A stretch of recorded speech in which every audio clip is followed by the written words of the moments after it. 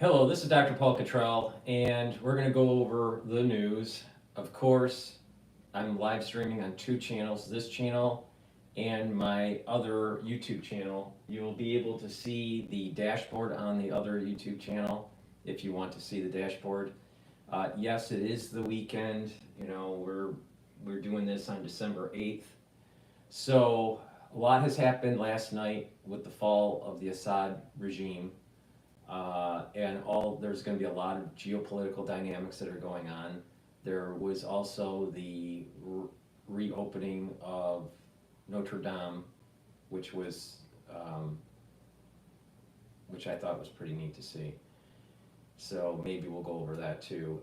I find that event of opening up the reconstruction of Notre Dame and then the fall of the Assad regime happening on the same day was transcendental. All right, so we'll go over that. There's a lot to do. As the ones that have been following me, I'm doing more of these live streams and a lot more interaction. I have to set up the X spaces for this broadcast. The X spaces will be a way for you to be able to call in and give me your opinion about certain things. If you have a certain perspective on what's going on with Syria, or what's going on geopolitically or even domestically, great. Just this is supposed to be interactive. But for me to be able to do this, I need your support, and I need your support on many different fronts. I need you to share the links to get over the censorship. I need you to ask your social media to follow me so I can accrete more followers, so I can reach a larger audience. Every time I do a video, I post a video, I do a live stream, YouTube bleeds me down every time. And the moment I stop, then they don't bleed my subscribers. So I need your support. Now, the moment that I'm gone, you're not going to hear me anymore. So it's either you support or you don't support. I don't care which way. It's up to you, right? The information I have to share is going to better your mind, your perspective on what's going on geopolitically, what is happening in the financial markets, and how to support your health. Now, I'm pretty sure I'm the most comprehensive on these subjects. When you put them all together, I'm the most comprehensive and the most accurate with how to navigate through this. So I need your support. So by sharing the links, asking your subscribers to follow me. Make sure you follow me on all my channels. I have 4 channels on YouTube. I have Brighteon, Bitchute, and Rumble. You can support my work by donating. You can donate on my website, the-studio-reykjavik.com, and by donating, you're helping support the free content I'm creating. All right?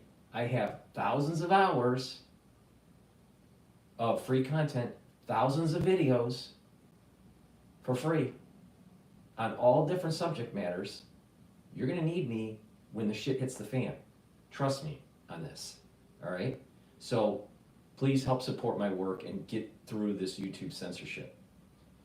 I'll be doing over time other live streams on other channels as I'm building out this network. All right? But right now the live streaming is only on YouTube. I'm scheduled to be interviewing John Hogue tonight. So normally I do recording. So we're going to do something different if we do our show tonight, which we should be. So everything is scheduled to do that. If we do the show tonight, then what's going to happen is that I'm going to open up X Spaces. You'll be able to listen live on X Spaces. And you can ask a question to John Hogue. Now, I haven't made the decision yet if I'm going to live stream the video into YouTube. I don't know yet. I might not.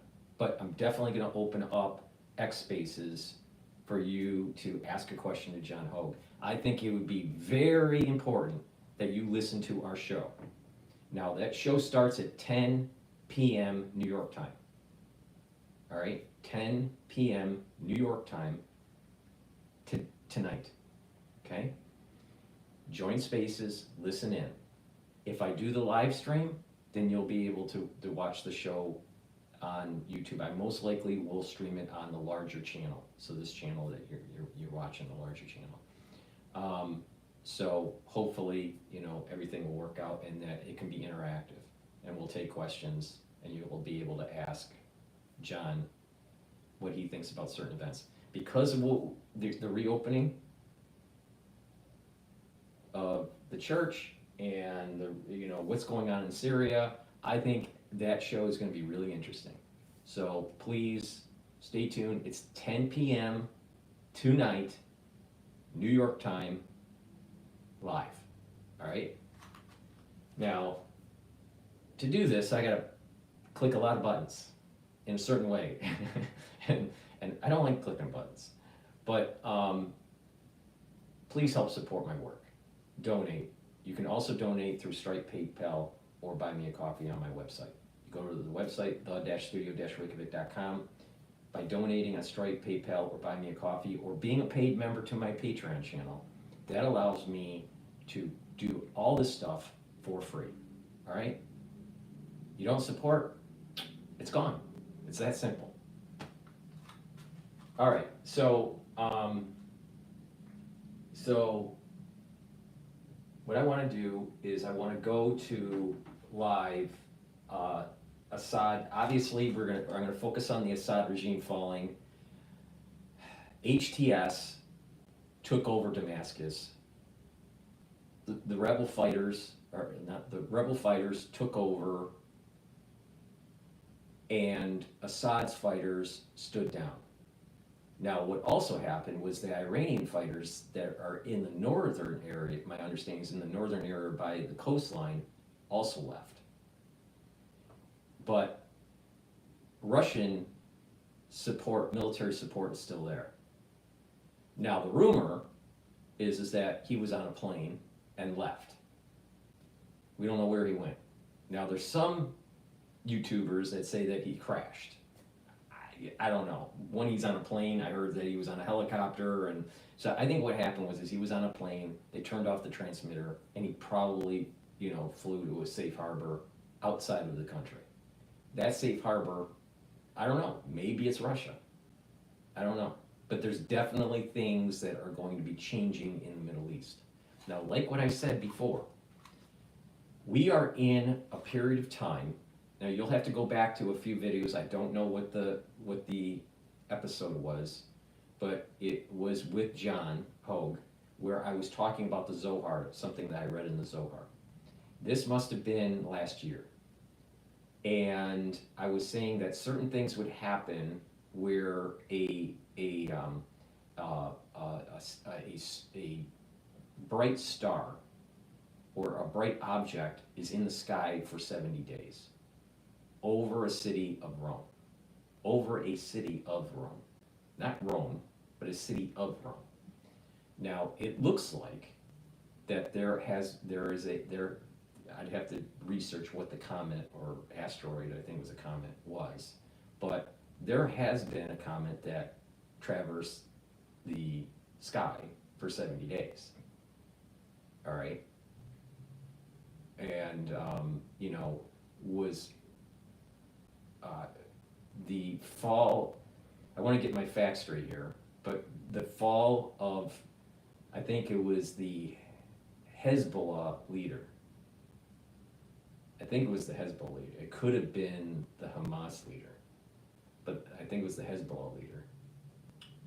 When he was killed by the Israelis, that city used to be a major legal scholarship training center for the Roman Empire that extended into the Middle East. So the point I'm making here, and I'll sit down and get all the details, all right? The Zohar predicted the events that are taking place right now. So if the Zohar's right, and I'm right, that certain things have been activated, we are going to see Jordan get involved in a conflict, because we're assuming that Syria is going to be stable. Syria is not going to be stable. So Jordan is going to get involved in a conflict and lose land. Lebanon is going to further fracture and lose land. Syria, fractured, is going to be losing land. Iran's theocracy is going to be knocked off, probably by the United States. And so what's going to happen is that there's going to be borders that are going to move more towards what the border system was during King David. And when that happens, it sets in motion the next step, which is the red heifers. And the red heifers could be sacrificed even before the borders are fully established. They have the red heifers. Why they haven't sacrificed them, I don't know. Maybe they haven't, they just didn't tell anybody. But you have the red heifers, you have the borders being fractured, and then Israel will take advantage of that situation and move those borders back to what King David had. And then what's going to happen is then it starts ushering in many other temple-related events, all right, or the Temple Mount events, all right. Now, I'm basing this based on the Zohar. This is not something I'm just saying, well, I just think, all right. These are texts that are, depending on who you thought wrote the Zohar, either 2,000 years ago or 1,800 years ago. But almost 2,000, if not older than 2,000 years ago, these events are playing out. All right, I believe it's Zohar Volume 3, and I think the pages you want to read are like Zohar. I think it's Zohar Volume 3, pages 73a to like 100b. Okay, the pages are the way they're done is like 70a and 70b. That's the way it's written. So you want to read somewhere between Zohar. I'll get the details later. But somewhere in there in Volume 3, between 70 and about page 100, are these events that I'm talking about. I think it's 93. I think the page number is like 93a. But you got to read a little bit before it and a little bit after to fully understand what's going on. But the point here is that if the Zohar's right, then there are going to be serious events that are going to start to transpire. Now, there was a comet that took place this year that kind of set these things in motion. All right, so we'll see. Maybe I'm wrong, but if I'm right that that event has been activated, then there's going to be a series of events that are going to be that you're going to see mountains. What I call mountains will melt. Melt like wax. There's going to be a series of events that are going to be happening that are going to be fast, very fast, and just like, I don't understand how that happened. Like Syria just melted away. All right. I don't think the Iranian regime is actually that strong. I think the Iranian regime is worried that the theocratic regime is going to be overthrown by the people of Iran. See, there's a difference between the people of Iran that wants democracy and the theocracy of Iran, which is very dangerous, that wants nuclear weapons. So I think I'm right on this. Now, I could be wrong, but it looks to me that what's written in Zohar Volume 3 has been activated. And that is about 1,800 years ago or over 2,000 years old, depending on when you think the published date was. Now, most likely it's over 2,000 years. It probably took time to actually compile all the works. But I think the original works are actually over 2,000 years old. All right, so with that said, please go to my store, the-studio-reykjavik.com. I know people complain about I push so many products. You know what? This is how it supports the channel. This is how it supports doing all this stuff, all right? But what's more important is I'm teaching you how to slow down aging. I'm teaching you how to be healthier. I'm teaching you how to prevent cardiovascular disease. I'm teaching you how to prevent early onset of dementia. I'm teaching you how to improve your metabolism, how to improve longevity, how to be the best that you can be by changing your lifestyle and doing certain things on a regular basis that are going to improve your health. It's stuff that I do, all right? This is not something that I'm just like, well, just do this. It's obvious that it works, all right? All right? I am proof in the pudding, that this anti-aging works, all right? I look a lot younger than Alex Jones. Alex Jones is younger than I am, all right? So just follow my lead on this. I know what I'm talking about. I do it, all right? But it's all about stacking. There's no just a couple vitamins or a couple supplements and you're gonna be good. If you want to improve your endocrine system, if you want to reduce the chances of cardiovascular vascular disease, if you want to reduce the chances of neurological dysfunction, if you want to reduce atrophy, if you want to improve the health of your pancreas and your liver and your intestinal tract, you want to improve your endocrine and exocrine system, your immune system, listen to me. When you do it, you won't have to spend so much money when you're older. When you do this, you're not going to be grabbing your chest or grabbing your left arm as you're having a heart attack and seeing your life pass by you. All right? It's that simple. So pay attention to what I have to say, and I'm actually going to literally give you the path to improve your body so you have more vitality when you get older. Nothing's a silver bullet, nothing's magic about this. It's about diligence and sticking to this lifestyle. Train your brain, learn new things, read, write, talk to people in the real world.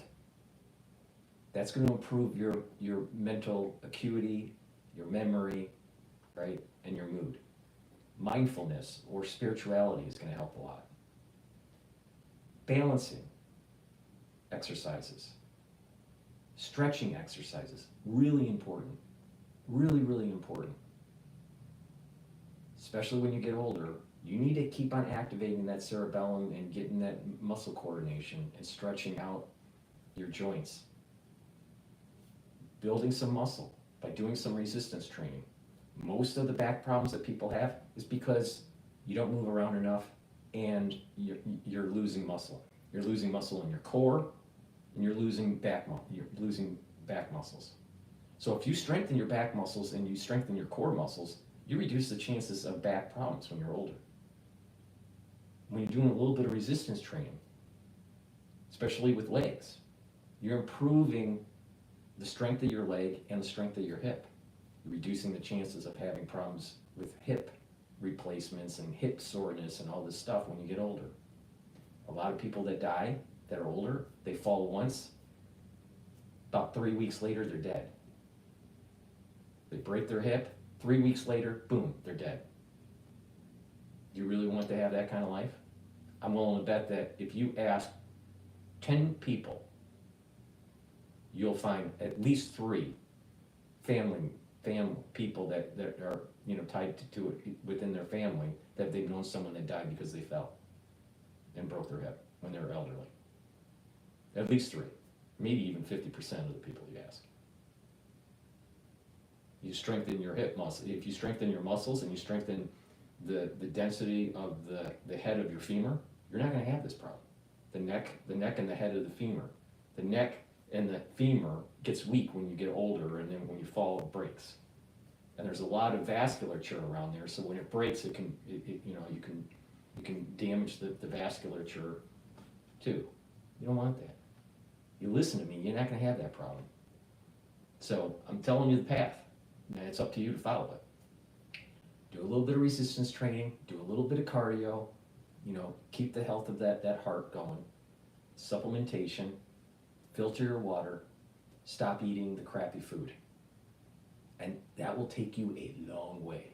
And oh, by the way, make sure that you get restful sleep continually, all right? Stop doing these disrupted sleep cycles. Not very good for aging, especially after you reach age 40. So with that said, please go to my store, the-studio-reykjavik.com, and get the supplements I offer. So before I start the video, I have 3 new products here that I use and I find huge benefits from.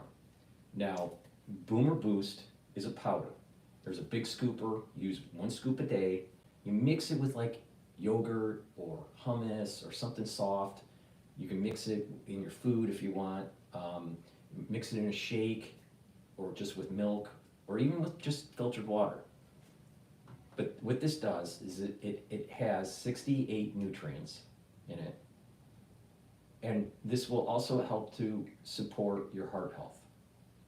And when you do a little bit of resistance training, when you're doing a little bit of cardio, right? You don't have to be a triathlete, but if you're doing a little bit of exercising, you're going to start seeing that your body is improving and you're getting the nutrients that you need. And this is like a meal, all right? So you mix this with, some food, right? What I do is I mix it with hummus, and then you can just take this, just go to my store, the-studio-reykjavik.com, and get the Boomer Boost, all right? Very high quality. It's got a lot of stuff in it. So you're just gonna go to the store and take a look at my label, and I don't have time to read all this, but this thing is top notch, all right? Top notch. To get the energy, to improve your body and get the nutrients it needs. Now, if you work out, all right, let's say you're an athlete or you're really into working out, you should be taking this to refuel your body, all right? So, it's not just for people that are older that want to go through an anti-aging. This also it's a help with your performance and recovery after a workout. So this is great stuff. So get the Boomer Boost. It's a powder. I mix it with hummus. I think it's best to just mix it with something soft like a yogurt or hummus or something like that. But you create a shake or a smoothie or something like that with it. You can also get and also take it with if you want, because I take it with this. But some people just take the Gladiator barley. Now the Gladiator barley has superoxide dismutase, which is a strong antioxidant. So you're soaking up those free radicals, you're reducing inflammation, and what's happening with the Gladiator barley, especially when you work out, you're improving your strength. You're enhancing your strength. So by taking the Gladiator barley and mixing it with the Boomer, you're getting all the nutrients like in a meal, all right? So this is like your breakfast, all right? But if you're working out, if you work out regularly, all right, you probably should be taking these 2 together before you work out, so you have a good recovery and a good enhancing of your workout and enhancing of your strength. And you can also get the heirloom barley. So you use either or, get the Gladiator, get the superoxide dismutase, reduce the inflammation, and do the strengthening. If you're not so into into worrying about the strength, then the heirloom barley is great. It will bring down the inflammation, it will detoxify the body, and it also has the superoxide dismutase, strong antioxidant. You can just take the heirloom barley, you can just take the Gladiator, right? Because it's like protein. And mix it with your food, or mix it with filtered water or smoothie or something like that. Or you can take either one of those with the Boomer, the Boomer Boost, okay? So if you're into strengthening, do this combo. If you're into more of detox and you're not worried about the strengthening aspect of it, and you just want to take something that brings down inflammation and detox, this is the way to do it. So I have created a box called the longevity. So you can buy these products individually on my store, or you can buy them in a longevity box where you get the Boomer Boost. It's called the longevity boost box. You get the Boomer Boost and your choice of either heirloom barley or gladiator barley. And if you buy the box, the longevity box, the longevity boost box, it's at a discount compared to buying them separately. Plus you also use the discount 5. All caps, discount and then the number 5. And you get $5 off on top of that. So it's a great deal if you buy the longevity boost box and use the discount 5. Or you can use the discount 5 on any product, it's up to you. So you can buy these individually, or you can buy them, together in a longevity box. It's up to you. But like I said, this is really important to get this great nutrients and to help with your cardiovascular system. And if you want to build strength and soak up those free radicals, take the gladiator.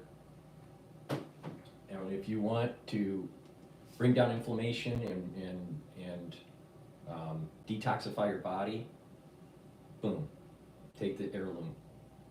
Please go to my store, la-studio-reykjavik.com. So let's start with Al Jazeera. What is going on? What's going on in Syria right now? People here, I would say a lot of people who live in the city are still in their homes.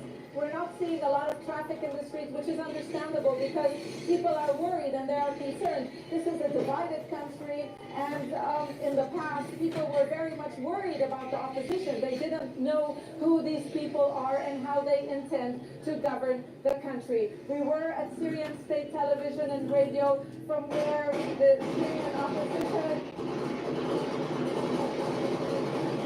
declared the end of Bashar al-Assad's rule. They also called on Syrians across the world to return to their country. And what we saw as we made our way from Lebanon to Damascus, we saw Syrians returning. Some people who haven't been here for years, they couldn't come back because they were wanted by the regime simply because they took to the streets in 2011 demanding freedom, justice, the rule of law. This is a turning point in Syria's history. What comes next, we can only speculate, but the opposition is trying to ensure that this is going to be an orderly transition of power. The days ahead will prove if that is possible. Zana Khuder, Al Jazeera. You really think it's going to be an orderly transition? Really? You really think that it's going to be an orderly transition while they're shooting AK-47s in the air and you can't even hear the reporter? There's going to be factions there. This is not going to be a peaceful transition. There's not going to, there's going to, once the euphoria, dissipates, you're going to see these different factions. Now, my understanding of the factions are HTS, who's funding them? Is it the CIA? Who knows? HTS, you have the Assad supporters, you have the Turkish-backed opposition that seems to be backed by the United States. All right. You have, it seems to me that the Iranians who left, but the Iranians and the Russians were supporting Assad's forces, so Assad's forces are starting to diminish. Now, what's important about HTS is that they used to be a faction off of ISIS and Al-Qaeda. So HTS is really ISIS and Al-Qaeda that splintered off and started fighting each other. And then now, so are we going to have a Taliban over in Syria? Who knows?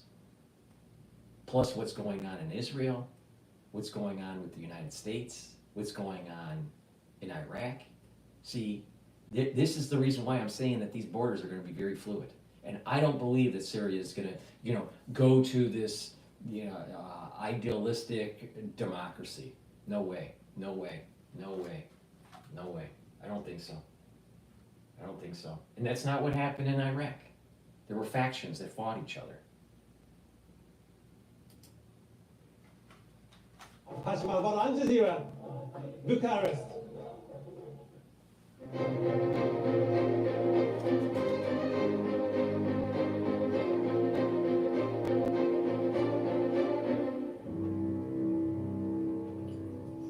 Israeli airstrikes have continued across Gaza. These are the scenes after an attack at a park in Gaza City. At least 5 people were killed and several others injured. Gaza's health ministry says Israel's war has killed more than 44,000 people. Protests in Georgia's capital, Tbilisi, are in their 11th day. Demonstrators are angry with the Prime Minister's decision to suspend talks to join the European Union until 2028. Georgia's president and opposition politicians say parliamentary elections last month were rigged with the help of Russia. Opposition figures have been detained during the protests. All right, I want to go to To BBC Ghana now, here. where former President John Dramani Mahama has staged a political comeback, winning Saturday's presidential.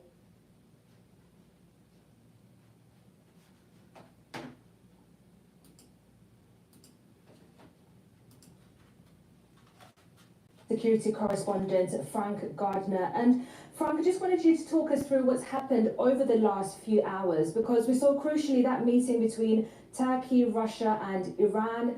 And then now we're hearing from the rebel leader saying that there will be some kind of managed transition happening in Syria. How has this transition been managed by the external actors, but also within Syria at the moment?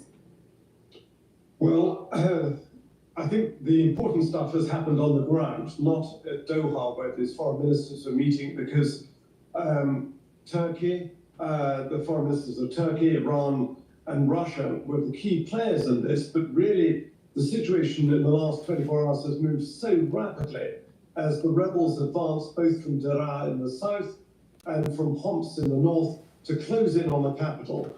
And it's very clear that the Syrian army had no stomach for this fight. They defected, they had surrendered, they retreated, they tore off their uniforms, put down their guns and disguised themselves as civilians. This regime has crumbled very quickly indeed.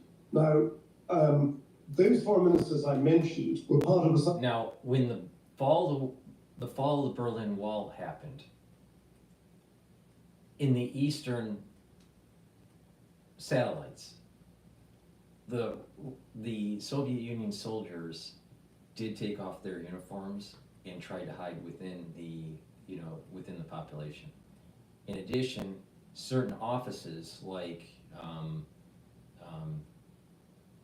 military offices were burning documents when this was all happening. So what happened with the Berlin Wall?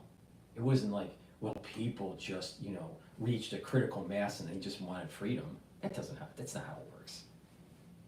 The Soviet Union went broke. They couldn't afford keeping the people in. They couldn't afford their soldiers. They couldn't afford it. The system collapsed. The same thing happened in Syria. The system collapsed because of economics.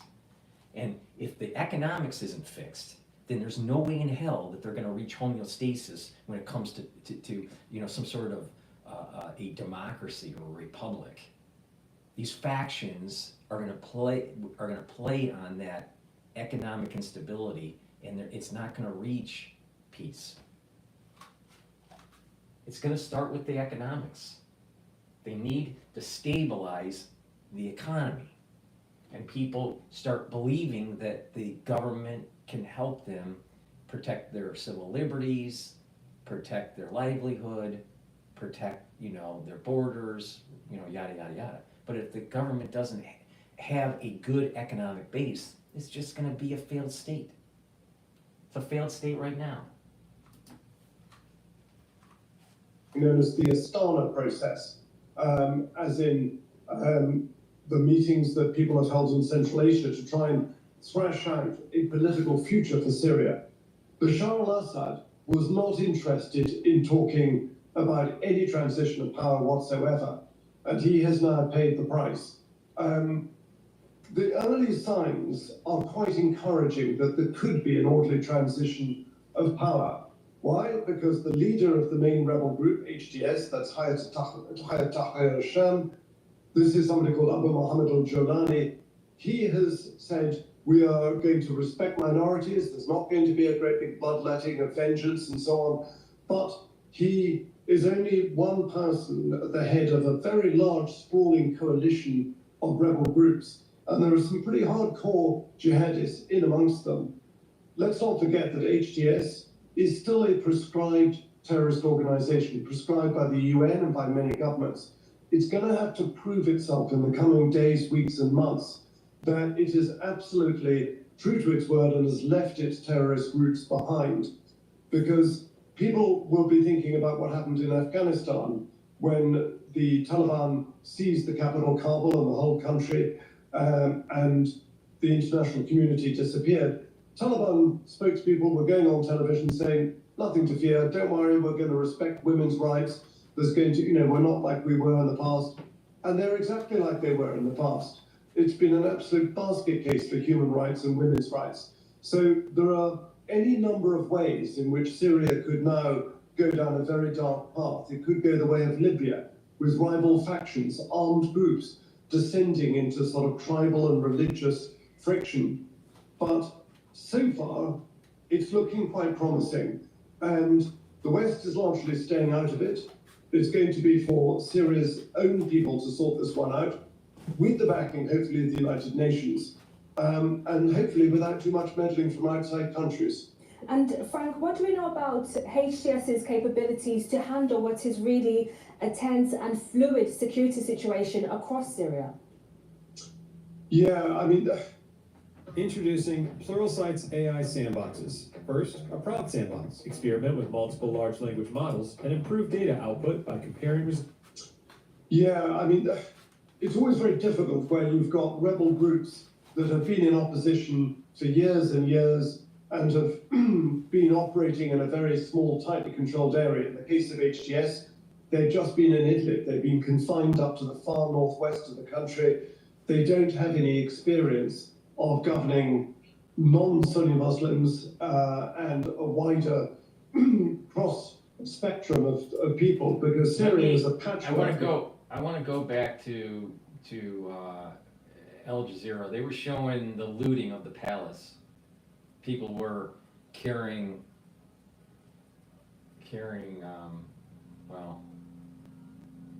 furniture here. Within this group of fighters who've taken Damascus.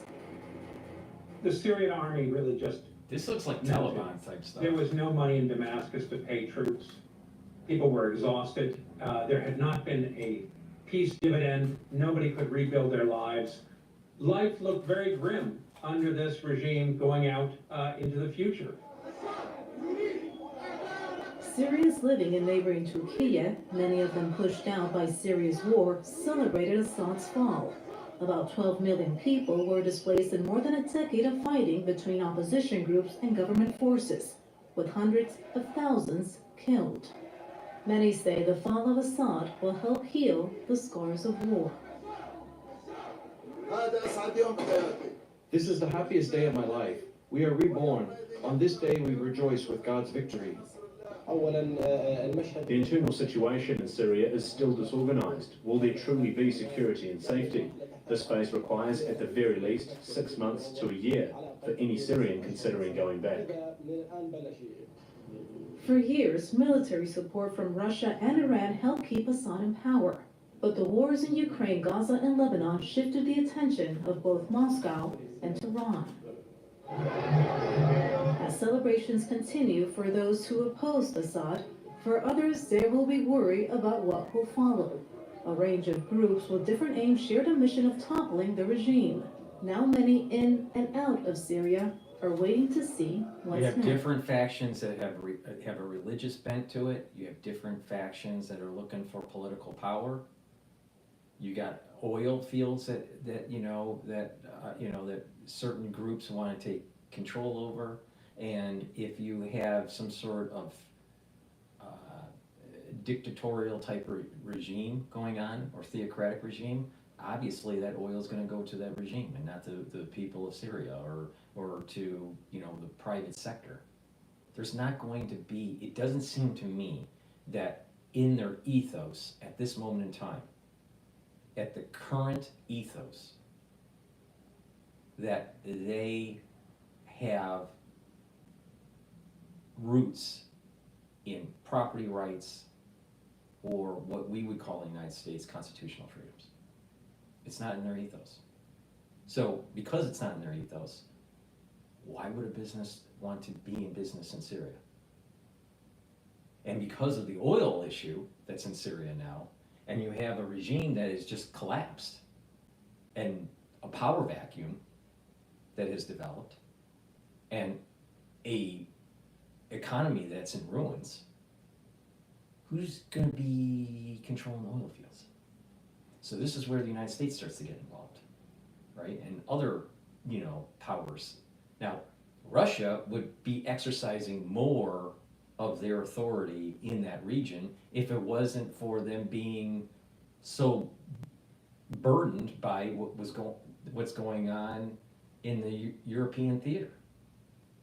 So, you know, I don't believe that in the short run that Syria is going to be stable. I think there's a very high probability that it's going to be very unstable, and because of the tension between Hezbollah, Israel, the tension between Israel and Hamas, and the tension between Israel and Iran, this is a powder keg, total powder keg.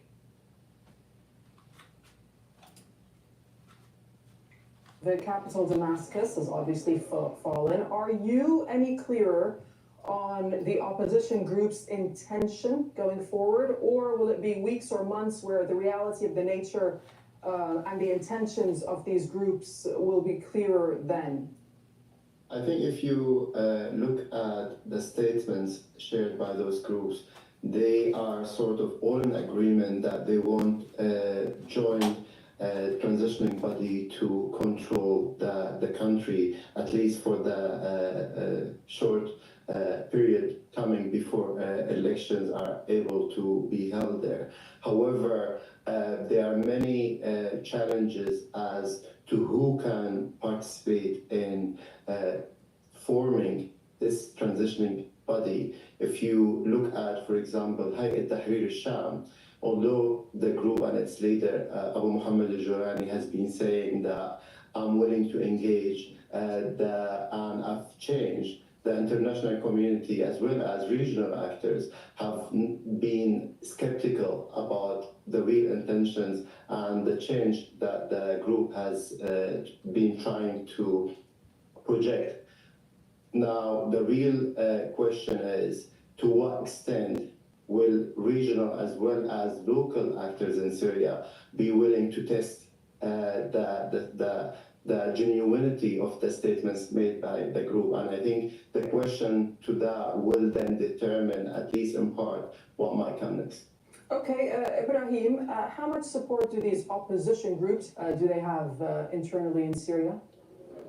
So I think the first part of this question is, what sort of support did the regime have in that? And so if we flip the question, and start with the regime. So we have seen in areas that the opposition have come in quite in smooth control, right? No civil resistance, no people picking up the arms and fighting, including in a lot of areas that were fully loyal to the regime and had, combatants fighting for the regime. Areas in the suburbs of Hama, and the suburbs of Homs and so on. So the first thing to note is that the regime has tortured its own people, gassed its own people, and forced to disappear its own people, starved its own people, has kind of lost also popular legitimacy. Of course, part of the issue of living living in an autocratic government is that you cannot measure in a way which party has more votes, but you can also kind of see what's happening on the ground. Whether a lot of the people are supportive of the opposition and the different factions that are there. We have seen celebrations that they were reunited with their family members, that the prisons are freed.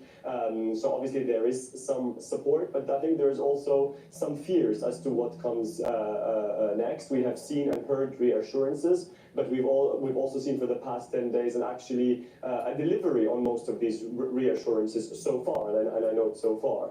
On the point that Hayed was just making a moment ago, past comments made by Al-Jolani, one of which was back in 2014, he had said that Christians and Alawites would not be accommodated in any Syria. I mean, is there any reason to believe that that view has changed, even though you say that publicly he is making other statements, but do you really believe that view has changed? I mean, personal belief is very subjective, but let's look at the legacy of so far since those statements. So we've seen that he has made those statements in, as you said, in 2014 and 2015, but then he has been trying to interact with also some of the minority groups. Long before this offensive, he used to reject the revolution flag or the Free Syria flag, which I'm wearing today, but then he changed that. So there's actually been a period of I would say at least a transformation, at least in part, for some time. So these reassurances did not start 3-4 days ago in terms of public rhetoric. But that said, we're still aware of the legacy that you mentioned. We're aware of what happened prior to 2014. We are aware of a lot of groups that suffered, and a lot of people that suffered at the hands of Jolani. But to comment on the last 10 days, so far so good in terms of reassurances. Would that stay? We don't know, and that's what we'll be very carefully interacting with and very carefully dealing with, and in the period to come. Before we go back to Al Jazeera, I just opened up X Spaces so you can do the call-in, tell me your opinion. This is supposed to be an interactive show. And I also noticed that someone typed in that there's a heat wave going on in Michigan at 48 degrees Celsius. Or not Celsius, Fahrenheit. Fahrenheit. I think it's around, it's 58, it's 50, no, what is it, 53 Fahrenheit in New York. Maybe I should start doing weather. All right, let's go back to Al Jazeera. But again, X Spaces is open. Make sure you follow me on X. I have two feeds on X. Follow me there. I also have a feed on GETTR, so follow me on GETTR and on X. But on the DrPaulCottrell feed for X, you can join the X Spaces, do the call-in. It's supposed to be interactive, so please join. Here, but also I have to say that in Idlib, for the Christian community in the past, yes, the HDS outreach to them, they try to get back to their land, to get them back their lands, etc. So this is a very good, positive steps. What we should do now, we shouldn't just relax. We need to keep watching, keep observing, helping, and we want our civil society to be strong on the ground, to keep doing the great initiative they're doing. The last things we want now in Syria to have a sectarian war, and this doesn't look like. People of Syria, they are really being united today. Hayed, this is something I can tell you I'm a little bit comfortable. Okay, Hayed, we heard an appeal made by the Special Envoy for Syria, Garrett Peterson, who said that appealing for law and order to be maintained, as well as the preservation of public institutions. Are you confident that these opposition groups on the ground can do that? And how critical at this moment, Hayed, is the preservation of public institutions? Sure, but just before answering that question, I just want to comment on something my fellow Syrian speakers have mentioned. I think there is a difference between giving assurances and protecting minorities, which true, Jolani and HDS did not only do over the past 10 days, but they had a similar sort of approach to minorities in Idlib, especially with a Druze community there. But there is a difference between not attacking or violating the rights of minorities and allowing people to participate in governing their areas and having a say over who does what in their respective communities and areas. And this is the aspect that Al-Jolani and HTS has not been able to really deliver on, despite the pro sort of power sharing sort of narrative and discourse the group has been saying, not only over the past 10 days, but over the past few years in the areas that were controlled in northwestern Syria. So I think for a real sort of shot at a genuine transition that will lead to a democratic and diverse future for the country, what's needed is more than just assurances. Now, going to the security situation and ability of different groups to sort of secure the areas, the issue right now is most of the people who talk about the situation in Syria, they're still talking about one operation that has captured the country. But if you look at what happened over the past couple of days, you have one large coalition of groups led by Tahrir Sham who have been fighting in Homs, but then you have local armed groups who started liberating their areas from regime forces and pushing them out, whether that's in Dar'a and Sweda and southern Syria, or even in Damascus. And this is where we have noticed that the violations have been taking place, especially in Damascus, because there is no one unified group that has been able to provide security and prevent violations similar to what we saw in Aleppo. Right after the capture of Aleppo, the Hayat Tahrir Sham and the coalition fighting with it were able to maintain security there because there were a unified group and structure. We did not see that in Damascus, but hopefully in the next few days that will change. You've raised an important point, and that was going to be my next question, but I'll put it to Ibrahim. Talk to us about the different groups, Ibrahim, because it's not only Hayat Tahrir Sham. How many different groups are there right now in these opposition forces, and to what extent do you think their ideologies differ from one another, and whether they have different interests and goals, or are they all aligned?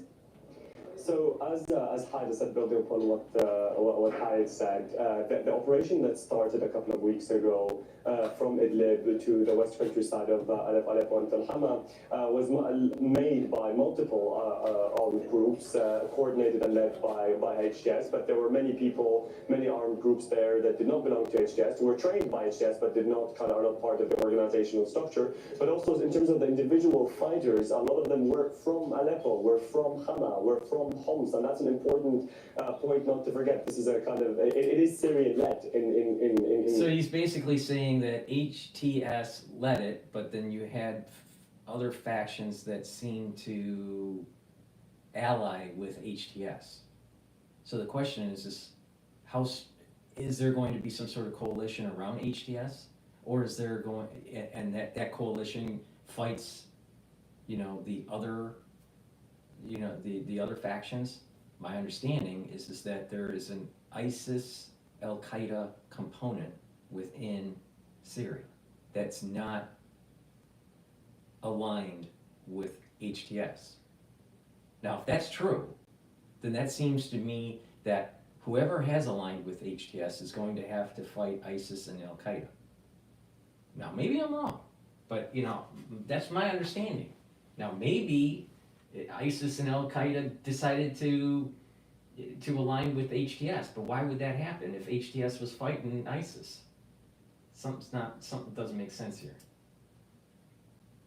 We've been living in Syria since 2013. So it's not a situation that the central government fell and then all these armed groups are going to show up and start fighting each other. That's what's been going on since 2013, plus a repressive government. Okay, let's bring in Hind. So what do you make of this? And the equation, and the situation continues now. Okay, Hind, what do you make of the different factions and whether there could be internal power struggles within them? How destabilizing could that then be for Syria and for the region as well? Listen, for us as a civil society owned group, we're watching this very carefully. And it's been lots of worry for us. We believe in the non-violence fight and everything. But today, there is a reality on the ground. And the reality on the ground, we have two options. Or to stay away and watch and get worried, or to be close and try to advise and try to be active on the ground. We are worried about this. And I'm not saying that it is going to be very easy, but it wasn't easy anyway. For the last 13 years, it wasn't easy. We all suffered, our Syrian people. Kurdish-led Syrian democratic forces control oil and gas reserves in the northeast. Now, the oil and gas is what's going to be feeding the coffers for government programs. The society isn't going to run if the government isn't in control of the oil and gas reserves. And this is why I keep on saying that this is not going to be a peaceful transition, because HTS and the Kurdish faction is not together. Now, my understanding is that the U.S. is supporting the Kurdish faction, probably because that's where the oil is. Because if there's oil, then obviously, America needs to be there, right? Okay, Hayed, I got to ask you though about the region. And shortly after the fall of Damascus, we saw Israeli tanks cross the border fence between Israel and Syria. They entered Quneitra from the occupied Golan Heights, and this is the first time that they've done so since 1974. Also, we understand that they bombed what they say are military depots in the south of the country as well as Damascus. What do you think Israel is end game here? And how are the opposition groups going to deal with this? It's a very important question, but I don't think anyone has a clear answer to that question yet. Israel has its own expansion ideology and strategy, and there's fear among Syrians that Israel could take advantage of the situation in order to advance and capture. This is a great point to really hit home. The situation here is that you'll have the experts, the scholars, the international gurus say that, well, it's just going to be Israel that's just taking advantage of the situation. Now, if I'm right, that certain events have taken place in the last 15 months or so, all right, that seem to be aligned with what's in the Zohar, then there's going to be border system for Israel that's going to expand than what is currently on the map. And that border system is going to go back to a biblical boundaries. Now, I've been saying this for over a year. And I said that, this is going to involve Jordan, Syria, Lebanon, Iran, Iraq, Saudi Arabia, Egypt. It's happening right now. You're seeing it it's playing out right now. It's happening in real time. Because certain things have activated that were predicted in the Zohar. Now, I'm telling you which volume to read, and that's volume 3. So you have the gurus that don't know the Zohar that are basically saying, well, Israel's just taking advantage of it. This thing has been predicted 2,000 years ago. How is Israel taking advantage of something that was predicted 2,000 years ago? How? Because there are events that are taking place in the Middle East that are not of our doing. These things have a divine hand in it. Now, we can make it a peaceful transition, or we can make it really bloody transition. And I've been saying this for more than a year, that this was going to happen. There's going to be curse, and there's going to be blessing. And it depends on, everyone's going to be cursed and blessed, depending on, how much depends on what nation you live in and what type of person you are. You know, sometimes you'll get the you'll get the blessing first and then the curse. Other people are going to get a curse first and then a blessing. Some people will just get a curse. Some people will just get a blessing. But it's not, you know, there's a spectrum here. But we're seeing it play out. We're seeing Zohar Volume 3 play out in real time on Al Jazeera, CNN, MSNBC, Sky News, BBC. It's happening. But these scholars don't, this is the reason why I'm doing these feeds. These scholars don't see this happening. They put their horse blinders on.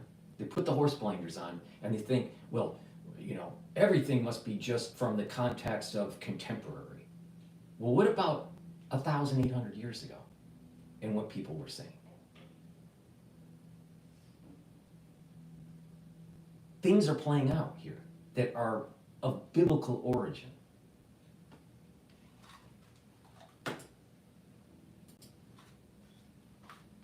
Pretext of protecting its own border. For now, they have been just signaling that anyone who will get closer to the conflicting lines and violate those lines will be dealt with harshly. Now, we don't know whether there is some sort of back channels between Israel and some of the groups to ensure that the conflicting lines will not be violated. If we go back to a couple of years ago when opposition groups controlled that area, they had some sort of, at least some of the groups there had contact with Israel and maintained some sort of understanding that did not lead to escalation between the two. So here we have the possibility of, again, reaching some sort of agreement through back channels in order to give them the assurances that they need in order not to expand and basically occupy new territories in Syria. But if that fails, we might see that happening. And I think the role of the international community as well as regional actors will be key here in order to ensure that there will be no escalation on that southern front. Okay, Ibrahim, of course, Iran and Russia are huge allies of Syria traditionally. What does this mean for that relationship going forward? Well, it's going to be kind of a nuanced, I think, complicated relationship because they have taken sides. It's not that the Syrian people have decided to, you know, take a side against them. It's them that they've decided to kind of prop up Assad. I mean, we've seen already some of the armed groups, HTS included, that give assurances to Russia that we know no one is going to kind of harm Russian interests. We've seen reassurances on Iranian and Russian consulates.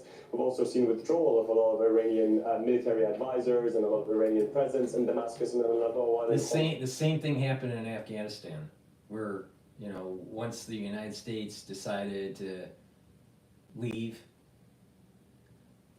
they said, you know, they can't, they don't want the brain drain, and they don't want, you know, people to leave the country, and everything will be okay.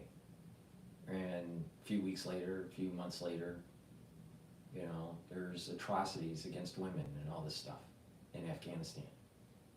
So they'll say one thing, you know, I suspect that HTS will say, you know, we have a kinder and gentler, you know, machine gun hand, right? But a few weeks later, a few months later, then that whole theocratic regime comes into play. And you get into oil and big money and the ability to try to siphon off, you know, funds off of that oil and build up your own coffers and not really care about the people, which is basically what Assad did. You know, he was living high on the hog and he didn't care about his people. So I think this is going to be unstable. I don't believe that this is going to be a stable situation. And because it is unstable, it's in a chaos. It's in a chaotic situation.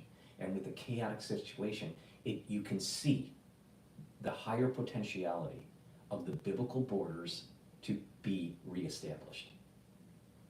It's through stability and solidified borders where it wouldn't be established. It's going to be through chaos that's going to allow it to reconfigure, right? It's like a molecule. or like a structure, like a geometrical structure, right? It's locked into place. Certain chemical structure is locked into place, but you have to give it some energy to kind of change its shape, change its structure, and it has a different shape and a different capability than it was before. But it takes energy to do that. It takes a chaotic situation to happen, not a stable situation, an unstable situation, for it to snap back into a stable situation. So you had a stable situation that ended up turning into a chaotic situation, and then it's going to become a stable situation again. But that reverting of a state to a stable situation does not mean it's the same shape. And this is what I mean. The borders, the biblical borders are going to change. The current borders are going to change to biblical boundaries through this instability that's taking place in the Middle East. It's seen it in real time. Again, I have X spaces on, so you can do a call in. So please go to my X channel and go to Spaces, X Spaces. It's Telemetry, episode 42, live call in. In other places.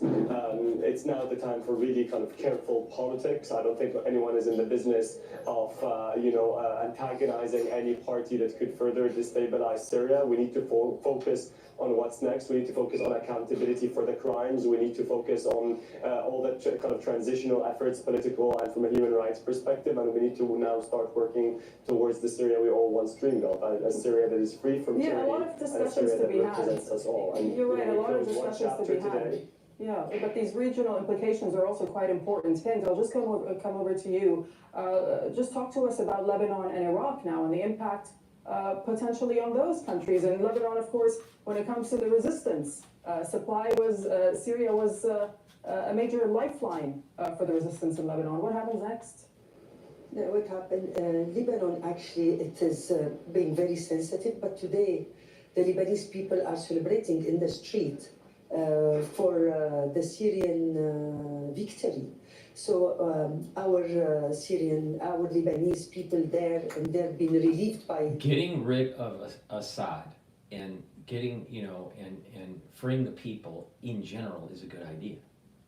But because of the forces that overthrew Assad, to think that society is going to reach homeostasis and be peaceful, I think you're kidding yourself.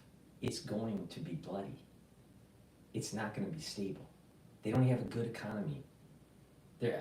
So they are the canary in the coal mine. Lebanon is starting to have problems with their economy because of the war that's going on with Israel and Hezbollah. It's not out of the realm of possibility that Lebanon falls. It's not out of the realm of possibility that there is interfighting within HTS or maybe ISIS and Al-Qaeda or whatever that overflows into Jordan, and Jordan gets involved. It's not out of the realm of possibility that this will be a multi-country conflict in that area between Syria, with the countries of Syria, Lebanon, Jordan, Iraq, and Israel. It's not out of the realm of possibility because all those countries have a nexus to that region. It's really close together. It could just boil over.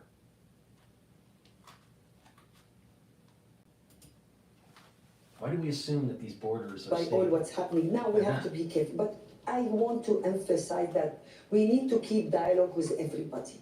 We cannot close any doors. Diplomacy is diplomacy. We need the help of everybody, internationals and regional powers, to help. When you say you need the help of everybody, when you look at the regional options, When you say you need the help of everybody, what country, in your opinion, from the region, or perhaps outside the region, should step in now to play a...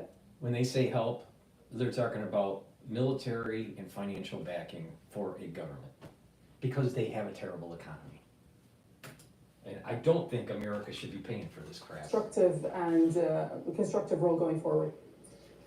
First, I just want to keep the Syrian on and Syrian-led process. I want to be Syrian. This is my priority, and this is what I want. And for me, we want to never ever forget who are the countries who stood by us in the past. And they are the one, I'm grateful to them, and we'll all thank them, because when everybody abandoned us and they didn't think that we are going to be where we are today, they did believe in us and they stood by us. And we have a list of countries, especially where I am today here, Qatar. And we thank them, we thank Turkey, we thank the EU, we thank everybody. But the most important things today, we want the help and support to build Syria. Let me just jump in there for the sake of time. My apologies, but hey, it's final thoughts from you on Turkey. The refugees to go back, the refugees, they need to go back. All right, I'm going to stop the Al Jazeera feed, and I'll go back to the BBC. But the borders are going to be unstable, and with unstable borders, you start to have that energy flux, that energy that's needed for the biblical borders to be reestablished. It's playing out just like I said it would play out. And I've been saying that since last year. Please go to my store, the-studio-reykjavik.com, and get the collagen peptides. This has a very extensive amino acid profile. This is great. It has it's a great powder. It has a big scooper in here. You mix that powder with food, or you can create a smoothie, or you just mix it with filtered water or even milk. Some people mix it with milk. How I do it is I take the big scooper once a day and I mix it with my hummus, all right? Or a yogurt, like a little yogurt or something like that. Some people put it in a shake or a smoothie or whatever. But taking it every day is going to help with your skin, it's going to help with your hair, your nails, your bones, your joints. Now, if you follow my advice and go to the store and get the anti-aging skincare boxes that I have, it has the other supplements that you couple this with to be able to improve the topical part of your skin, the dermal layer, because collagen is needed to cross-link and create a middle layer that's healthy, and then supplements that will help with the basal layer to rejuvenate new skin cells. So go to the store and get the anti-aging beginners skincare box or the advanced box. But just taking collagen as a powder every day is going to improve your joints, improve your skin, improve your hair, improve your nails. And again, it has a great amino acid profile. So please go to my store, the-studio-reykjavik.com, and get the collagen peptides. It's a big scooper. Take it every day. This is approximately about, if you use the recommended dose, this is about a month's worth of the supply. All right, let's go to the BBC here. Kurds, of Christians, of Sunni Muslims, of Shia Muslims, and I think perhaps one of the biggest threats is friction between the Alawite minority from which Bashar al-Assad's dynasty comes. They are Shia. They're based in the northwest of the country, to the south of Idlib. There could be friction between them and the Sunni militants. Let's not Sorry, Frank, I just wanted to add that we've got some images that have come in from Damascus which show damage to the Iranian embassy in the country. What do we know about this incident, and what does it tell us about perhaps people's feelings towards Iran in Syria at the moment? Well, many Syrians felt that. Okay, so I just received a news feed from Bloomberg.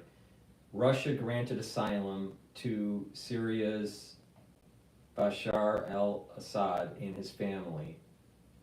So it looks like he went to Russia. Assad is in Moscow and has been granted political asylum, and that's the Wall Street Journal.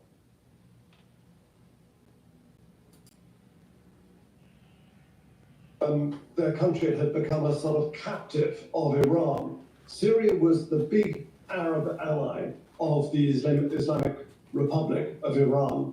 It was their big basis from which they channeled a lot of the weapons that went through to Hezbollah in Lebanon. There were very close relations between Bashar al-Assad's regime and the rulers of the Islamic Republic in Iran. So this is a huge blow for Iran, and Bashar would not have survived this long without the assistance he had in 2015, both from the Russian Air Force, but on the ground from troops and advisors and military help from the Iranian Revolutionary Guards Corps, plus Hezbollah. Both of those last two were absent this time because Iran and Hezbollah have been severely weakened by their conflict with Israel. And all of this dates back really to the October the 7th, 2023 Hamas-led raid into southern Israel. That triggered all sorts of chain reactions. Obviously, the Israeli assault on Gaza, which has resulted in the crushing of Hamas, but also the deaths of tens of thousands of Palestinian civilians. But the far-reaching consequences of this have spread well beyond the borders of Gaza or of Israel. It has meant that Syria's opposition, this rebel group, was able to seize the opportunity. They could see the opportunity and they took it with both hands to do this rapid lightning advance, first to Aleppo, then to Hama, then to Homs, and finally to Damascus, knowing that Russia was preoccupied fighting a war in Ukraine and Iran and Hezbollah were too weak to give Bashar the help he needed because his own army wasn't up for it. And talk to us about Russia's interests in Syria, especially its access to the Mediterranean Sea. Why is that important for Russia, and why would it want to hold on to that? Well, this is Russia's southern flank in some ways. Russia entered the war in 2015, and lots of so-called Middle East experts, probably Hug is one of them, I don't know, a lot of people predicted this is going to be a disaster for Russia, it's going to be their Afghanistan. It really wasn't up until now. Russia's intervention in Syria was largely successful. It was a showcase for Russian weapons. It boosted their arms exports unpleasantly. But most importantly, talking about Assad in Moscow. Country militarily and unify it.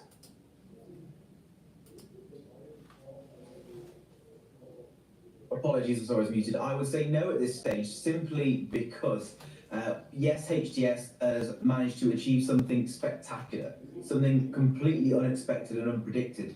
But this success mainly came because the Assad regime's forces ran away. Now, you know, President Joe Biden's going to be speaking to keep killing, to keep himself in power, but it seems like his troops decided that they weren't willing to pay the cost anymore, particularly when Hezbollah abandoned them and Russia provided air support, but that was it. So the way things are today, we know that the Kurds have coherent now the reason why, you know, another reason why I have the telemetry, and that's on the other channel for the ones that don't know, or you can watch live feed on my website, the-studio-reykjavik.com. So there's a live feed on my larger channel, a live feed on my smaller channel with the telemetry, but the telemetry tells you certain data, right? And this is why I'm doing this. So you don't know what's going to happen with the bullet in the blue sky, you know, some sort of black swan event that takes place. Yesterday was a black swan event, all right? So we have, all right, now markets are closed right now. Friday, oil trading closed at, for WTI, closed at $67.17, $67. Now, for the ones that have been watching this, it's been hovering at about just below $70 a barrel. So there was a little bit of a decline in the oil price. I would not be surprised that tomorrow, when oil trading starts, actually it starts tonight, but you know, when you really have the higher liquidity with London coming online and New York coming online, that you'll start seeing Brent and crude, US crude oil going up in price because of this. Now the question is, well, wait a minute. This is where, how do I want to phrase this? Where there's multiple things happening at the same time. And you wonder what is the cause and what is the reaction function. What's the cause function and what's the reaction function? I find it very interesting that Notre Dame's reopening happens at the same time as Assad falls. I also find that Assad's family probably goes all the way back to kind of like one of those evil biblical characters of the northern, you know, the northern area of Syria, all right? I wouldn't be surprised Kabbalistically that his family's tied to that, all right? So there's infighting that's going on. It seems very biblical that's in Syria. And there is this connection between the Crusades and you know, the European excursion into the Middle East through the Crusades, all right? It's kind of tied into this whole Notre Dame being reopened kind of thing. Then you have, at the same time, when you look at this from a Kabbalistic, metaphysical kind of perspective, at the same time, oil price is a bit suppressed in terms of average daily price per barrel. And then all of a sudden, Assad falls and the oil fields are up for grabs. Is that just a coincidence? I don't know. Then Trump says to Macron, boy, the world's really going crazy now. You know, and he was talking about Syria and what's going on in the Middle East. So, you know, makes you wonder. Now, my gut feeling, we'll have to see tonight how it emerges, especially the Brent oil price during the UK session. But I suspect that oil is going to go up during the New York trading session, not down, because of this. But we'll see. Maybe I'm wrong, but you know, like Stephen Bannon says, you know, there are no coincidences. And it's probably his best phrase. Except another good phrase that he has is next man up. But I still think my hair is better than Stephen Bannon. All right, let's continue. Syria under SDF command primarily. We have, of course... All right, I'm very sorry, Rob. I'm going to interrupt you and take us to the US where the president is speaking. Let's listen in. More than half a century of brutal authoritarian rule by Bashar Assad and his father before him. Rebel forces have forced Assad to resign his office, flee the country. We're not sure where he is, but there's word that he's in Moscow. At long last, the Assad regime has fallen. This regime brutalized and tortured and killed literally hundreds of thousands of innocent Syrians. The fall of the regime is a fundamental act of justice. It's a moment of historic opportunity for the long-suffering people of Syria to build a better future for their proud country. It's also a moment of risk and uncertainty. Now, I'm not saying that Assad was a good guy. He wasn't, and he needed to fall. But guess what? Right after 9/11, we started to have a war plan about taking down Syria, taking down Lebanon, taking down Libya, taking down Iraq, taking down Afghanistan, taking down Iran. And that was in the early 2000s. All right? So, yeah, the United States has a big part to play in pushing, making Syria fall. Now, I think part of the reason is that it's a new Cold War play against Russia. Another reason why the United States is involved is oil.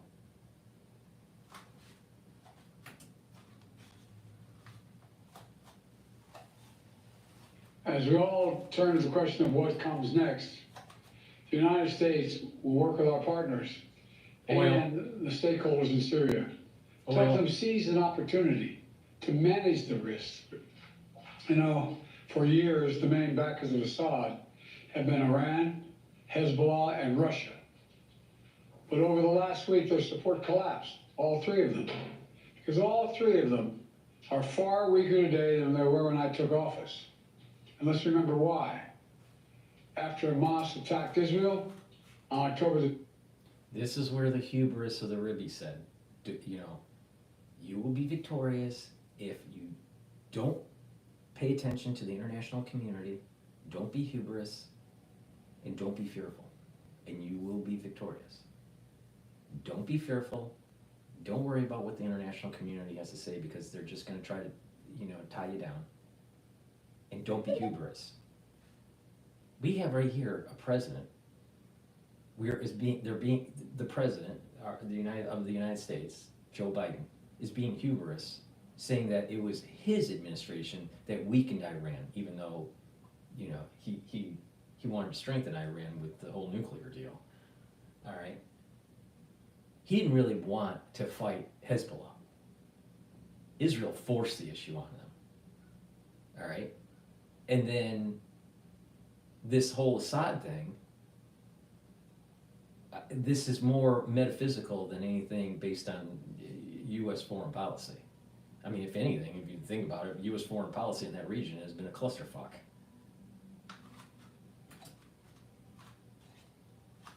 In 2023, when much of the world responded with horror, Iran and its proxies chose to launch a multi-front war against Israel. That was a historic mistake on Iran's part. Today, Iran's main territorial proxy, Hezbollah, is also on its back. And only 12 days ago, I spoke from the Rose Garden about the ceasefire deal in Lebanon. A deal that was only possible because Hezbollah has been badly degraded. Meanwhile, Hamas has been badly degraded. And Hezbollah is badly degraded because Israel did it. Not that the United States did it. Israel didn't pay attention to his administration because his administration kept on saying, don't do it. And now he's getting on a pedestal and saying that, wow, we love the results. We did such a great job. Amazing. It's amazing. As well, Iran's own military capabilities have been weakened.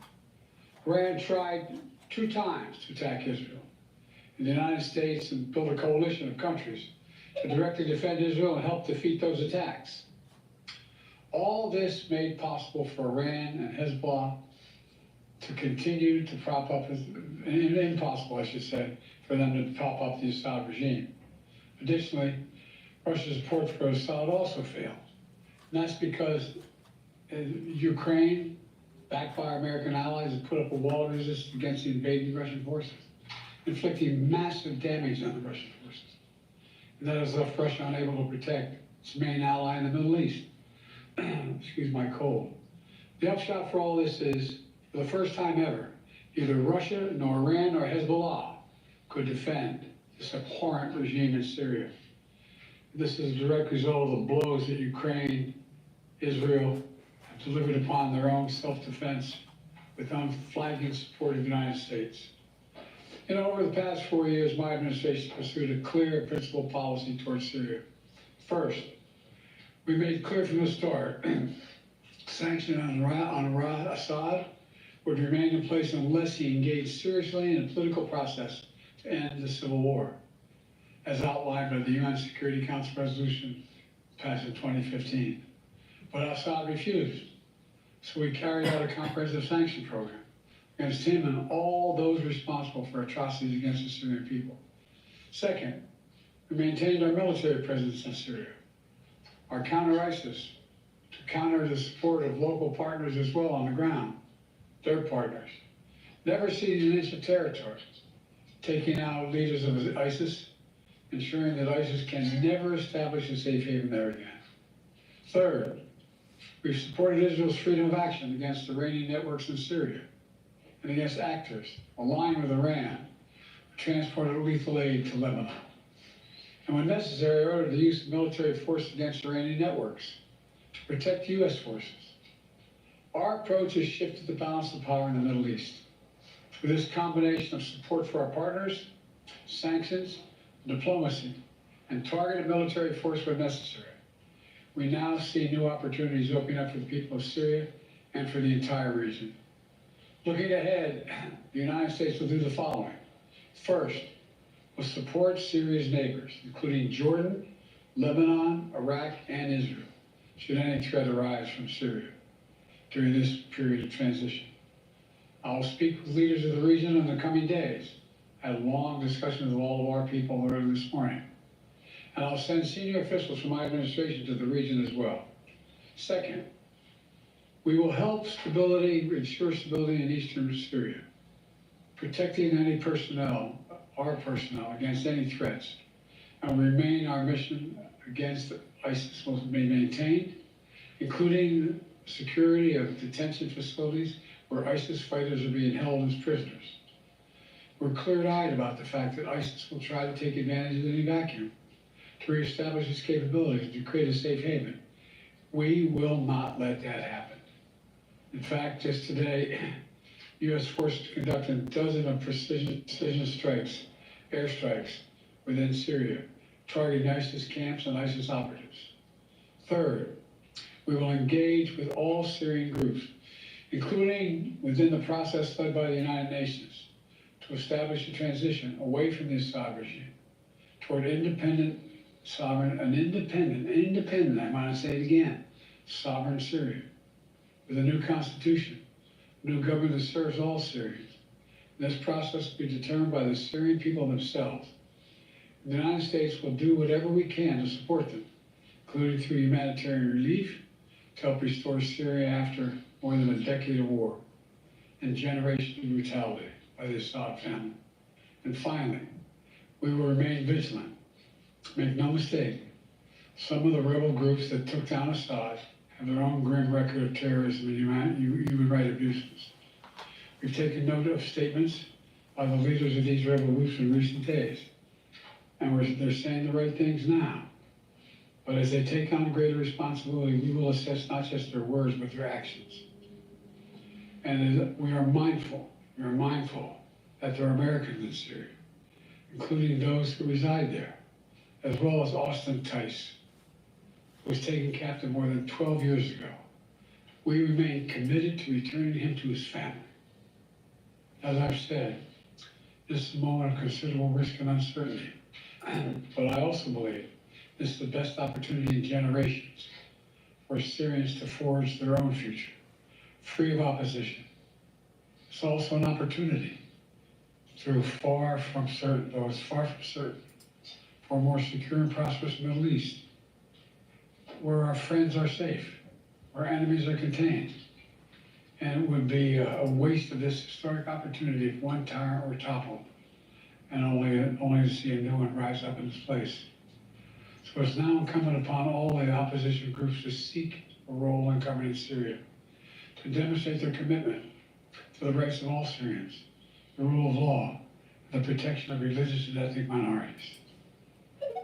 These past few days have been historic. And it's in the days ahead that will determine the future of this country. We intend to approach them with strength, wisdom, and resolve. Thank you very much. God bless America, and God protect our troops. Thank you. What should happen to Assad now? A fundamental act of justice. At long last, the Assad regime has fallen. The words there of Joe Biden. He went on to outline how the US will approach Syria going forward. He spoke of supporting. I find that it's amazing how he was trying to take credit for what was going on in Syria when it was really something more metaphysical. And it's the failed policy of the US and what's going on in the Middle East despite its failed policy, Assad's regime fell. I don't think, whatever it is, HTS isn't aligned with the United States. They're a splinter group from ISIS and Al Qaeda. The United States didn't fund HTS. The United States was funding the Kurdish ones in the north who have the oil, to my understanding. All right? So he's trying to take credit for something. He told the Israelis, don't fight Hezbollah. And it was so bad that the United States had to intervene and help because of what was going on, with Iran. Because Biden at the time was afraid of escalating the whole region because of the politics involved with the election, the general election in the United States. So he's going to take the credit that this happened? Please go to my store, the-studio-reykjavik.com. Help support my work by getting the supplements and the products on my store and help support your health. These are very high quality products that I offer, and if you follow what I do, you're going to be able to improve your health, slow down the aging process, bring down inflammation, boost up your different systems like your immune system and your endocrine system. A great product that I have is the deodorants that Rainbow Herbals produces, and it's citrus and peppermint, lavender, and tea tree. This is something that we've developed, I think, over 3 years ago. We developed these bars here, and they're made from essential oils from the Himalayas. Very high quality ingredients in this, all right? And it's a dual purpose product. It's for males and females. It's a deodorant, but also it helps to detoxify the body. So please go to the store, get either the citrus or the peppermint, lavender, and tea tree. Get a couple bars for your household. Very important to use as a deodorant, but it also helps to detoxify your body. It has no aluminum, has no baking soda, made from natural ingredients, essential oils from the Himalayas. You're not going to be able to buy a better deodorant bar. So please go to my store, the-studio-reykjavik.com, and get a couple bars for your household. Now, we're in the cold season, and it's really important to do a few things, all right? First thing you should do is make sure that you're taking a multivitamin. The multivitamin that I offer on my store, the-studio-reykjavik.com, is an easy to digest multivitamin, all right? Multivitamins are cofactors for enzymatic activity. You're gonna need these to be able to have a good immune system. You're gonna need these so your cellular processes are performing the way they should be. So please go to my store and get the multivitamin. You can take a look at the extensive vitamin profile of this by looking at the label on the store. I don't have time to read off every single thing on this multivitamin, but it's a very high quality multivitamin. And being in the cold season, you need to do a few things, all right? It's really simple. Neutralize pathogens, lower inflammation, chronic inflammation, lower that, soak up free radicals. That's a great way to start, all right? I offer structural nanosilver drops in 100 count. You can get it in blueberry, cherry, or in honey and lemon, all right? These structural nanosilver drops are made from structural nanosilver, and the moment you have that irritation, that structural nanosilver is going to help to neutralize the irritant and also create the barrier and the secretions and maintain the mucosal lining within your oral pharynx. By doing that, creating that barrier, you're reducing the chances of further problems, further infection, right? You want to neutralize the irritant right away. Right away. The moment you have that little scratchy throat or something's not right, take the drops. Right away. That means that you have to get a couple bags and make sure that they're in your house. Because you might have someone, you know, in your house that's sick, or you might have someone at work that's sick, or someone at school or wherever, right? So have some in your bag or in your backpack, or, you know, take it with you, or have it, you know, at your desk. So the moment you have that irritant, you neutralize it. Really important. Get a couple bags. I have it in honey and lemon, in cherry, and in blueberry. All right, and it'll help to neutralize the irritant during the cold season. You're gonna need that because guess what? Cases are going up in December, and I suspect that also in January. So you need to be prepared and take my advice. Now, you know, if you don't take my advice, that's up to you. But this stuff works, all right? Another thing that you need to do on a daily basis is take the Max 35 or the Max 14, okay? Max 14 is 14 parts per million. Max 35 is 35 parts per million. Take a teaspoon a day, swish in your mouth, gargle 20 seconds or so, and then swallow it. What it's doing is it's improving your oral hygiene, maintaining that mucosal barrier, neutralizing pathogens, all right?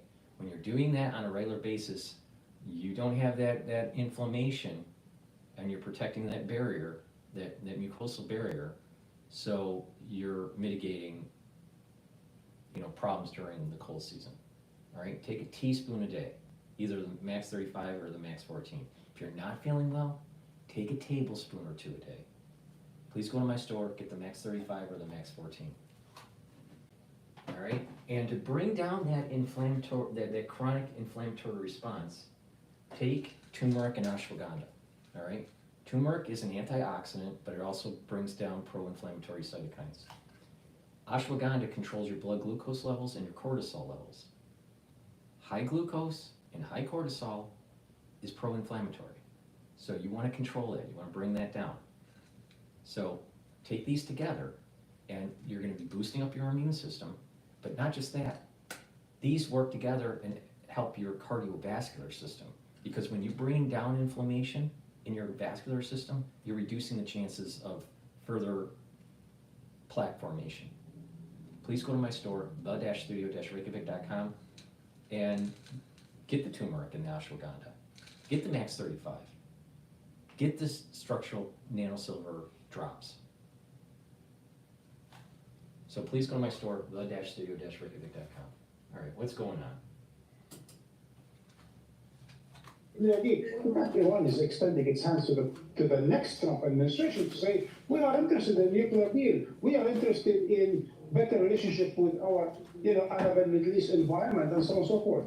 None of that required war. It only required rise of diplomacy. But certainly Biden had none of it. Zero.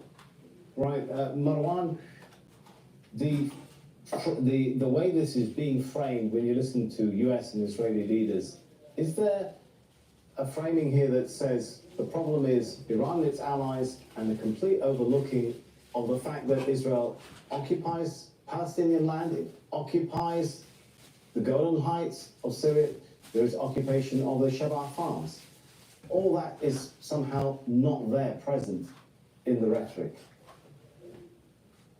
Not only is not there present, but it is in fact the root cause of this entire mess that we continue to talk about. And I'm glad that you continuously refer to it, Sami, because this is what we call the root cause. If Israel withdrew from occupied Arab and Palestinian territory and allowed for the freedom for the Palestinians, the Lebanese and the Syrians, then we wouldn't have any of this. And if it wasn't supported by the United States, we certainly wouldn't have any of it.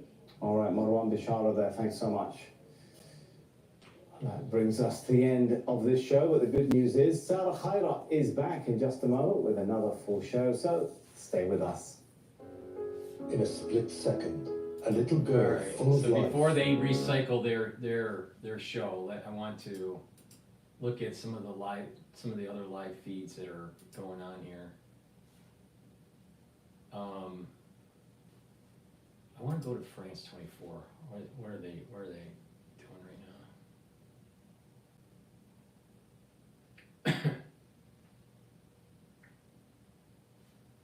Oh, they're on commercial. They're on commercial break.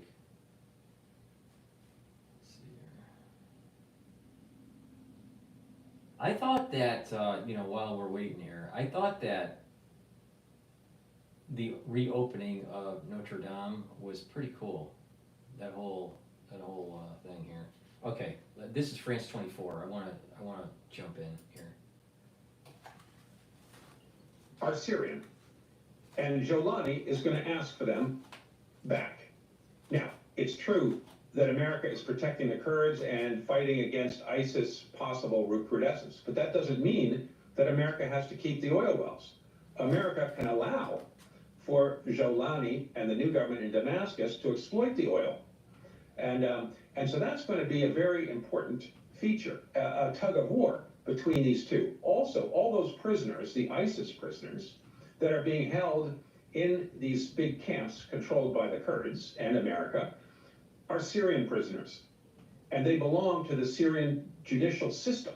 They don't belong to the Kurds. The Kurds and this entity that America has created in northeastern Syria is illegal by all intents and purposes. It's there because America is fighting the war on terrorism and it fought against ISIS and had a UN permission to be there. So it gets very complicated legally, and it's quite clear that this new government is going to say, this is my property, these are my people, and I should have jurisdiction over them.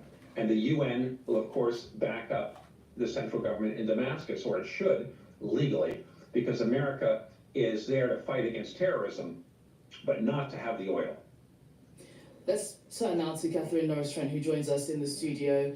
Actually, I wanted to ask a question, if possible, to Joshua Landis there, because of his expertise on that. Joshua, you talked a little bit about Jolani and HTS's record in Idlib province in northeastern Syria, where they had de facto control already. I mean, what do you think we can learn from their time in office and what it's likely to tell us about how they may rule Syria if indeed they do form this government? Well, that's the big question. And will they do something like Iran, which has a hybrid government where there is a guardian, a chief Islamic officer, if you will, who really controls things in Iran, but it does have elections. They have a parliament. They have a form of democracy, which is important. And he could do something like that, keeping a Islamic council. I mean, that would make sure. I need to intervene. The guy that's running the HTS, right?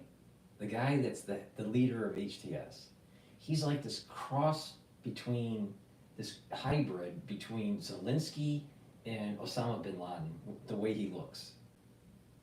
This is why I keep on thinking, it's like, is HTS CIA? I know the US was involved with, the Kurdish-backed kind of faction in the northern area of Syria, or northeastern area, but something's weird. I mean, when I look at this guy, I'm like, I get the feeling of Afghanistan. I get the feeling, I'm getting the feeling of like two things. The 1980s of Afghanistan and the fall of Gaddafi in Libya. All at the same time. I get this kind of like feel. And, that seemed, all written CIA all over it, right?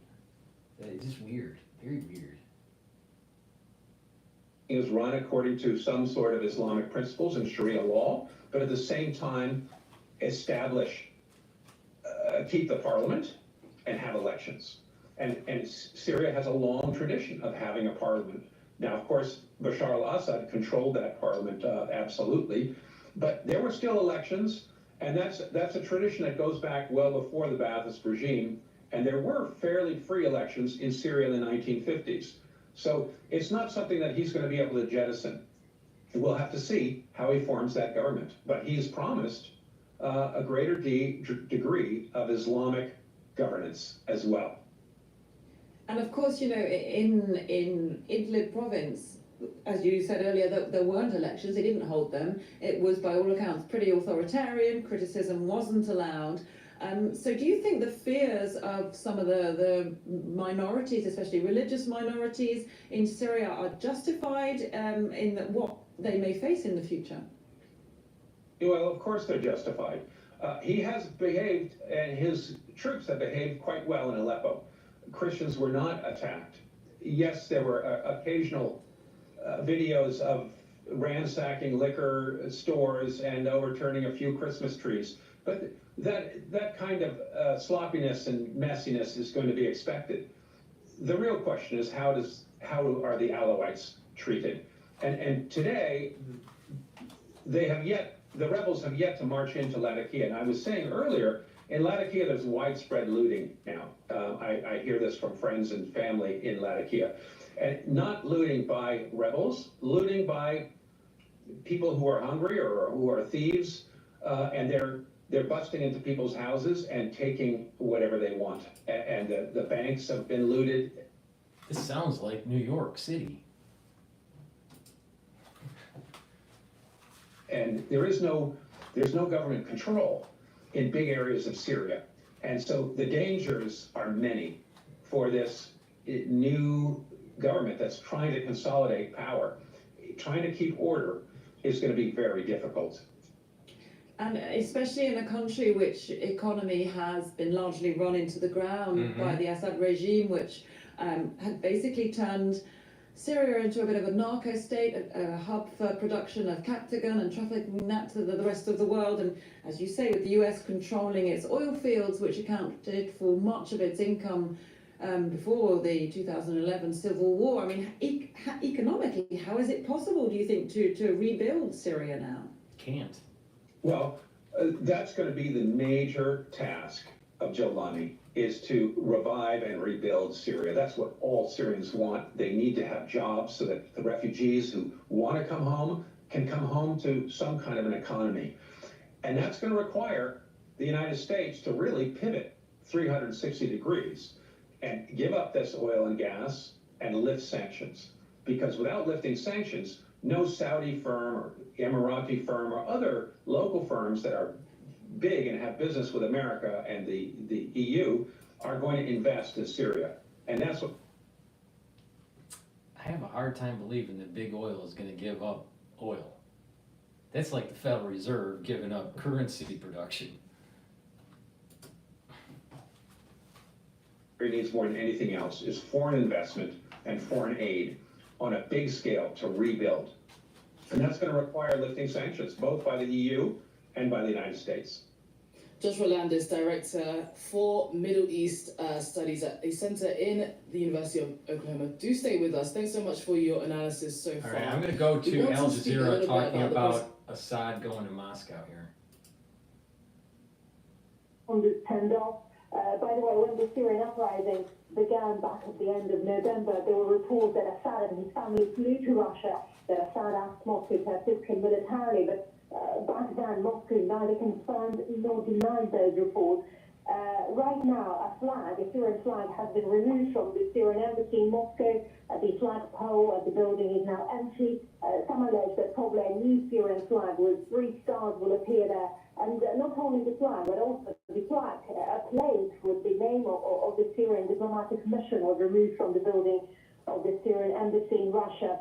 Right now, Russian officials are in contact with representatives of the armed Syrian opposition, according to the Kremlin source.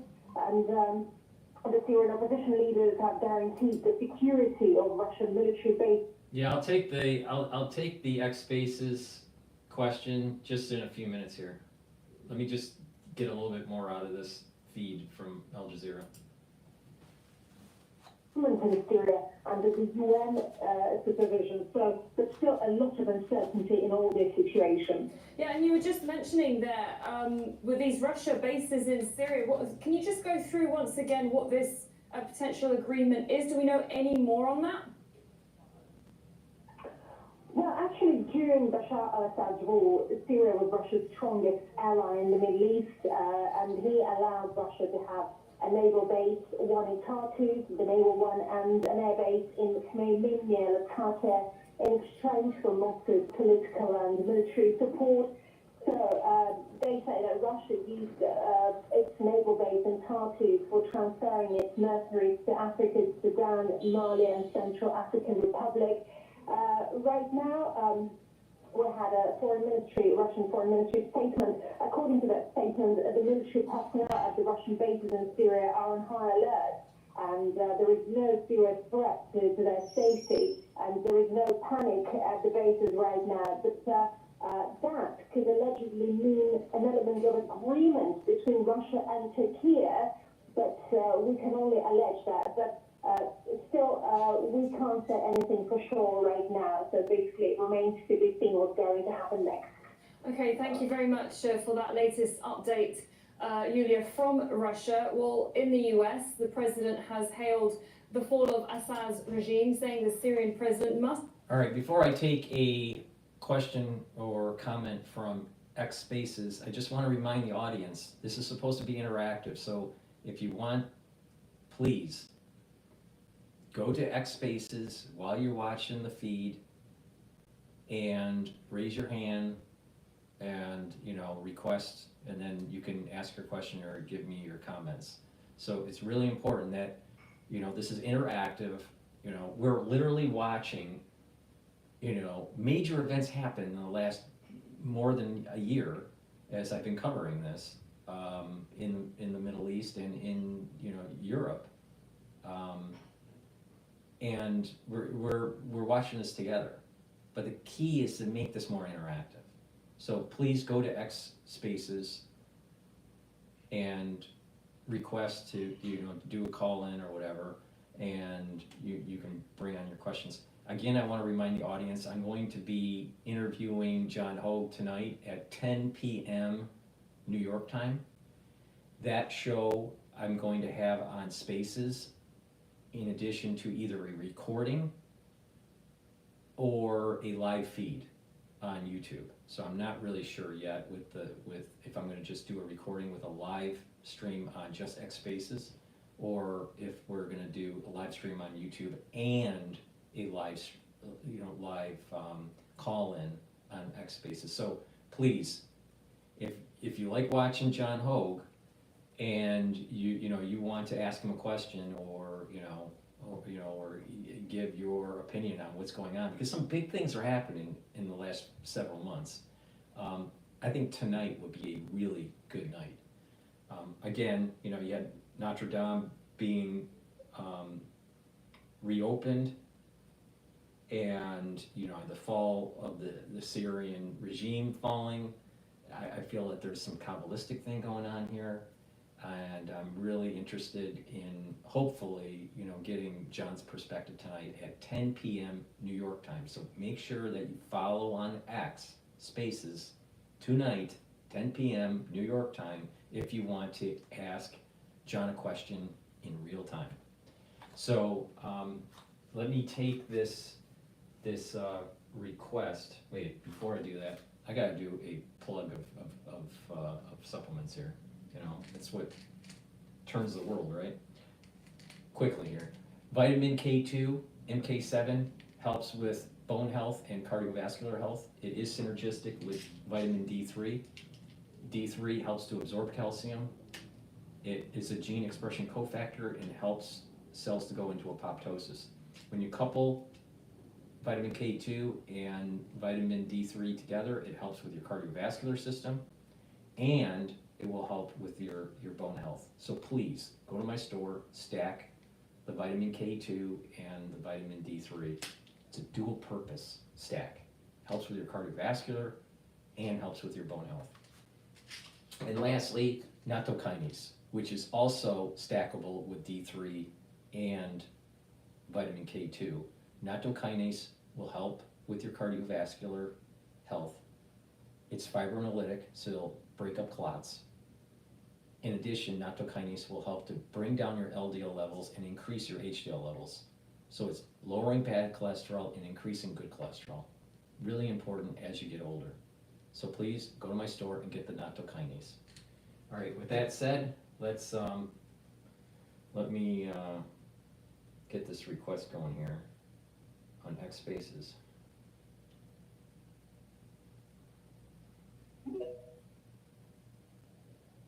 Hello? Hey, Paul. Hi, how you doing? Doing Good good? to talk. Sorry, I changed my name back to the original one, so. It's all right. So, yeah. You've been paying attention to what's going on in Syria, I'm assuming. Oh, yeah, and What's your take? Well, could we start with the fun part for a second, Notre Dame? Yeah, go ahead. That was beautiful, just beautiful. So I found the YouTube channel for Notre Dame, so I got the original like video without any commentary on it. Mm-hmm. And it's really interesting. So they had like 3 different sessions, like, 3 different multi-hour things. The first was the Trump one that we all saw, but then the next one was where they it looked like they consecrated the church, with like oil and incense. It was really interesting. Right. And then the last one was, I think, the first communion. So, but as somebody who grew up Chabad, it was pretty interesting to watch. And I always, if you don't mind, then we'll get to Syria, but this is really interesting. Mm-hmm. So when I was in DC on Christmas Eve, I went to the big Catholic church, not because I believed in it or to take part, but just to watch the pomp and circumstance. It's like a show, Mm-hmm. and it's entertaining, and not in any disrespectful way, but and this was similar. It's just really interesting. You got to see this part where they took it looked like olive oil, and they spread it all over the top of their altar with his hand. Like the priest spread it with his hand all over the top of the altar, and then put these. It's just really interesting. It goes back to a lot of biblical, ancient biblical stuff. So that was the interesting. anointing of the oil and the anointing, Exactly. the anointing of the objects and the purification of the objects. Yeah. Exactly. Now, some interesting points about that trip. It was pretty interesting to see Trump with Prince William. That was, with a few different people. Prince William, I don't know if you got to see that one. I mean, there wasn't much video or pictures. I saw a picture of it, and I saw him. I saw them shaking hands. What's interesting with Prince William? Yeah. He seemed, to be ear to ear grinning when he was with Trump, but when he was sitting by himself, he looked sad. There was a sadness that I saw in his face. I think there's something going on between him and Kate. Him and his sister-in-law? No, that's Merkel. Him and Kate. With the cancer thing. I think there's. He looks sad or depressed. A little broken. Yeah. Yeah, that is really sad. I mean, he's my age. I think, I don't know, he's like a millennial. He's our age, you know what I mean? Like, he's one of us. Right. Well, I'm a little older, but yeah. Yeah, but I remember his birth, so. Oh, okay. But I guess what I mean is he's not like King Philip or whatever his father is. Right. Yeah, he's not detached from. I would hope that he would be. He just seems more in line, like Prince Harry. It's King Charles. It's King Charles. King Charles, there you go. Thank you. It's like Prince Harry is super disrespectful, It's like when he took that picture with Melania, he put his hands in the devil sign in his jacket. I don't know if you saw that. I saw that. Yeah. I didn't know if was the meaning of the symbol. Well, I don't know for sure, but it sure looks like the devil symbol. I don't know what the meaning is. Well, when they put their hand and they lift their two, so it looks similar. It's true. I don't know what the meaning is, but so there was the Prince William one, and then of course with Macron, he was super. How would you call it?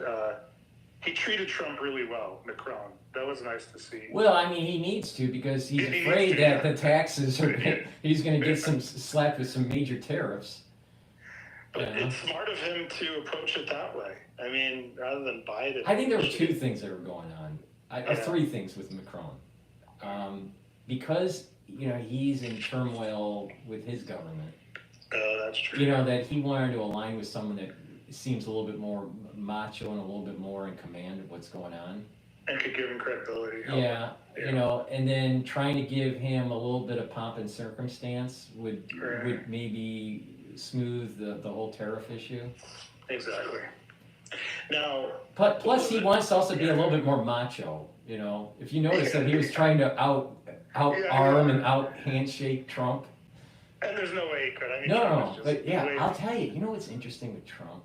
I said this on multiple. Well, he's a strong guy, but the thing is, He's a good guy. But the thing is that he has these mixture of soul roots between George Washington, JFK, and Ronald Reagan. Yeah. So when he was sitting down next to Jill, they were kind of talking, but the turn of his face, and because he was wearing a long overcoat, dark overcoat, and with that, I thought his tie was pretty good. He picked a good tie, but just the color scheme that he had, and the way his hair was in the angle, there's just a little bit of hint of George Washington. You could kind of see that if you did a quick take at it, you might say George Washington was actually sitting there. So I feel positive about Trump's second term, but it's not going to be easy. It's not going to be easy. It's going to, there's going to be people trying to try to have his administration stumble. Yeah. Now you said, and let's get to that too. But he said Washington, Reagan, and the third one was JFK. JFK, right? Of course, yeah. It's so interesting. Okay, so let's see whether there was anything else interesting with that trip. Then let's move to. Was there something else before Syria? Let's talk about some of his picks, if you don't mind. Yeah, go ahead. This is interesting. So, I love Matt Gaetz, but I think Matt Gaetz. I think what would have made him stronger is remember when Don Jr. was accused of working with Russia or something? He just came out up front and just said, "Here's everything that happened," and then it kind of destroyed the story, But by Matt Gaetz not confronting it and just trying to push it under the rug, it just makes it harder to. Now he might want to be pushing it under the rug because he doesn't want whatever the truth is to come out, but. I think that with Gaetz, I think the things that he was doing was pretty raunchy. Yeah, right. And at the same almost the same level or a similar level as Hunter Biden.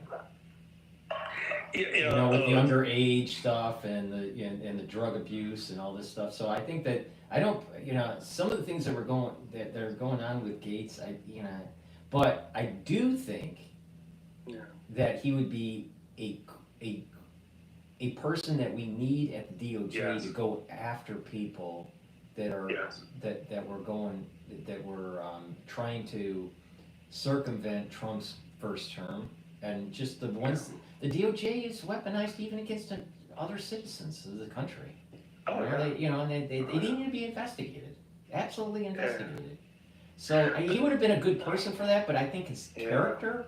The character of Gaetz, I think, is flawed.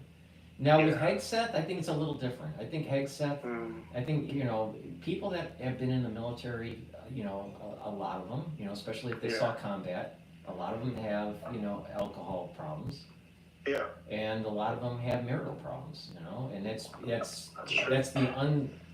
the told story of a war vet, and I think that should be brought up in the media, not to demonize him, but just to say, hey, this is part of the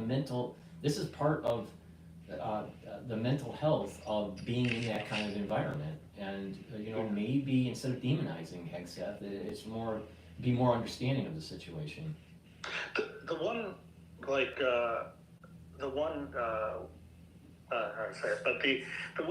thing about Hegseth that catches me is. Trump couldn't find somebody with a little bit more credential. In other words, Hegseth's the young guy, no problem. He has some credentials, but his credential was kind of being on Fox News. I know he has some Ivy League degrees and he was in the military, but has he really done? Here's the problem. I think the thing with Trump is that he doesn't really feel comfortable after his first term, bringing in people that have been inculcated through the system, because the people that were inculcated through the DOJ or the DOD probably are aligned intellectually with the deep state because they were brought up in it.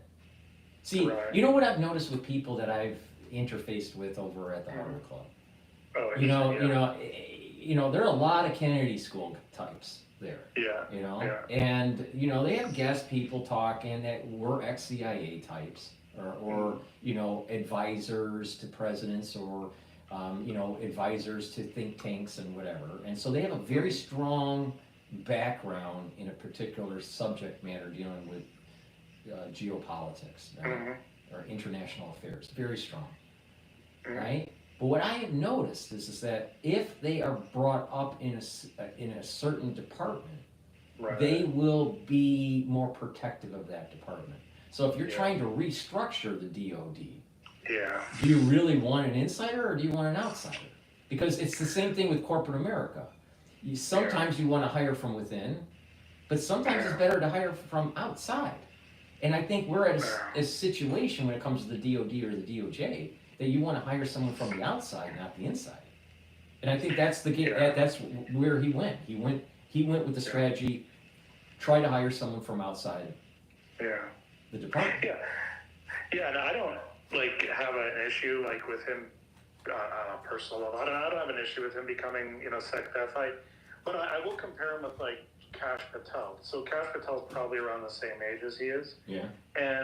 But the difference, so Kash Patel, you could also say, is it doesn't really have a lot of experience. But in truth, in the last administration, Trump moved Kash around in a bunch of important positions, and there was no, I think, and you know, so it gives him like, and there wasn't any scandal or anything, you know, so like, you know, now he could come around, so now Kash has a lot of support, and they're saying he's going to be, you know, for sure approved. So.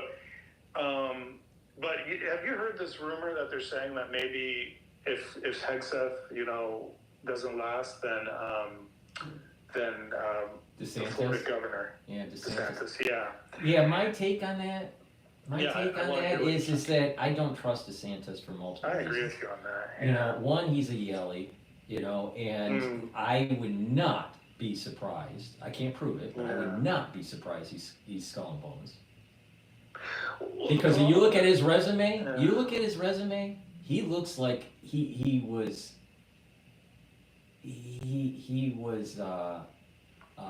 fine tailored for the presidency later in the future. Oh, interesting. I mean, just go to Wikipedia and look at like his experience and where he went, and he was part of JAG, and you know, he has a lot. I mean, he's well credentialed, if you want to use that term. But you know, the thing is that he just looks deep state. He looks to me like a Skull and Bones type. All right, I can't prove it, but he's definitely a Yaley. That's for sure. All right. Now the thing that so you got the Yaley issue that potentially he's a deep stater. All right, but let's just say he's not. The way he conducted himself, it was about him trying to elevate himself in the political theater. If you remember, there was those earthquakes during Trump's first. Was it Trump during his? No, it was it his first term? I'm trying to remember now. No. So DeSantis was positioning himself during the Biden administration to run against Trump in 2024. Absolutely. All right, and I felt that DeSantis should have aligned himself with the Trump movement or the MAGA movement as a VP, not to go head on with him. And so from my perspective, it seems as though DeSantis is a little bit more like Nikki Haley, self-centered, deep stater, not really a MAGA type person. Right. So I don't know. I don't trust him. I feel that if he brings on DeSantis, I don't trust him either. you know that Trump's making the same mistake that he made in the first term and bringing on people that are going to slow walk his policies. I don't trust Nikki Haley or DeSantis. Don't trust him. Nikki Haley's just disgusting. The problem with DeSantis is he did that advertisement where he like had his kids building a wall and he was, like making as if he was supporting Trump. And then when he fought against Trump, they asked him like, how about that wall? You were like, making as if, and so he's like, oh no, that was just like politics or something.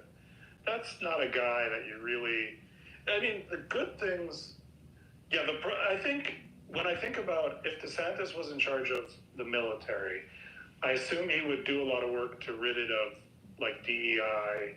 And if we got into a third world war, which looks like, I don't know, maybe we'll get to that, but maybe we're heading to that. If, maybe a guy like that could lead the military, I don't know. But yeah, the problem is, and I'd like to hear if you what you think about that. But the problem is, he's totally not trustworthy at all. Like I was already thinking in my head, if they tried to they have that 22nd Amendment or whatever it is where they could remove the president. It's like, he'd be the first guy on that list. They could remove a president for like mental issues, and I just, he's totally not trustworthy. Now, what they're talking about in the media, what they're saying is, first of all, there was this story like saying, oh, DeSantis something is being considered. And it's like, you wonder, okay, was that story planted by DeSantis or his people? I wouldn't be surprised that it was, just to test the water or to try to, or force the hand of Trump. I don't trust DeSantis. Yeah. I really believe that the deep state is very concerned of the restructuring of the DOD and the DOJ. And also, the other agencies like the FBI. Yeah. So, and because, that restructuring would mean investigations of nefarious activities that were going on during the 2016 election and the 2020 election and, the lawfare and all this stuff. It starts, shining a light on mismanagement of funds at the DOD. The deep state knows that Trump is going to be a lion, right? And that he needs people to promote his policies within these agencies. Now, DeSantis, and DeSantis is not one of them. So you bring in DeSantis, he'll slow walk it. He's going to protect this. He's going to protect the national security state. Yeah, that makes sense. Not constitutional freedoms or a Trump agenda. Now, if the way I see the Trump agenda, now maybe I'm biased, but the way I see the Trump agenda, if it's allowed to carry on, what's going to happen is we're going to have a more efficient government, we're going to have less regulation, and we're going to have restructured agencies. And these agencies have never been restructured. Oh, yeah. But we've had corporate America restructured multiple times, the last 20 years. So, you know what? It's time. It's time to restructure. I am shocked there's so many people that are working at home that are there for the government. Crazy. And that they have not gone to the office since the crisis of 2020. That's unacceptable. That's just totally unacceptable. And now we know why in New York, office space is, is at an all-time, vacancy. And the little shops around the corner are dying out because they don't get the lunch business. The regular, So people need to realize that going to work actually helps the economy. Yeah. Well, actually thinking about what you said, I think you're right. Like DeSantis would probably hurt DEI in the military, but as far as doing deep state investigations on the deep state. In other words, investigations on all the stuff we talk about. That'd be hard for me to imagine him doing. No, he wouldn't do that. He would. Yeah. He's a plant. He's a plant to try to prevent Trump from restructuring the DOD. Wow. Now, do you have any thoughts on Pam Bondi? Bondi's probably would be a good replacement for Gates. She's probably more competent, if she was elevated to the position. Do you think she would do the investigations necessary? Yes. That Trump needs. Yes. Okay. Yes. Interesting. That's good. What is it? There was a big police union or something that came out and endorsed cash. like a nationwide police union or something. And I'm looking forward to Cash being in that position. Oh, I hope he gets elevated. Yeah, no, I definitely, no, Yeah. I think he's a good pick. Let's talk about another pick. David Sachs is going to be, now they did say the crypto and AI czar, but the one that maybe interests me even more or caught my eye was there's like a council within the White House sort of thing, or executive office of like science and technology. I think that's great. You need somebody in there who's going to kind of has the pulse of what's the latest tech, and is just going to work with Trump. Well, hopefully can help push that tech forward. We really need to see, our tech, everything just go and not be held back. I think you're bringing up a great point, and I'm just going to raise it up to like 50,000 feet here. Yeah. All right, the problem with the UK compared to the United States back in the 1700s, late 1700s, early 1800s, the problem with the UK was that they were always kind of litigious because they were an older nation, and they did have a global outreach, global footprint because of the British Empire and globalism, right? And free, this trade kind of, it wasn't free trade, but it was this trading alliances with the colonies. So it was about business and about legality. So it was more of a liberal art kind of mentality in the society, not very scientific. Oh, interesting. Now with the United States, because of the United States, we spun off just in the right time to really embrace the Industrial Revolution, where we are like 2/3 science and manufacturing and 1/3 litigious from our common law connection with England. So, all right, fast forward that concept that the United States is future has always been embracing manufacturing and technology and the sciences and trying to shed some of the litigious stuff. It's when the litigious stuff starts to ramp up where you get a lot of the regulations, you get too much government intrusion and blah, blah, blah, right? So I would say that having an advisor that is science technology based for the president is a great way to have a pulse for the long ball to be able to compete with China, because they think in terms of 50 years, we think in terms of what's the market going to open up tomorrow. So we need to have a little bit more strategic vision of science and technology, especially with AI starting to come online, and we don't really know what that really is going to mean, and how it's going to be used, and how it's going to restructure labor and capital.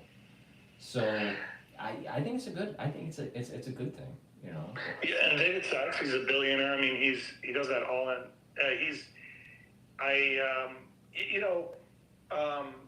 Actually, to confirm, to put another point on the board of what you're saying about UK versus us, tech versus more litigious, that confirms, I have a book on sort of the history of universities back to like the medieval times and even back to like Plato and stuff.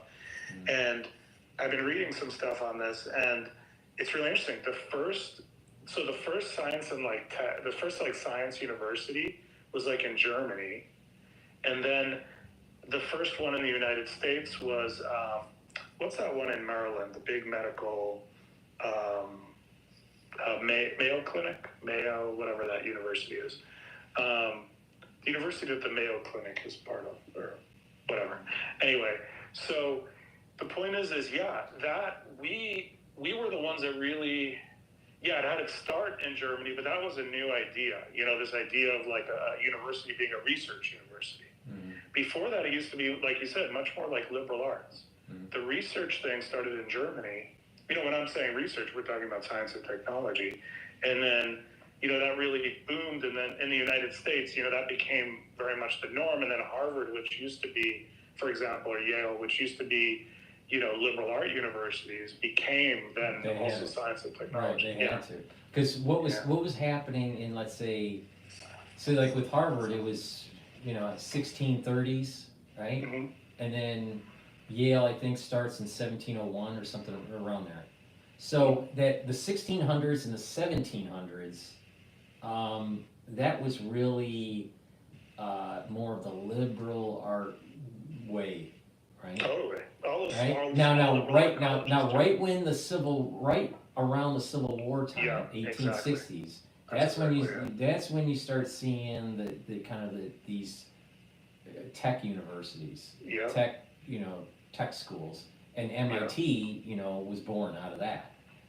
So, and they really solved the problem. Okay, giving people skills that would allow them to build a scientific manufacturing base for the United States.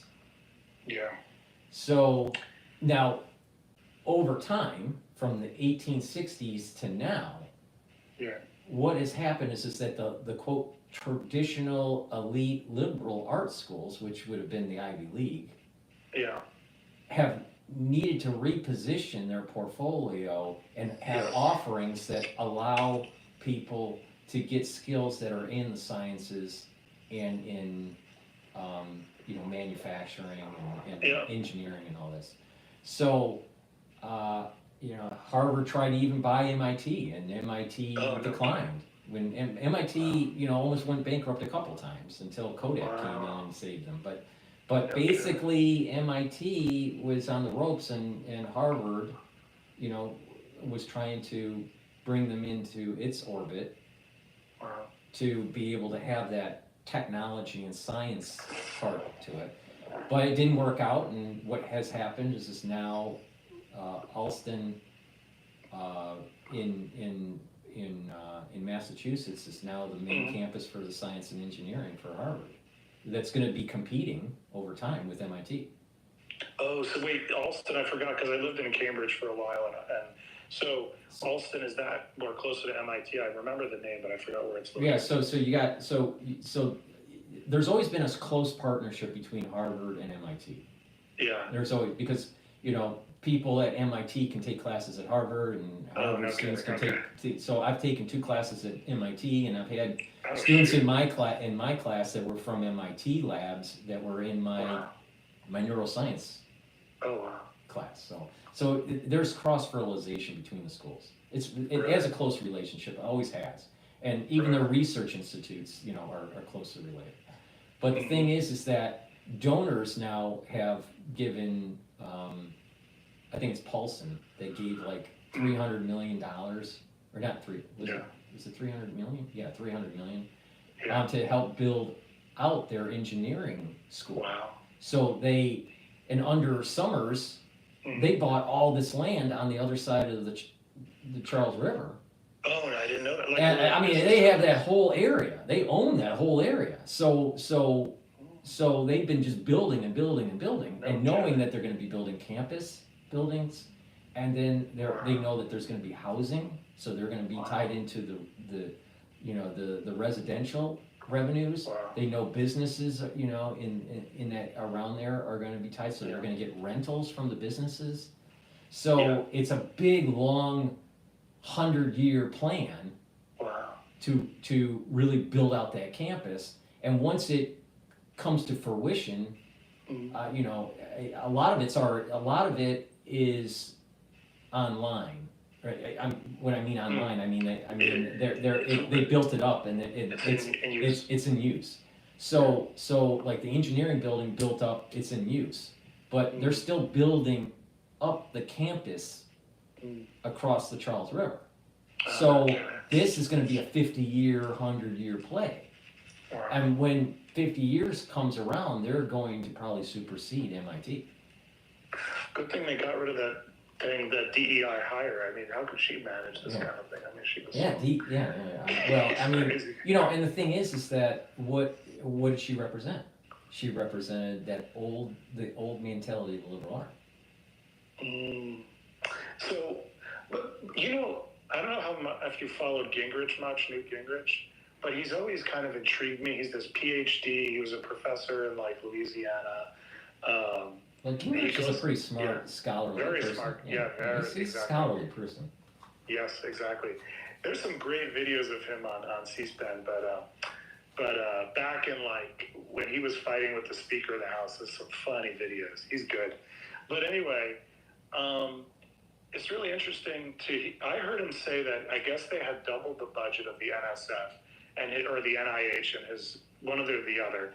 And one of his big regrets when he was, I guess, speaker was not doubling the budget of the other one. And, you know, the research budget. And I'm just like, I think our country, we spend so much money on wasteful things. I think we need to put a lot more money into R&D, you know? And, I mean, if we're, in other words, I'm tying it all back with this David Sachs, you know, appointment. You know, it's just like in the science and technology, you know, thing. I just think we need to, I'd rather money be spent on that than on some social program or wasted in the DOD, you know, on like, you know, on cost plus spending, you know, or I don't know. But yeah. No, I agree with you. I mean,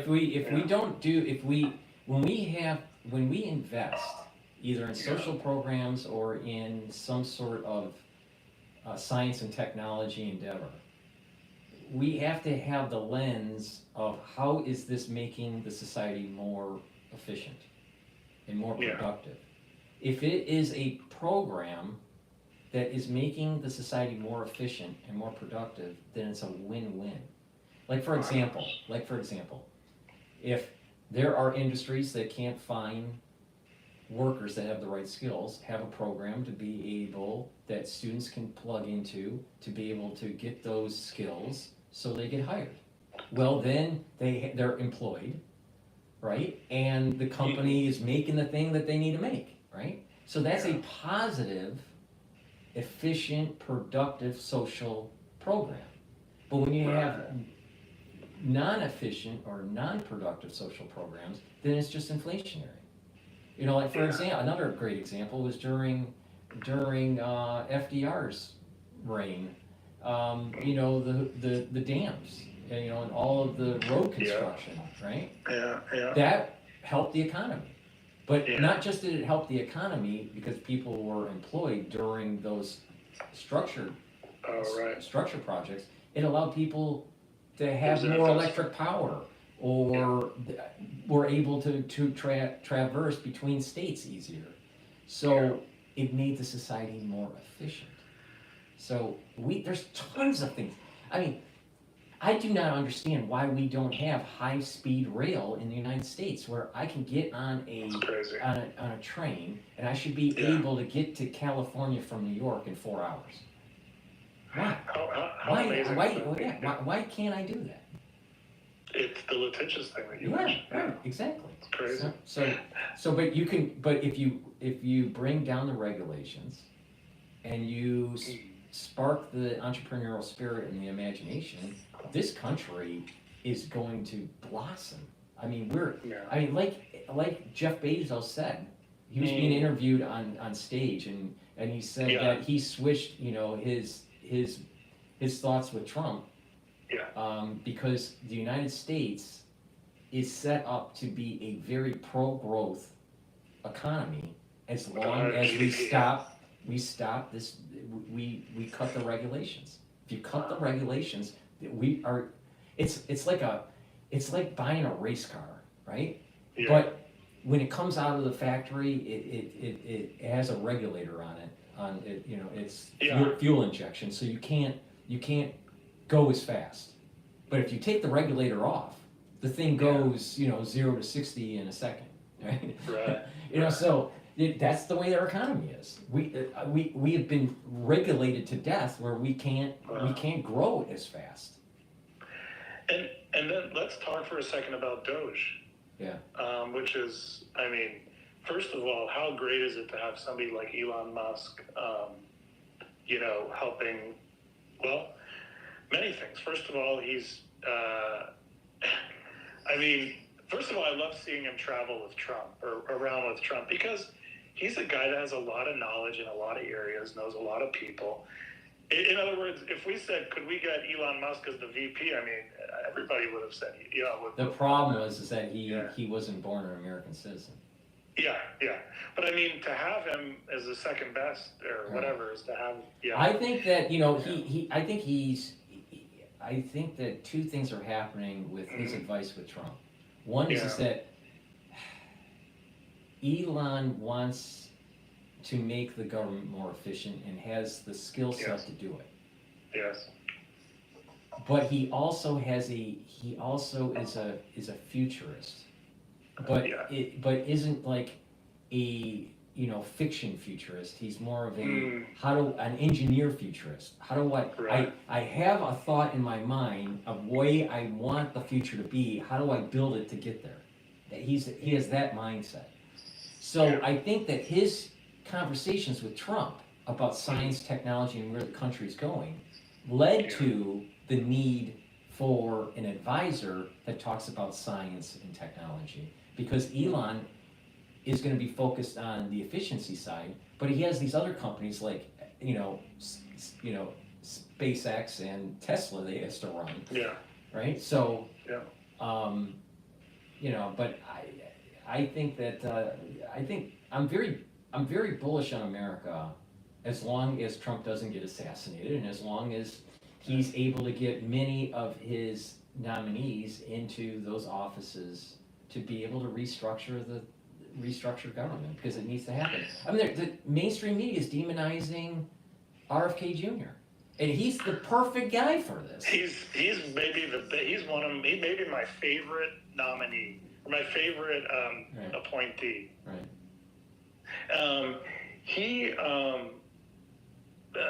Okay. First about RFK. I mean, it's so great to have him, in on the administration, because Gingrich talked about how back in Lincoln's cabinet or whatever, that he brought this group in of his rivals. It was I forgot the name of it, some kind of rival committee, and to have people like RFK and Tulsi and David Sachs, all these, Elon Musk, all these people, it's like gathering all the sort of the outcasts, and bringing them in. And the other thing is, just to go back for a second to Elon Musk. I do like to also see Elon Musk advising. Apparently, Trump is sometimes involving him with Iran and Russia, or different phone calls, and I think that's good, And but to the point that I really wanted to get to more was the Doge itself. So Doge, they have this account on Twitter, and they have their DMs open, and they said, if you're interested in Doge, send your resume. Well, I sent in a resume. Okay, I'm not really interested in Doge particularly, but more in that last time I talked to you about that direct democracy, constitutional amendment. Right. But anyway, what's interesting is I heard Vivek talk about all the resumes they've got in. He said he's way surprised about how good the quality is of people that are applying. That he's just he's just totally astonished, Well, just take it one step further. Yeah. Forget about the Doge idea. Yeah. Just look at how many people that want to participate in our democracy that have a lot of different skill sets to move the country forward, and that wants that brighter future. But we've been held back. See, I had this a long time ago, maybe about 10 years ago. I had this phrase: the people that I knew at work were many of them were liberal, very liberal, right? Mm-hmm.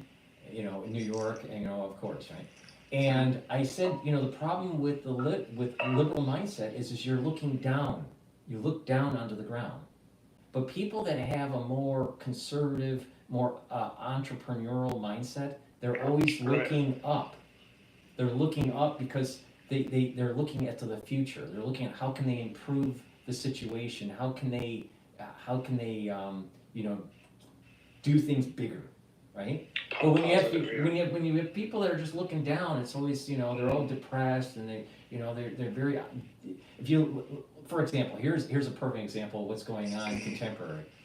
In the media, they're always trying to demonize Elon Musk if, let's say, a rocket isn't working right.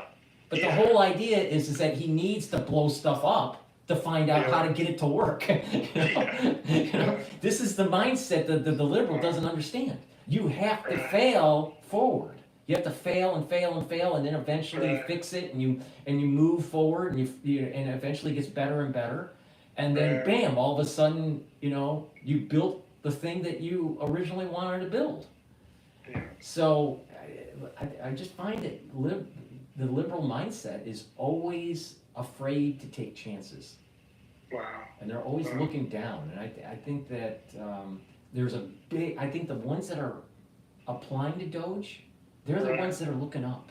They're the ones that are saying, hey, we have skill sets, we want to contribute, we want to, you know, just give me the chance, or just, you know, they got all this potential energy within the society to unleash, you know, a major economic revolution.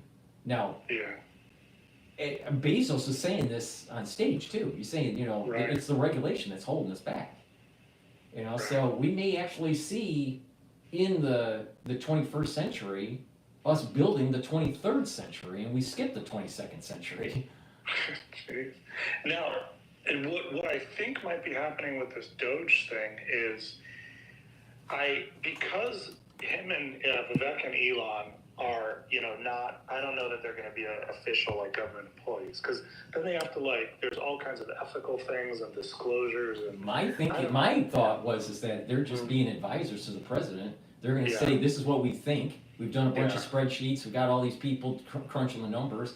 This is where the savings are. This is how you restructure. Now he delegates that to the different appointed congressional, you know, how should I say? He delegates the authority to the ones that are running the departments that were the nominees that were accepted by the Senate. Yeah. So he's kind of like Vivek and Elon. They're like kind of a brain trust for Trump. Right. Crunch the numbers, give me a plan, and then delegate it out to the different agencies and to Congress, saying this is the plan forward. And it's very similar to what is going on in corporate. You have financial guys, you have operational guys coming up with a budget, a 5-year plan, and then it goes through a committee process to get fine-tuned. And that committee process could be, you know, in the Congress to get buy-in and all this. It's not going to be perfect because, you know, that's the way the sausage is made in Washington. But the thing is that I think Vivek and Elon is the brain trust, and they don't need to be approved by Congress, by the Senate. There's no need for it. But it's the product. The product they create is going to be gold, because what it's going to show is the analytics of why the policy is the way forward. Yeah, and they also so two things. One is so when I heard Vivek talking about this, what sounds like he's going to do is, if I heard him right, he kind of didn't say it totally clearly, but when the president comes in, he gets to appoint like 3,000 people within the administration, and so my guess is what they're going to do is they're taking all these resumes and they're figuring out who's really qualified to go in and like help make these changes, and maybe they're going to stick them into some of those positions. So that might be what's going on. My thought was that there's going to be a series of people that are crunching the numbers for certain parts of the government to figure out where the efficiency should be. And then that will be rolled up. So it's going to be bottom up. This is what I think is happening.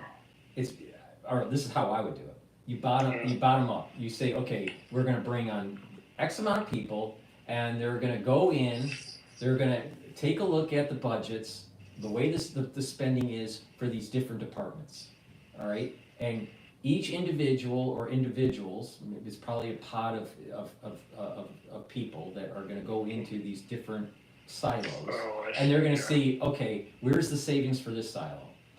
And so they'll have their own kind of spreadsheets and their own business plan for that silo. Yeah, that makes sense. And then you'll have that roll up into a consolidated form where you just have department line item. But, you know, a department line item for the savings that's more at the Elon Vivek level to present it to the president. But everything is backed up with detail at the individual department silo that's rolled up into the consolidation. So when someone says, how are you going to save 500 million, you know, $500 million, let's just say, in the Department of Transportation, right? Well, it's hyperlinked, you know, it goes to that Excel sheet and it shows line item of everything for the 500 million savings. So instead of just doing napkin, you know, back of the napkin kind of calculations, it's all bottom up. That actually might make more sense than what I was saying, because, you know, any of these like people that are confirmed by the Senate, they have the like statutory authority to hire extra people if they want, I assume. So all they have to do is just, right. So you have this. So you have the people that know the detail at the silo level that are feeding the consolidation, and then it's given to, you know, it's given to be implemented, and the people within that silo, because they know the details, will be brought into that department as a special investigator or special consultant or whatever to push it through.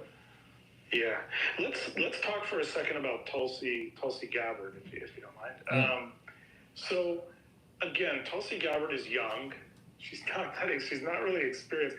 I mean, to be the head of the ODNI, that's basically the person who's overseeing all intelligence, all 17 intelligence agencies. Now, they have a staff of, maybe the ODNI, I heard maybe has a staff of 3,000 people. So, and they don't have like line item, like what is it called? Like monetary, they don't have money control over like the intelligence agencies within the DoD, which includes the NSA and others, the NRO, National Reconnaissance Office and others. So DIA. So it's questionable how much power they actually have. You know, they're the ones that produce those long range reports on like, you know, the national strategy.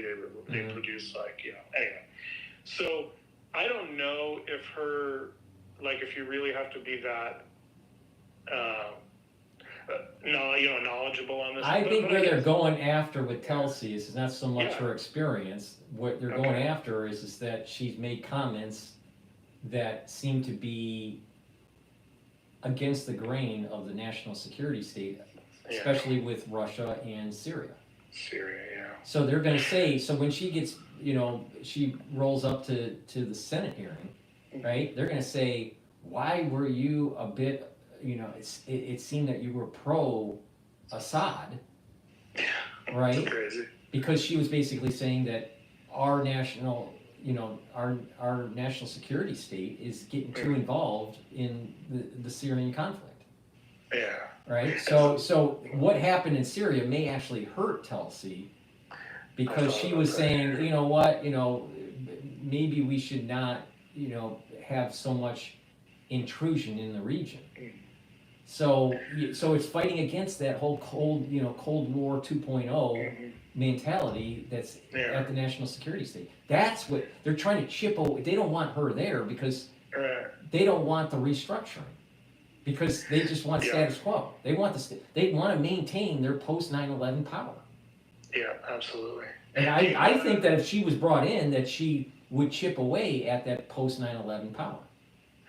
Right. Do you think she would? Like, do you think Trump appointed her kind of as a payback for supporting him during the election, or do you think he's appointing her because he has like trust in her that she'll, deal with some of the corruption in the intel agencies, or both. I think it's both. Right. And I think it's also a little bit of a ding against Nikki Haley. Oh God, Nikki Haley is one of the worst. She's such a loser. She's with Trump, after he. It's so obvious that she's all about herself. It's so obvious. She makes it too obvious. It's like even DeSantis doesn't.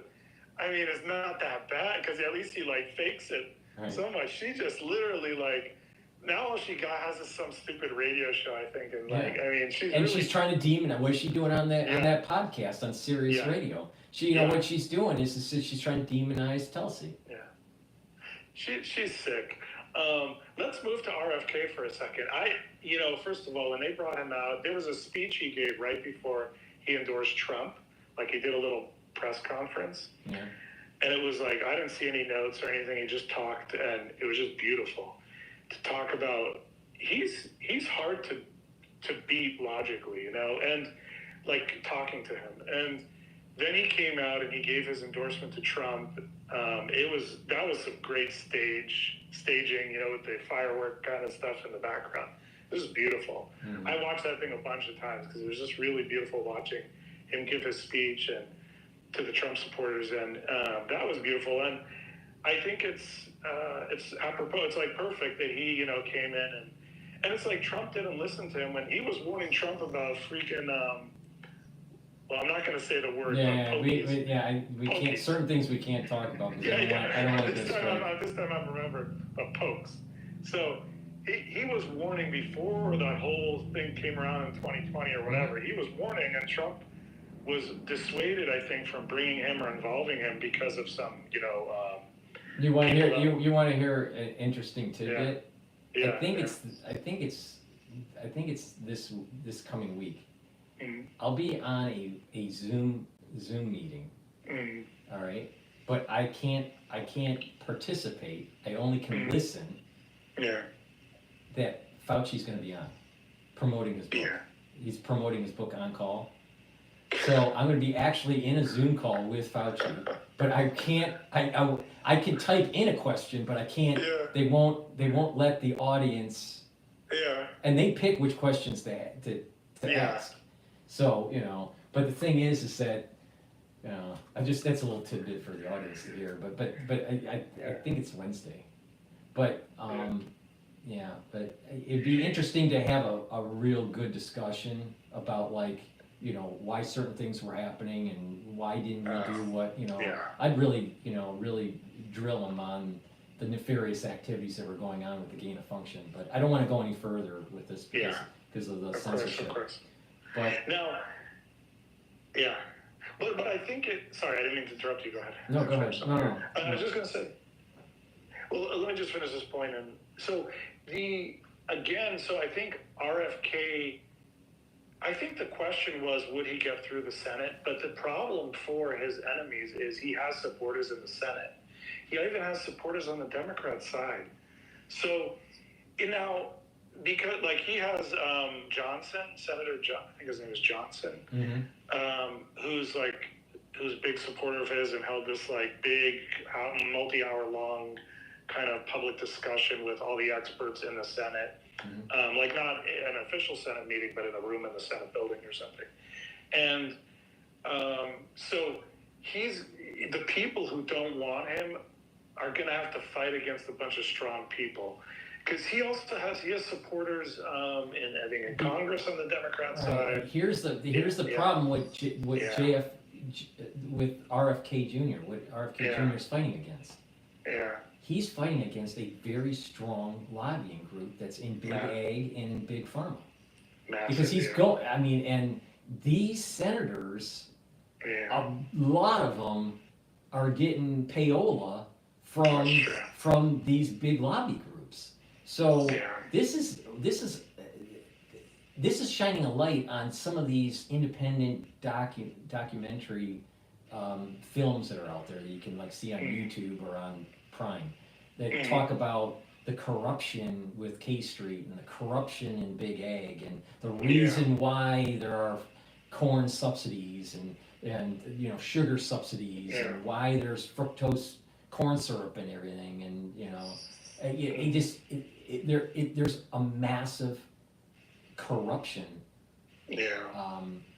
scandal going on that's tied between big ag, big pharma, and our senators and representatives in Congress. So that's what he's going up against. He's going up against a monster. A monster. And so they're going to say, well, he's crazy. He's a conspiracy theorist. He's a this. He's a that. He cut a whale's head off. Yeah. I mean. But here's the funny thing. By the way, I see sometimes he puts out these little videos of like him with little like salamanders or little snakes, and I love his I love all that, and he I think the one thing they're probably going to confront him with in the Senate is all this quote bad stuff he's done in his life, but he's always said, and this is nothing new though. Yeah, but he's always said, hey, I've done a ton of stuff. I used to do heroin and all this stuff. He said, I've done so much stuff, it was something like it would take so long for me to tell you about all the bad stuff I've done. And he's too open about it. So it'd be harder, the Dems are probably going to try to come out. And, and the thing is that, if you see your father get blown away on live TV, that's hard to deal with. I mean, you're talking about, and knowing your uncle, 4 years before was blown away, or 5 years or whatever it was. But the thing is that, obviously there was some emotional trauma that he went through. Right? That makes sense. So, instead of demonizing his activities, maybe give him a little bit of a break. And that, the thing is that he's straightened up. We're a country of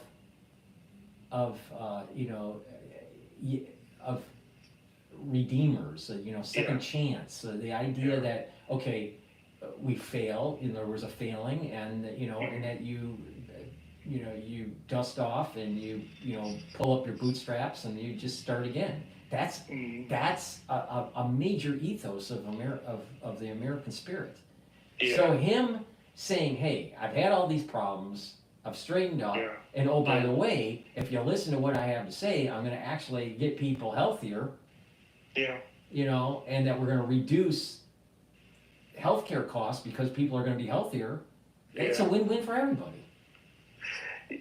What was beautiful was hearing him choke up, and I think he choked up in talking about how basically years and years ago, he had these parents coming to him, or mothers coming to him, and basically like crying or whatever, just pouring out talking about the issues that they were having with their kids. Now at that time, he wasn't, I don't think, involved with that stuff. He was involved more with the environmental defense, like probably like clean rivers, clean water, clean air. Right. My understanding was that a big part of his practice was dealing with mercury poisoning because of industrial mercury poisoning. Interesting. I know he said I think he was the one, because of him, that cleaned up that river that runs through New York or something like that. I don't know. But anyway, so I forgot the name of it. So years ago, it's this beautiful story he says. It's what I love about RFK is a lot of times he speaks just straight from the heart, or all the time. And he had this beautiful story how he said he's prayed for 16 years straight every single day to please God, put him in a position where he could help those kids, those mothers that came crying to him. And he said that, like Trump is the answer, and it's just beautiful. There's some of these stories that I've heard him say, but one thing that I thought about is, okay, so I just assumed, okay, he's going to have a hard time getting through the Senate. This is before Trump announced him, and so I said, oh, Trump will just probably have him in the White House as a kind of advisor.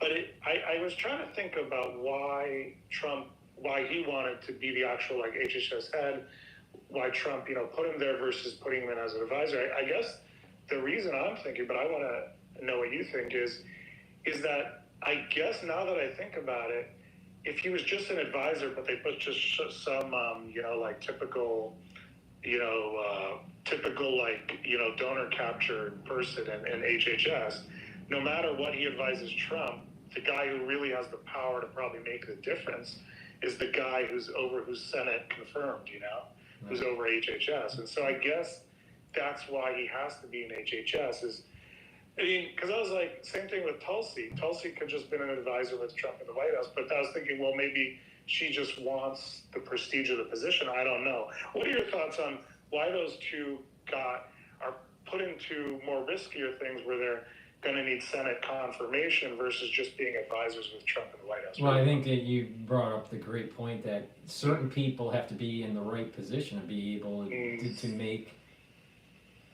adequate change.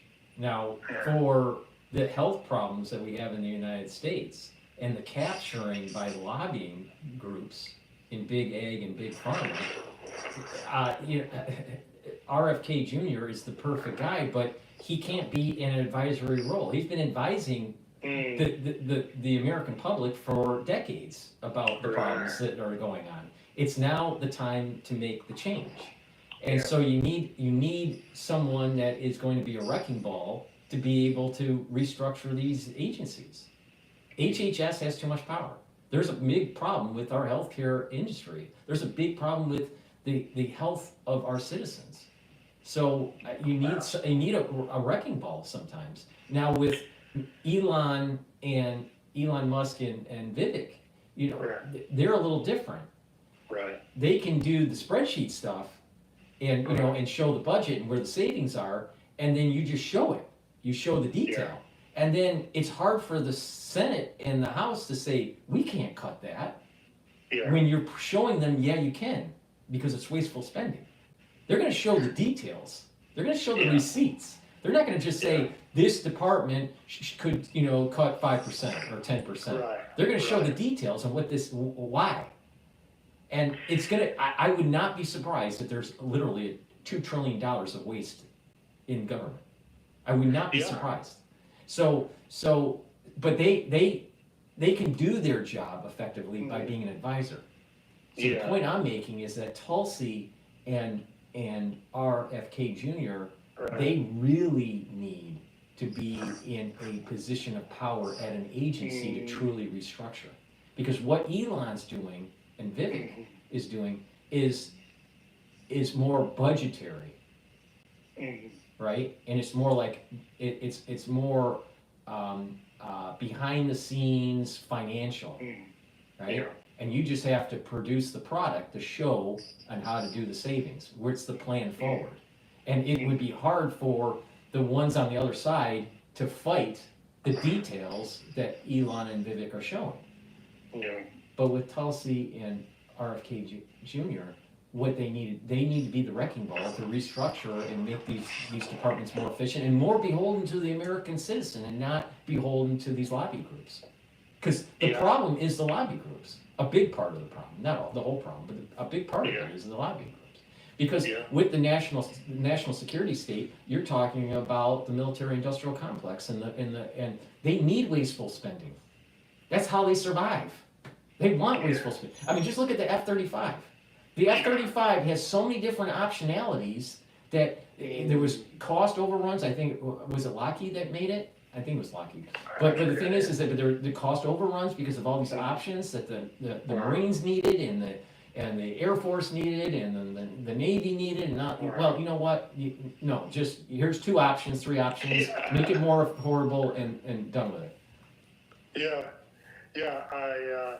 I actually, what's interesting is one thing that's interesting with Trump as far as his appointments go is I like how he's bringing in all these people who are like, they're kind of known, but they lost their elections. Like that guy in New York who ran for governor, Collins, I think, Doug Collins. He was a congressman, I think. He lost, but Trump appointed him to a good position. I like how Trump is bringing in all these like named people, rather than, because I was thinking about this, and maybe for some of these positions, like, I was thinking, would I ever be interested in working in the White House? And I thought to myself, like, the problem with the White House, I think you need to have political bones in your body to deal with all the crap I think here's the problem, and I saw this with the book from Pompeo and from Kushner. And I haven't read Bolton's book yet. But the thing is, you know, there's a theme with the two books that I listened to the audio version. But the theme, there's an underlying theme in it. Is that there's political backstabbing that you got to be always looking out for, and there's always someone that's trying to, you know, make you look bad so they look good. You know, so I mean, so just imagine like high school, but like to the 100th power. Yeah. You know, and I would not want to be in that environment. I don't have the personality to put up with that. I don't have, exactly. I'm the type, like, I don't have that at all. I'm the type, I'm a really good researcher. Stick me in a basement for a month. Tell me what you want me to figure out. Give me all the reading materials that I need. I'll come out with you with like the best answer, you know? But like to deal with that takes something that I don't, definitely not naturally have. And so I think by him bringing in all these like political types, like I even heard he was thinking of bringing in Blake Masters for ATF. Good. I mean, it's just like bring in all these types that can withstand the political pressure, you know?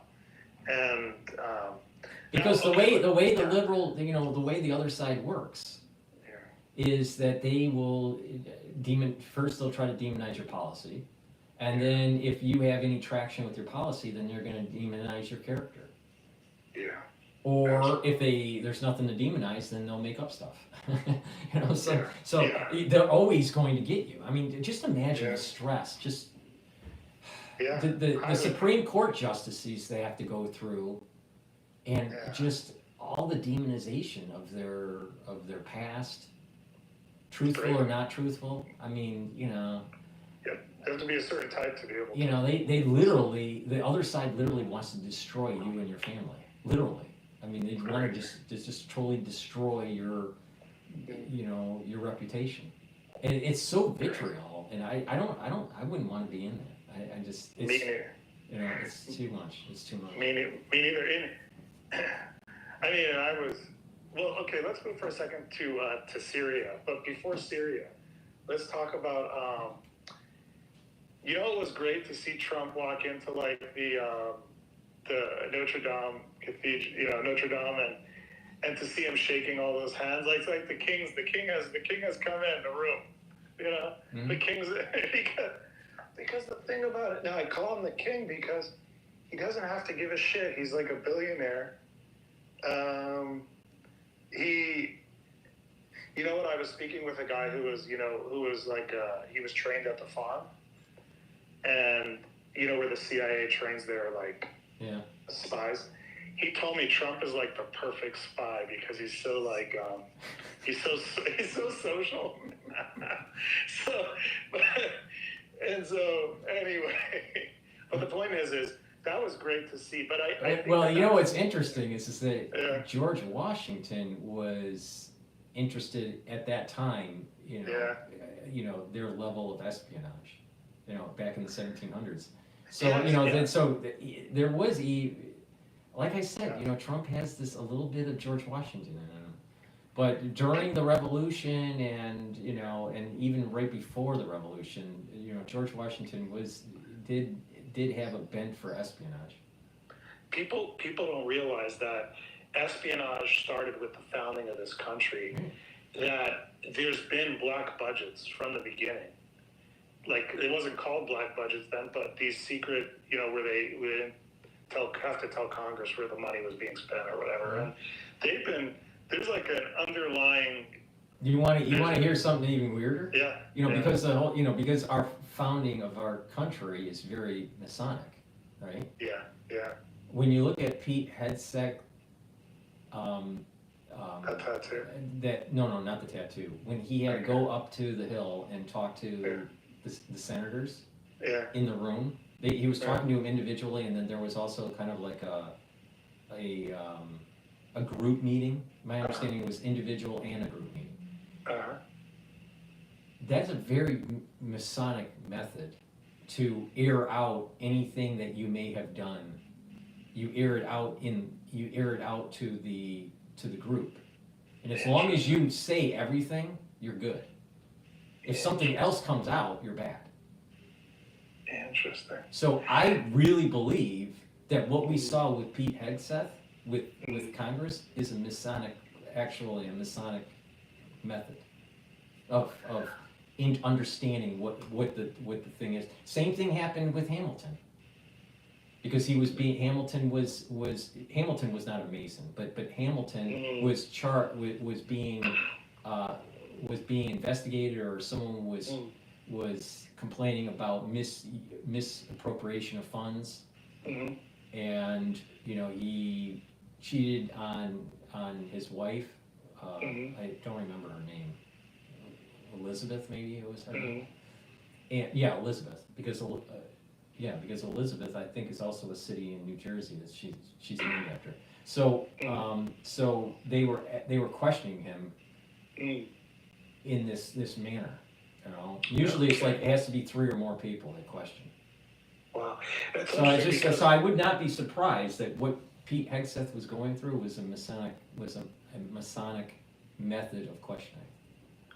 That's so interesting. 2 things. One is, it's interesting because when you do a polygraph, which I've never done, but if somebody polygraph, then what they always say is your biggest sin is if you don't tell us something, then you're for sure not going to get the job. You won't pass the poly. Like, if they find out that you've lied.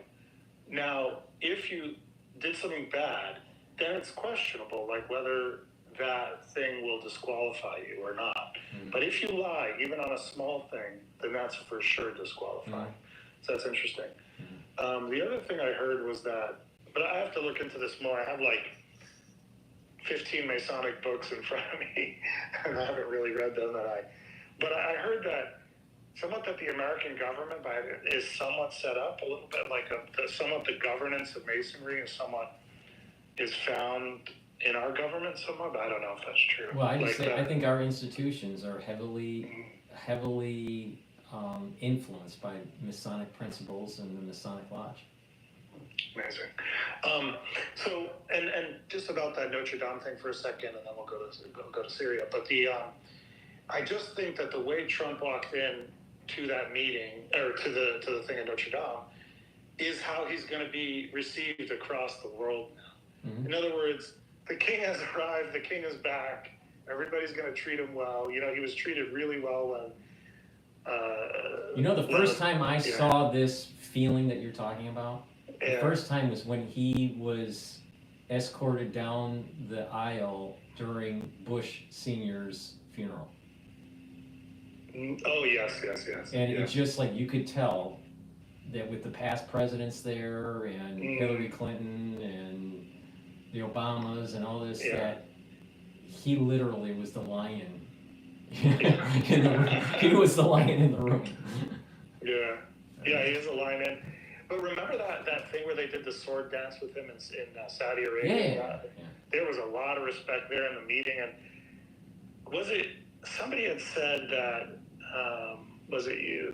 Somebody had said that the reason why all that killing happened in Saudi Arabia, they say, oh, he's a bad guy, the prince. No, what happened was, I forgot where I heard this, pretty recent, but they were saying that what actually happened there was that the prince was getting rid of all these terrorists, of all these people that were like supporting Al-Qaeda and stuff, giving money and stuff. But anyway, let's move to Syria for a second. First of all, super interesting. It happened so quick, but the timing is perfect, right? You do it before Trump gets in, and then there could be no blame on Trump, he should get involved, he shouldn't get involved. The Dems saying he should get involved, the Republicans, the conservatives saying stay out. But it's but here's what I've heard, and I want to know what you think about this, is if you think about what Israel has done, where are we headed? What have been the steps and where are we gone? They did the beeper attack, the beeper and the walkie-talkie attack, which was, amazing. They devastated them, if not at least just morale. Devastated. They dealt a massive blow to Hamas in Gaza. And then they went and they bombed. I think they bombed those radar things that would detect airplanes coming in or something in Iran. So the Russian radars or something. And so, I mean, and now with Assad gone, and I mean, what do you think about how quick that happened? I mean, I literally think that what we're seeing is that how do I want to phrase this? I feel that we're seeing the beginnings of a phase transition in the region that allows for the Messianic era to take place. Yeah, but also, do you think? I don't disagree with you about any of that.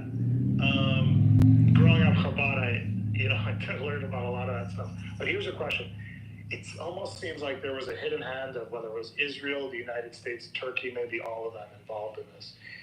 Those guys moved so quickly in, and it almost seems like in Russia, I don't know, it's like maybe Israel pre-bombed, for months. I think I've heard sporadic reports of Israel goes in and will shoot some bombs into Syria. Well, you know what, I think that does the United States have a hand in conflict in Syria? Yes. Does Israel do things to try to, cause conflict in Syria? Yes. Is there an ISIS, Islamic Jihad kind of component to the opposition against Assad? Yes. So there are many factions. I think what has happened is that at least from the United States and the Israeli intervention or involvement, I think it's not there. They did things, but I don't believe that what the toppling of Assad was because of their doing. The toppling of Assad happened because of kind of like an unknown that emerged. There was an emergent property. There was an emergent thing that happened. I'm trying to sound this scientific, and then I'll put the religious spin on it. So there was an emergent thing that took place in Syria, irrespective of the involvement of the U.S. or Israel. That emergent property or that emergent event that allowed for Assad to be toppled so quickly, I think is actually literally that we're seeing a manifestation of the divine. We're seeing how easy the mountains will melt like wax. That is weird. And all these other countries. I keep on saying that what happened on October 7th in 2023 is literally the catalyst that will lead to that Israel having a larger border system that goes back to the biblical borders. Yeah. And people I've been demonized, about it. People have said that I'm crazy about it, or I'm just, some sort of, Israel shill or something, But the reality is, I'm looking at certain old ancient texts that are thousands of years old. I'm looking at, current events, and just my, 5 decades of life, and I look at this and I'm seeing an emerging thing happening in the Middle East that seems to be messianic. That the Messianic era seems to be starting to unfold. Yeah. Well, one thing I heard was that because Israel had done a severe blow to Hezbollah, and I guess Hezbollah was either operating or supporting Syria, that somehow that left room for these rebels or whatever you want to call them. HTS, right? Yeah. Now, Well, this is what I'm saying. This is the point I'm making.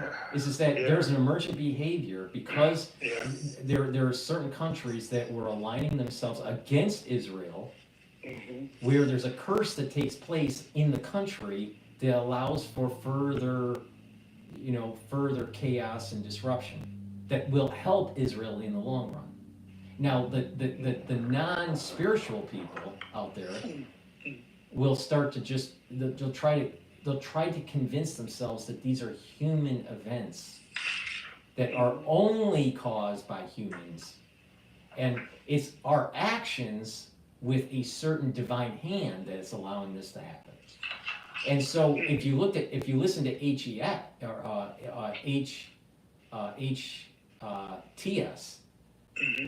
if you listen to the leader of HTS, he's still aligning himself with the Palestinians. So what's going to happen is that there's going to be a curse on Syria because of the further involvement of HTS with the border system that's going on in Israel. So, and there's a lot of people who'll disagree with me. A lot of people will get upset, and some people, just declick, and some people leave, and all this stuff. But the thing is that there's some sort of divine thing that's going on that seems to me to set in motion the ability to have the Israel's borders to biblical times. So that basically means this: West Bank is going to Israel. Now think about what that really means. That all of those Palestinians that are in the West Bank that's all going to be uprooted. Now where are they going? Yeah. So this means that there's probably going to be some instability in Jordan. There's no way there could ever be a two-state solution. That's kind of baloney. Yeah. Well, I just not only that, it's not biblical. Yeah. The whole thing is it's just not biblical. You can't have a two-state solution. Yeah. Yeah. And it's some sort of modern UN construct that just doesn't match. Doesn't match what has been told down the ages. Yeah, and I mean, I've been to like the Dome of the Rock, not up there because they wouldn't allow Jews up there, but I was, wearing a yarmulke and stuff. They wouldn't allow me up there, but the Israeli soldiers wouldn't allow. But they claim they literally put the Dome of the Rock right on top of where the temple stood. I mean, give me a break. Give me a break. That's. Well, it's that whole battle between Jacob and Esau, and Esau wants, the ownership of Jacob. But the thing is the story of Esau is that he lived by the sword and he dies by the sword. And you were literally seeing that Esau is dying by the sword. We see it in real time on Al Jazeera. Oh, interesting. I forgot about that. Yeah. Forgot about that from the Bible, yeah. Yeah, so his head's chopped off. I think it's Benjamin that chops his head off, isn't it Benjamin? But it says I forgot who chops his head, but his head's chopped off, and the head's buried in the cave, and then his body is not buried in the cave. I think it's the story. No kidding. So and the idea is that it's the intellect of Esau was allowed to because Esau repents. So what happens is the intellect of Esau is allowed to have some sort of elevation into heaven, but the body is not. The actions were so animalistic that there was a part of him that's not allowed to be buried in the cave. Interesting. I heard there was a guy in the first Trump administration named Ezra Cohen Lotnick, and he was in some pretty important positions. And I just went and watched his 30-minute interview he did at an Israeli TV station. He was in Israel, I guess, the day of the election or something, or the day before. As he did this great interview, seems super on key. I guess what's going on now is what they're doing is Israel or whoever's, they're knocking out all the people that could stand in their way of going after Iran. And so, like Hamas, Hezbollah, Syria, and now they could hit Iran they could hit the reactor, all the nuclear stuff. And so it seems like that's what's coming. Well, I mean, for sure. I mean, for the United States, just geopolitically, the United States they cannot let Iran go nuclear because it would change the dynamic. And then even MBS said that if Iran goes nuclear, Saudi Arabia will go nuclear. Will go nuclear, yeah. So I mean, it's just the United States cannot allow it to happen. So it's better to knock out the Ayatollah, literally have his turban just burn up on live TV, than to have Iran go nuclear. But here's the problem: is that there's a lot of Americans out there that are just not paying attention. That it's in the United States will do better if it aligns itself with Jacob and not with Esau. And I'm concerned within the United States that what's happening is that there's a tendency to be kind of like isolationist in this regard. But I'm not a purist on this. I mean, I'm against intervention in Ukraine. I think the war in Ukraine needs to be, it needs to be settled. But I'm for ramping up war with China, and I'm for ramp up of building up a boundary system that's of biblical times, because I believe that the world will be a better place, a more peaceful place when that happens. Yeah. Do you? One thought I had was, I wonder whether, and I want to circle back to the biblical stuff in a second. I mean, we'll talk about it as we go through, but also I want to circle back to it as well. But we're going to concentrate on it a little more in a second. But I wonder whether they made a deal with Russia, because it didn't seem like Russia didn't intervene to stop Assad being overthrown. So I don't think Russia. I think the reason why Russia didn't intervene was because they don't have the money. They don't have the manpower, and they don't have the money to do it. I think Russia is on the verge of. I think Russia is on the verge of economic collapse. Wow. I don't think it's economically healthy at all. Because when you start hearing, well, North Korea is going to be sending troops into the Ukraine theater, and then they just lost. Russia looks like they're going to be losing a major port in the Mediterranean. They haven't lost it yet, but I mean, if Syria fully falls and Russia gets thrown out, Russia has lost their major Middle Eastern port. Oh, no kidding! I didn't realize that. Yeah. So that's why. And he's not. He's in. Where's the Wagner group? I mean, it's like Putin blew away the leader of Wagner. So in a plane crash or whatever it was. So I'll tell you, I just don't. I don't think Russia's that stable. Now the thing is that does he have enough time that he can buy with Trump to close a deal where Putin doesn't have to worry about the Ukrainian front anymore? If they close that deal in January, February, which Trump wants to do, then he probably has given a lifeline to Russia where that country won't fully collapse economically. Because I wonder whether through back channels or whatever, maybe they worked out some deal where they told Russia, you stay out of Syria, let us handle it, and then we'll make a deal with you on Ukraine that's more favorable to you. It could have. I mean, it's plausible. It's very logical. It's a good game theory play.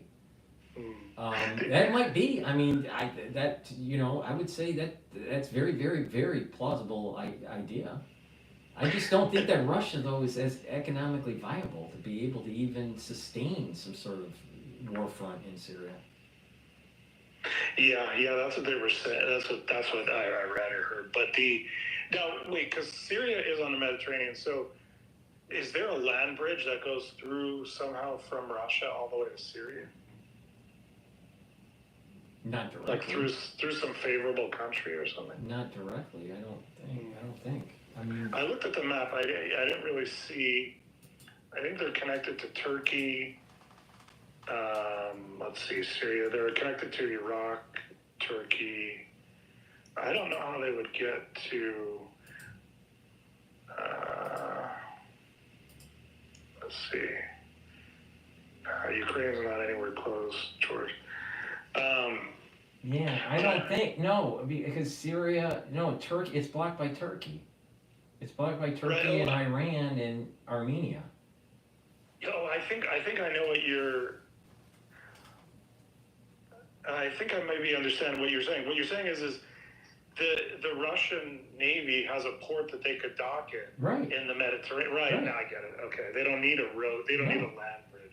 Right. But if they lose that, they're done.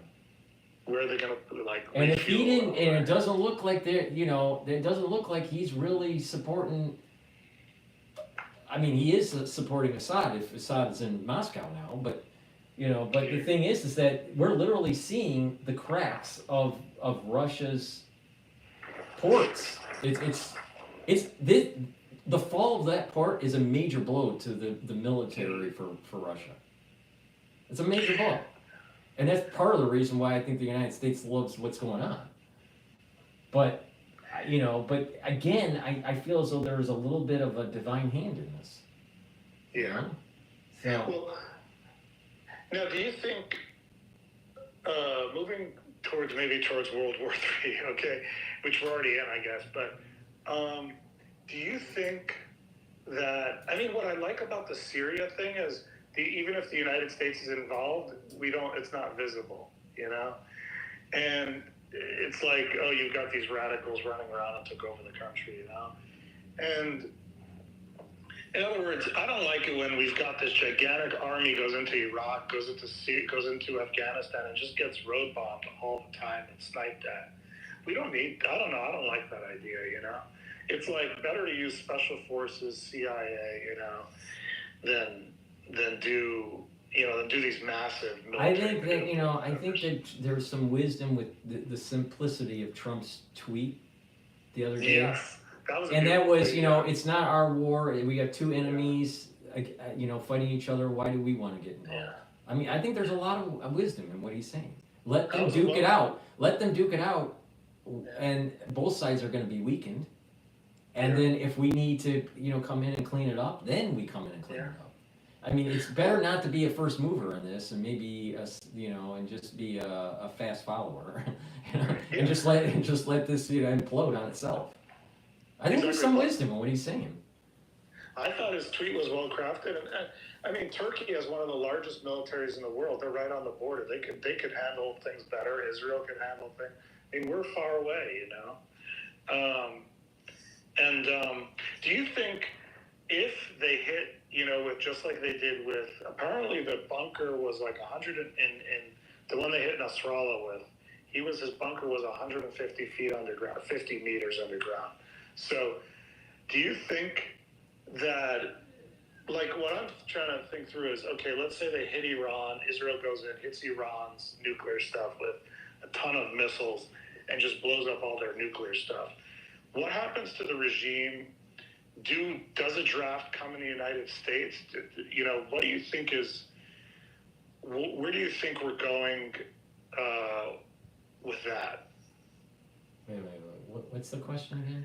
Sorry. The question is do you think, because Iran probably has operatives in the United States, so they could, start doing terrorist attacks as in the United States as like a counter to, if their nuclear gets blown up? Like, do you think that their administration is going to be toppled as well, Iran's? I think we are seeing I think that what happened in Syria is a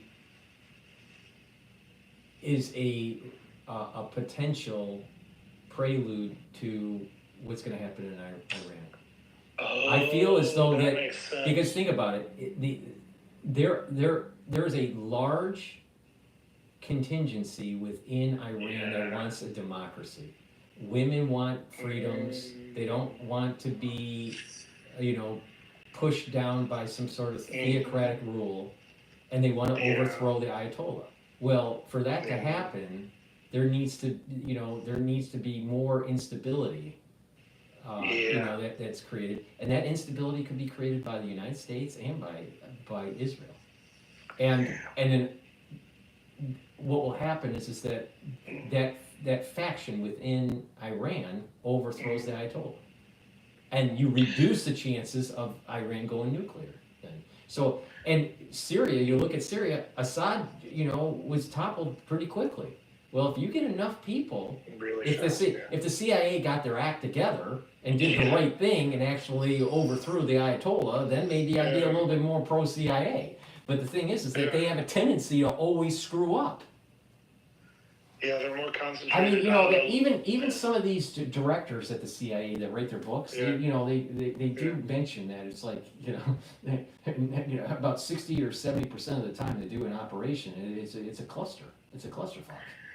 It's just like it does the opposite of what they wanted. It's crazy. I read a book by a CIA whistleblower. He was an operative. I think he was a non-official cover, like a real operative, and for the CIA. And he was there before 9/11, after 9/11. His whole book, and CIA tried to crush him and tried to stop him from buy up his book or tried to stop him from being able to publish it. It was the whole thing. But I read the book. There was nothing bad in it. All he was saying was CIA's corrupt and basically incompetent.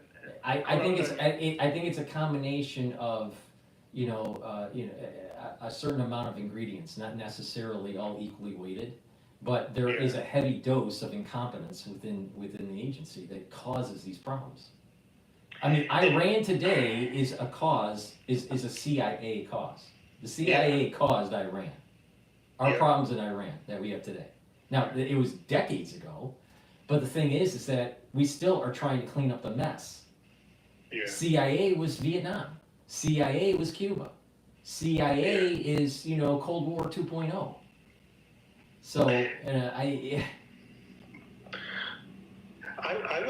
went to a couple of recruiting events where the CIA was, and all I saw was a bunch of woke idiots. I mean, I'm not kidding. I'm literally, Paul. The reason why I'm not saying much more is because I don't want to be that. Say things that are. It just was. Say things that are that offensive, but these people were horrible people. Well, you're bringing up a good point. I mean, I just think that there's just a shift in just the youth today, where they just. I think it's the food, and there's this endocrine disruption that's going on, and just what they're being taught in school. There's a combination. There's two things going on. It's intellectual wokeness, but also there's actually a physiological wokeness that's happening with their endocrine disruption. So they're looking androgynous. Because of the food, they all look like they're David Bowie.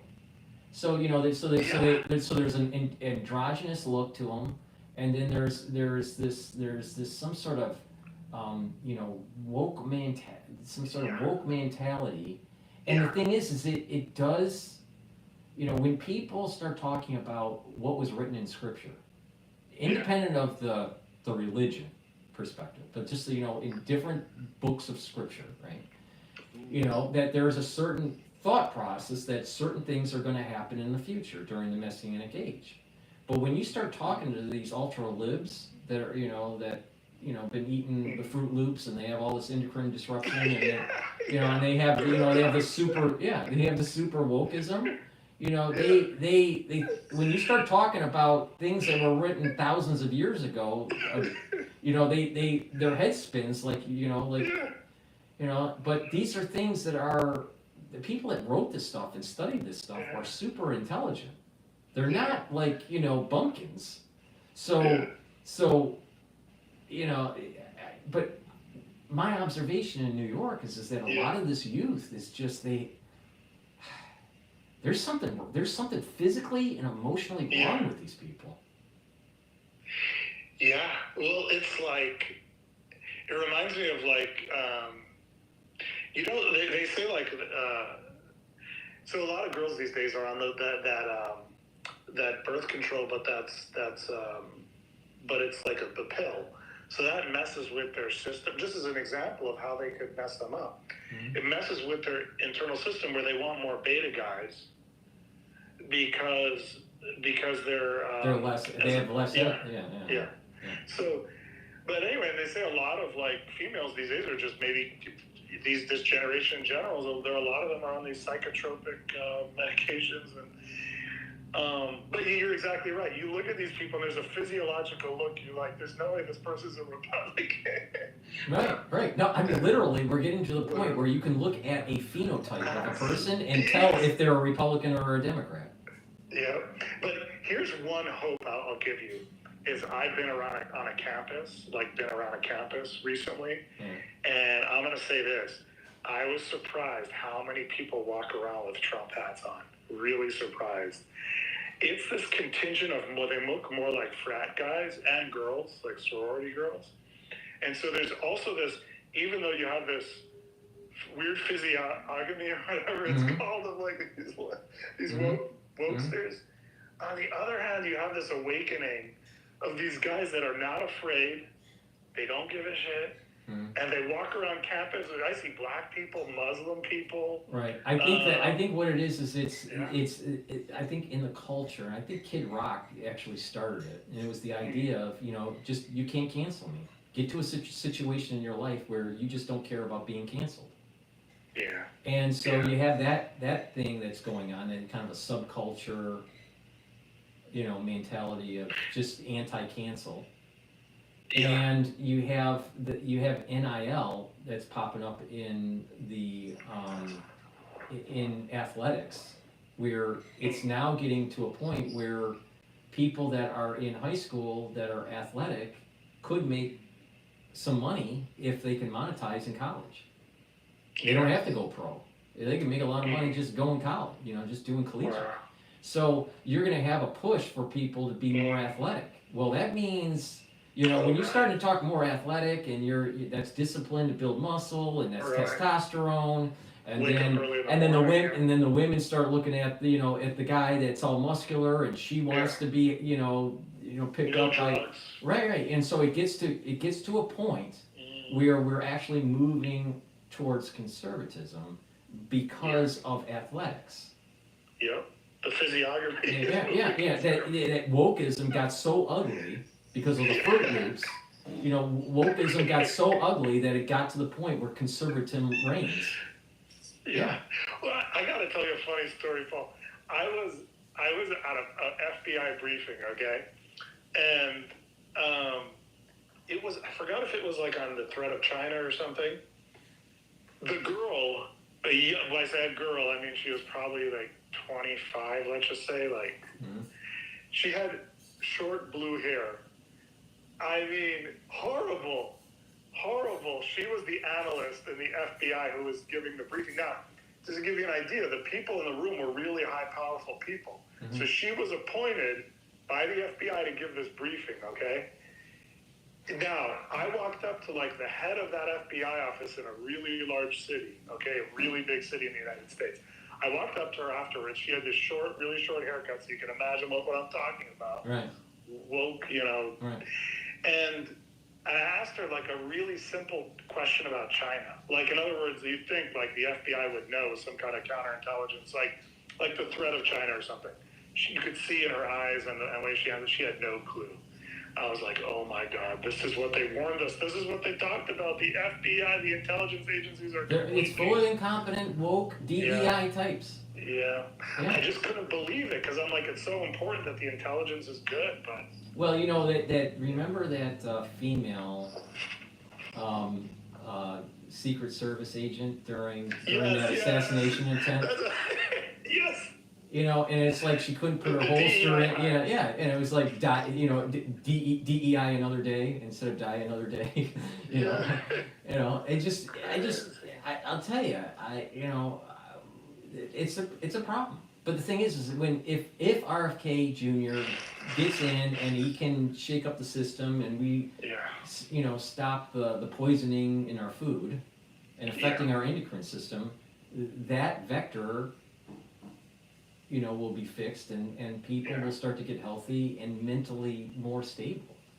I think that, plus there's also that almost social trigger where if people aren't getting married or not dating because of the way they look, they're gonna have to change. It's just, I think just the power of biology is gonna kill wokeism. It's just that it's gonna take some time for the power of, and you're like I said, with NIL and athletics and all this stuff, you're starting to see it. You're starting to see that biology will supersede this whole wokeism, but it just takes some time. It takes some time, and a lot of times when you're looking at the liberal movements, they always push too hard and they break it. They break what they wanted. They just put too much load on the camel, and then the camel back broke. Yeah. And the same thing with Elton John. Elton John was saying, he was talking, this was years ago. I think he was being interviewed on maybe Entertainment Tonight or whatever it was called, or maybe it was being interviewed on CNN. But he was saying that the gay rights in the United States, they were pushing too much during the Pride movements, that it actually pushed back. There was a backlash, and it pushed back too hard. And he was right. And the same thing is happening with certain other types of woke agendas. Yeah. And so going back to the whole Israeli conflict, the Palestinian-Israeli conflict. You look at certain student bodies that were pushing too hard this pro-Hamas agenda on campus, and it hurt them. It hurt them to the point where these students that graduated from some of these prestigious universities probably will never go into a high position because they've been doxxed because of their stance on this issue. So they weren't politically savvy enough, but they bought into this kind of, they just pushed and pushed and pushed. If there's one thing to say they're for Palestine, right? Or another group saying they're for Israel. But when you're saying, the destruction, when you have one side saying the total destruction of another people, and you're aligning oneself with, let's say, a pro-Hamas agenda, how can that be justifiable when you're 35 years old and you're in corporate America and you're looking for a directorship position? There's a very minor, very small population in America that would find that acceptable. Yeah. It was so dumb. I mean, not that I'm hiring anybody, but when I was, working in New York, I hired people from my department, but if I was in that situation and I knew any way that they participated in those types of protests, I would not promote them, nor would I hire them. But one thing that's really interesting is I heard that a lot of students these days, like smart students that would have gotten into Harvard or got into Harvard, that they're going to like these southern schools, Well, yeah, I mean there is a move towards a more conservative campus feel. It's a problem. It's a problem. The thing is that you would think when someone thinks, okay, they go to Harvard, you would think that they have a polo on, they have a blazer jacket. You got students that are wearing baggy raver pants, and you got women with blue hair, and you got it's just there's that whole smart casual look has died. But I do think that the pendulum is swinging back to conservatism, but it's just starting to swing back. And once they start to realize that they have to dress properly to get a good job, you have to act properly, you have to speak properly, you have to have good etiquette, during the dinner table and all this stuff, then once they realize that, then we'll see more conservatism in the United States. But right now, I don't know if you've heard this. I was talking to my brother the other day, and he was listening to a podcast, and he said that the CIA had there were psyop operations through rap music to try to degrade the society in the United States. That the promotion of rap is part of a CIA psyop. Well, and to degrade the inner city. Yeah, I definitely have heard lots of stuff about the CIA's involvement with music, and I mean, if you just listen to those lyrics and the right. And what do? Is they're demonizing the woman. They're they're denigrating the woman. They're denigrating proper family creation. They're denigrating the country. They're promoting kind of like this gangster Gangster, this whole gangster lifestyle. Yeah. It's funny you mentioned wearing the clothing when I was visiting University of Virginia in Charlottesville a bunch of years ago. It was so cool. I walked into this little, I don't know, it was a food spot or a bar. I don't know what day of the week it was. It was Thursday night or Friday evening. I forgot. But it was all these bunch of guys in there with like khaki pants, blue blazers, I so look up to, Thomas Jefferson. Jefferson has descendants that live in Virginia. It's pretty cool. Mm-hmm. I was in one area and the real estate guy there, he's a descendant from Jefferson. It's kind of cool. Let's see if there's anything else to cover on this, and then let's talk about the messianic thing too. But I thought I might have had one other anecdote about this woke. Well, anyway, so do you think moving to like the World War III? Do you think that we're going to get to a point where there's going to be a draft in the United States?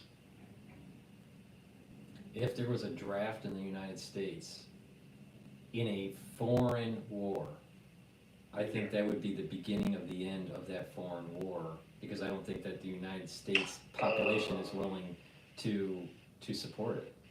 So this is the reason why we have really our National Guard. Our National Guard is kind of a backstop, so we don't need to really institute a draft.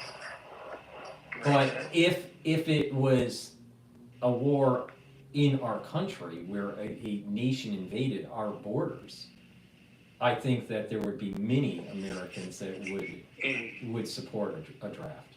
I don't think you would even need a draft. I think there would be so many Americans that would enlist voluntary enlistment. So I think it depends on the situation.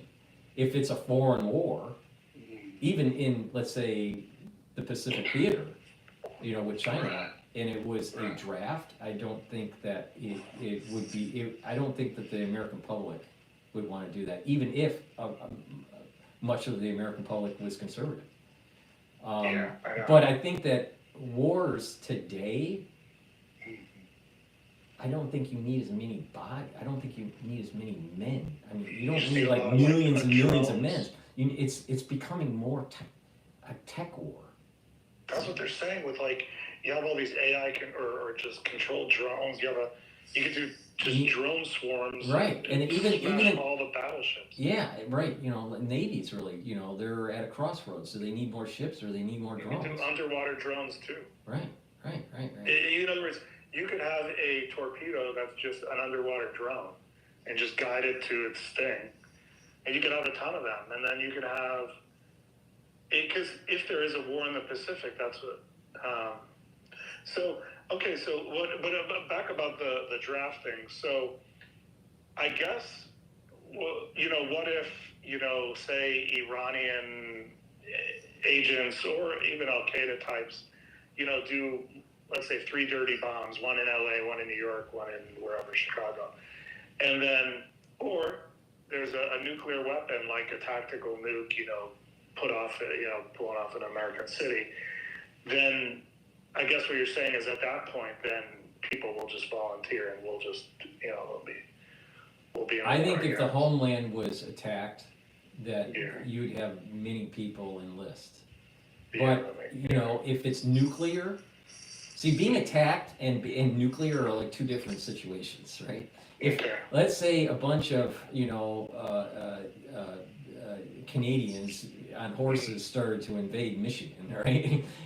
I'm pretty sure that people would, rise up and fight the Canadians, right? But if there was a nuclear detonation in the United States, then you're talking about the national security state doing emergency powers, and we aren't in the same world.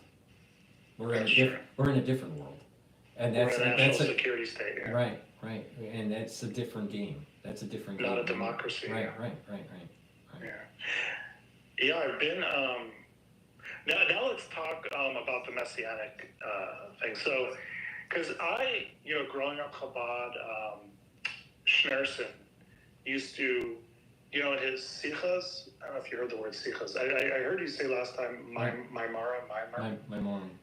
Yeah, but there's sichas too. So the Maimarim, he used to close his eyes, and what the group says is that he was sort of channeling God in his words or something. But with the sichas, that was more like on a Saturday afternoon, and he would more give a commentary on like that week's Torah portion or something.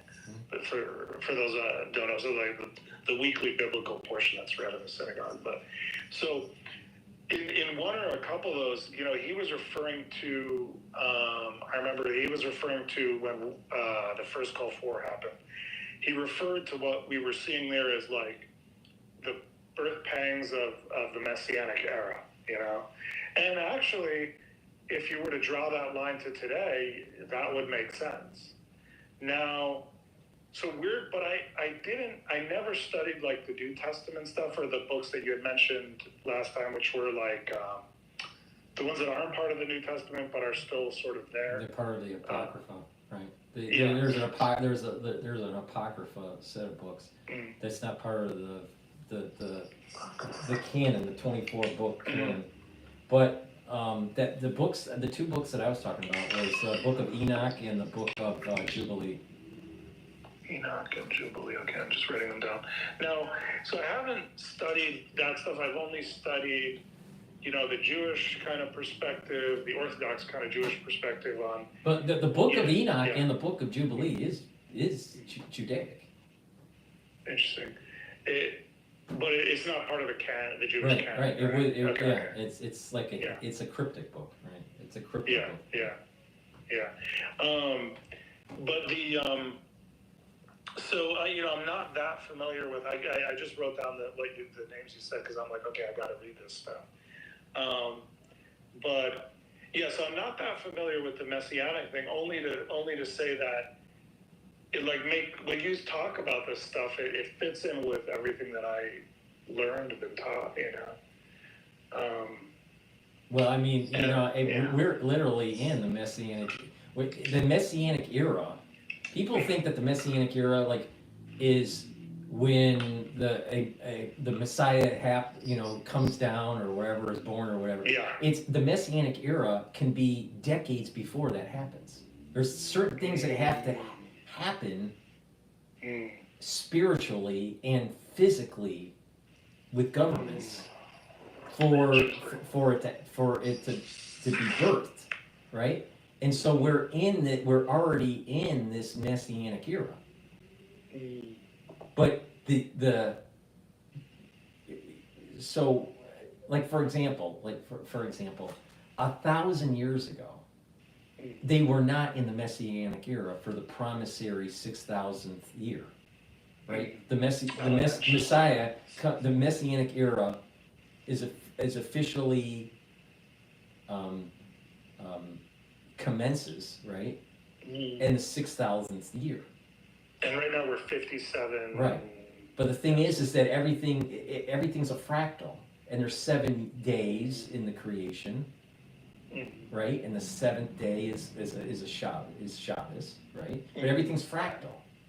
So you have 7 of 7 of 7 of 7, right? So we're living in 5,785, is it 86, 85? Right, so we're already living in. We're getting close. We're getting close to that 6,000th year, But it started, the Messianic age, era, the Messianic age, to be prepared for it, started in 5,000. So we're already 750 years into it. Wow. Now, if you look back on human history, 750 years, you'd be surprised. And like a lot of things are happening that you can kind of see that these trajectories are leading to the Messianic age and the rebuilding of the temple. But it started 750 years ago, or 785 years ago. All right, but that's the beginning of the Messianic era. Wow. Now but it doesn't fully get. We're going through the birth pains, or like right now we're in the birth pains. Hundreds of years ago, it was like the conception. Right. Look like the Enlightenment, the Renaissance. Right. Now you get it. Yeah. Right. Yeah. So, No, okay. I'm actually for people that don't understand, why would it start at this? If the Sabbath is the seventh day, why would it start at the 6,000? Because the 6,000 day, the 6,000th year is the beginning of the seventh. Right. That's like the seventh century. Seventh. Because it's 0 to 1 is the first century. It's the first era. 1 to 2 is the second era. Right. And then 6 to 7 is the We're already in the Messianic era, and people don't even realize it. Wow. And then you add in AI and fast pace and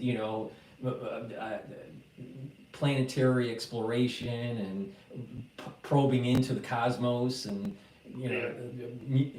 being able to manipulate DNA and all this stuff. I mean, when people say, well, the resurrection, well, you know what? It may be DNA manipulation.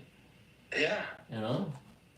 Well, and it's like, here's a question, which is, do you think that the Messianic age is God caused, or is man planned and man being?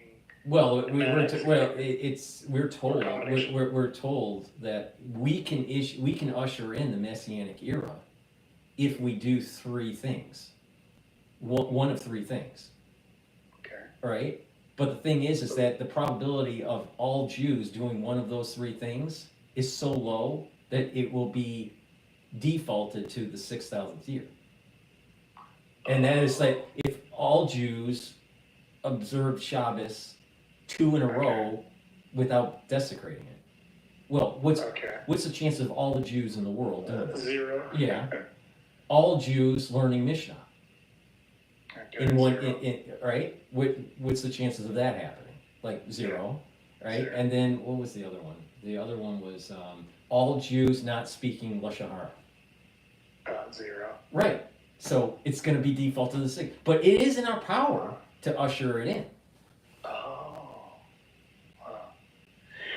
Wow. Interesting. Now, do you? Yeah, this is. Now, the thing I was thinking about, like yesterday, just caught me. I think as I was kept watching, there's this beautiful, it's called Pater, which is like father in Latin, Noster, I don't know that means. It sounds familiar. Dear Father, I don't know. But it's I think the Catholic prayer, I don't know. I kept watching it on that Notre Dame, the video, just so beautiful. It just sounds so beautiful. It's the Lord's Prayer. The Lord's Prayer, yeah. So beautiful. And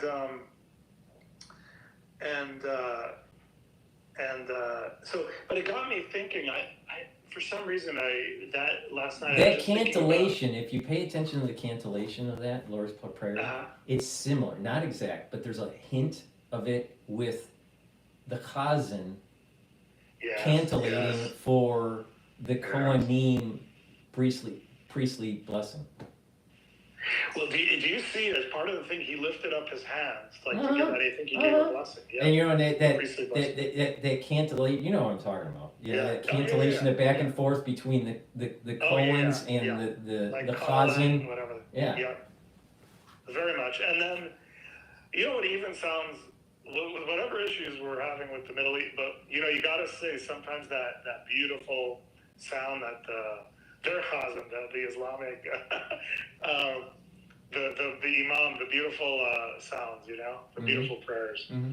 But anyway, thinking that, man, we are. Because first I was thinking, like, for years I was thinking, man, I'm not going to have enough time to study everything I want in this life. You don't need to. You don't need to. You don't need to. The thing is that, I mean, you know, the way, see, I think in America we have this mentality. Maybe it's just a human trait in general, but in the United States there's this mentality that we're taught in a serial way, right? Yeah. You got to learn all these things and then you get sheepskin for a degree. Yeah. All right? Yeah. Right? And the reality of the situation is that it's like a jungle, right? And you got lots of trees in the jungle, and each jungle is a book, right? And there's no way you're going to know the whole jungle. But the thing is that if you go deep enough in a particular subject, you start to understand other subjects. So like a lot of PhDs, when they go really deep in their subject, they start becoming domain experts on other subjects by accident. Yeah. All right. So all you got to do, if you want to talk about like biblical kind of readings, is like obviously, you know, 5 books of Moses, Tanya, Mishnah Torah, and then you're talking about Zohar, and then and Talmud. And if you do all those, you have done more than most people will in their whole life. And it's not that hard to do, because if you follow the Ribby's learning plan, right? You can go through Mishnah Torah in 1 year to 3 years. Yeah. You're going through the 5 books of Moses in 1 year. Yeah, Tanya 1 year. Right, Tanya in 1 year. And you can do, if you do the daf, then it's in 7.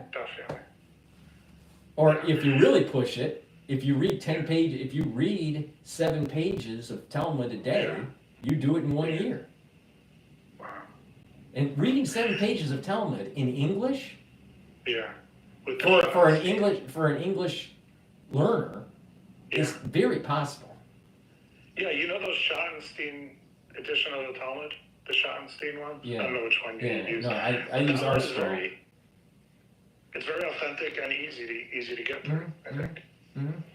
But it got me thinking on how, because, you know, you always hear like, oh, in history they were slaves, or in history they were like peons, but people don't realize we're the same today. We're serfs. We live in apartments. We have feudal lords. We're living in Egypt. We're all living in Egypt right now. We're all living in Egypt. If you have a credit card payment or a loan or a mortgage, and you know you're in Egypt.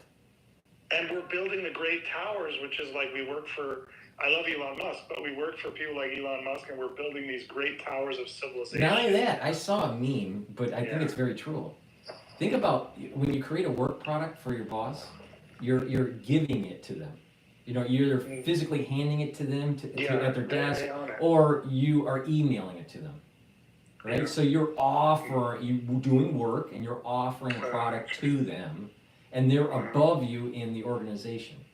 Now, if you look at the hieroglyphics for Egypt, the Egyptian hieroglyphics, you have these people providing things to their deity. Yeah. And so our bosses are our deities, and we're producing a product, so we get life called a paycheck. And we're living in Egypt. And we're slaves because we work by the hour. So most people work by the hour. So you are literally a slave. Because your time is owned, you're not even selling your product, you're selling your time. But it got me thinking, like, how if we're alive for such a short amount of time, then I get why they would anoint certain people to like kind of maneuver the flock, you know? So you have all these to kind of shepherd the flock of the large masses of people, which is, I think, why we have like so much everything from disinformation to like put out by the government. And like you said, like even like the rap, and there's like, you know, they're trying to control the population, to get them to do what they want. And I think, I wonder whether, we've talked a little bit about secret societies last time, but I wonder whether, you know, whether they teach some of this larger like meta picture in these secret societies, which is like, because I have Morals and Dogma, which is Albert Pike's kind of one of the main Masons, his like famous book. Mm-hmm. And I think it goes in there, and I think it starts off by saying like that, in fact, I should pull it out and read it, but it's, because that would be interesting. Let me pull it out and read it. So I have two. I have my grandfather's one. Let's see. So, let's see there. Okay, here it is. Force, this is literally the first words of this book, other than the preface. Force, unregulated or ill-regulated, is not only wasted in the void, like that of gunpowder burned in the open air, and steam unconfined by science, but striking in the dark, and its blows beating only thin air, they recoil and bruise itself. It is destruction and ruin. It is the volcano, the earthquake, the cyclone, not growth and progress. It is polyphemus, whatever, is blinded, striking at random and falling headlong along the sharp rocks by the impetus of his own blows. The blind, here's the point that I want to get to. The blind force of the people is a force that must be economized and also managed, as the blind force of steam, lifting the ponderous iron arms and turning the large reels, is made to bore and rifle the cannon and to weave the most delicate lace. It must be regulated by intellect. Intellect is to the people and the people's force what the slender needle of the compass is to the ship, its soul always counseling the huge mass of wood and iron, and always pointing to the north. Anyway, the point of this, it goes on, but let me see, there's maybe a little bit more actually. To attack the citadels built up on all sides against the human race by superstitions, despotisms, and prejudices, the force must have a brain and a law. Then its deeds of daring produce permanent results, and there is real progress. Then there are sublime conquests. Thought is a force, philosophy. Anyway, the point of this is to me, when I read that, I say, okay, he's telling the newly initiated Masons that, hey, one of our jobs is to sort of shepherd the force of the people. The force of the people meaning the work of the people. And so, anyway, so I got thinking about, it's like somehow I feel like Trump has been initiated, you know, and well, I wouldn't be surprised that Trump is a Freemason, but I can't prove it. But he has Freemason manners. Yeah. You know, so maybe he's, you know, he just knew a lot of people, and he just kind of, if you hang around with those types of people, you may absorb some of their rituals or may absorb some of their mannerisms, and he's just, you know, but you know what I always thought was really weird? Remember when there was that, I think it was a hurricane down in Florida? I think it was Florida. And remember, he went down with Pence, with FEMA, and he had a bottle of water on the table, and he put the bottle of water underneath the table, and then Pence did the same thing. Okay. Yeah, there's a video of that. I don't know. There was like some signal that he did. I don't know what it exactly meant. It was very odd. Very, very odd. It's like as if some negotiation was off the table, was the interpretation. Now, what negotiation? What was off the table? I mean, all he did was take a bottle of water and took it off the table, and then Pence did the same thing. No one else in that room did. Now, why? Yeah. So there's like, I think it's 13 blocks from the White House. It's called Temple of the House, or the House of the Temple. It's the Freemason Scottish Rite Temple in DC. And I was in there going through the museum, and there's all this Kabbalistic stuff on the walls, meaning like, I realized Freemasonry is full of Kabbalah. Mm-hmm. And,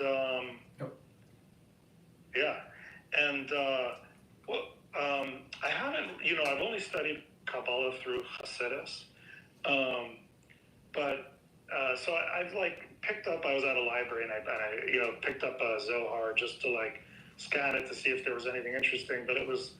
The way to read Zohar, I'm in my third reading of Zohar, all right? Okay. The way, if you just read Zohar, you will not understand it. That first reading, you will not understand, but you have to read it.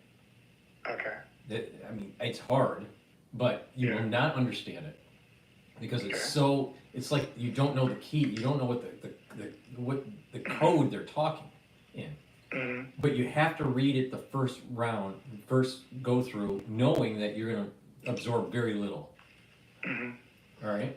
Then you read Tanya, and then Tanya has the keys to unlock what's in the Zohar.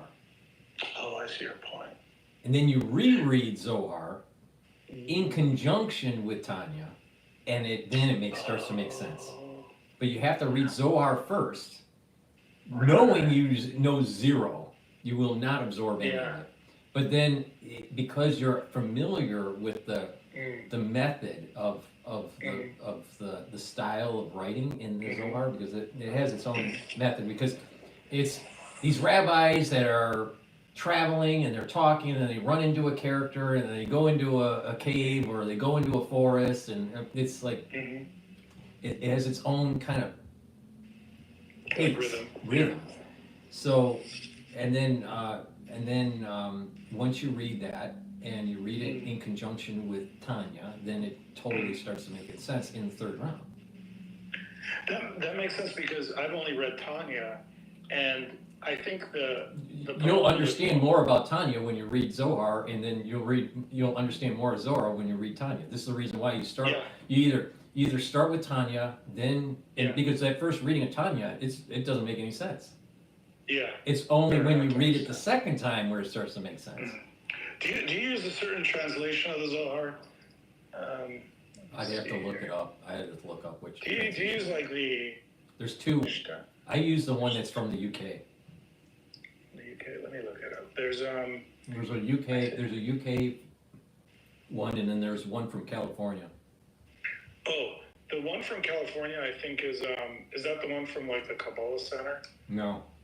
Okay. No, it's from David something that's a scholar. He's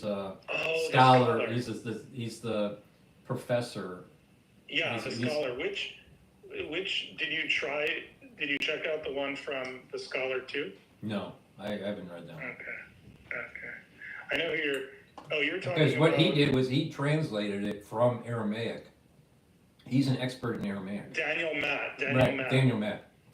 So I have the other one. There's two authoritative Zohars that are in English. The one from the UK and then the one from California. Okay. And that Daniel Matt is the authoritative one for in English too. So there's two of them. It's his and then the one in the UK. UK. Okay, so I'll write that down. I bought mine and read it before Daniel wrote his volume set.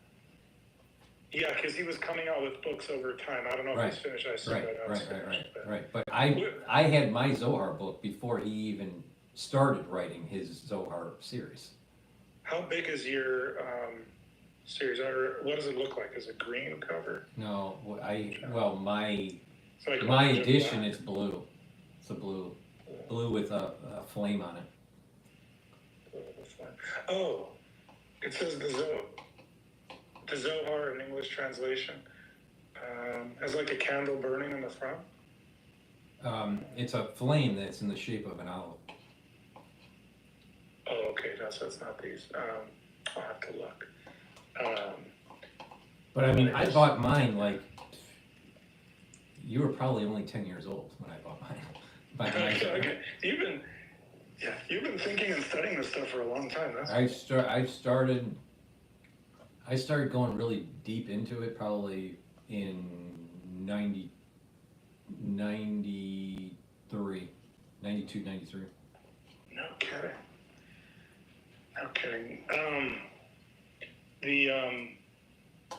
It's almost like, do you think that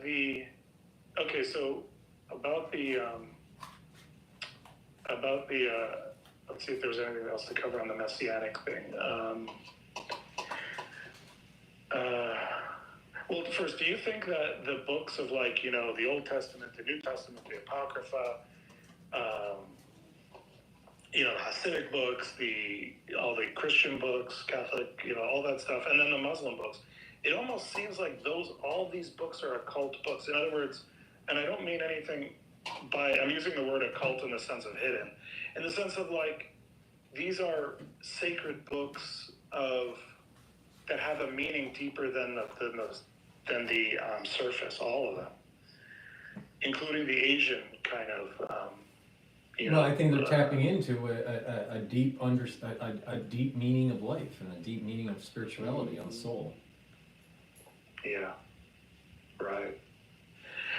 But do you also think that like sometimes it's like, because like they say there's 5 levels to read the Bible, you know, like Pshat, Remez, Jewish side, or whatever. It was like one of them is a hidden level, one of them is just the basic understanding, one of them is sort of metaphor, those kind of things. And so do you think that when we read all these different books, that there's all, in other words, that there's deeper mening? Well, I mean, there's 50 levels of understanding. There's 50 levels of understanding on anything. Right. So I mean, it's you know, so it's. But I think you can apply that to even secular. I mean, you think about it. You go deep enough on any subject, you'll eventually get to probably like quantum physics on any subject. Yeah. You know, like someone complains about. You know, let's say someone complains about their bicycle not working. Yeah. You know, and you go, you know, deeper and deeper and deeper into it, and you'll eventually get to the essence of the essence of matter, or the essence of life, or the essence of. Yeah, that's kind of the journey I've been on, which is I started.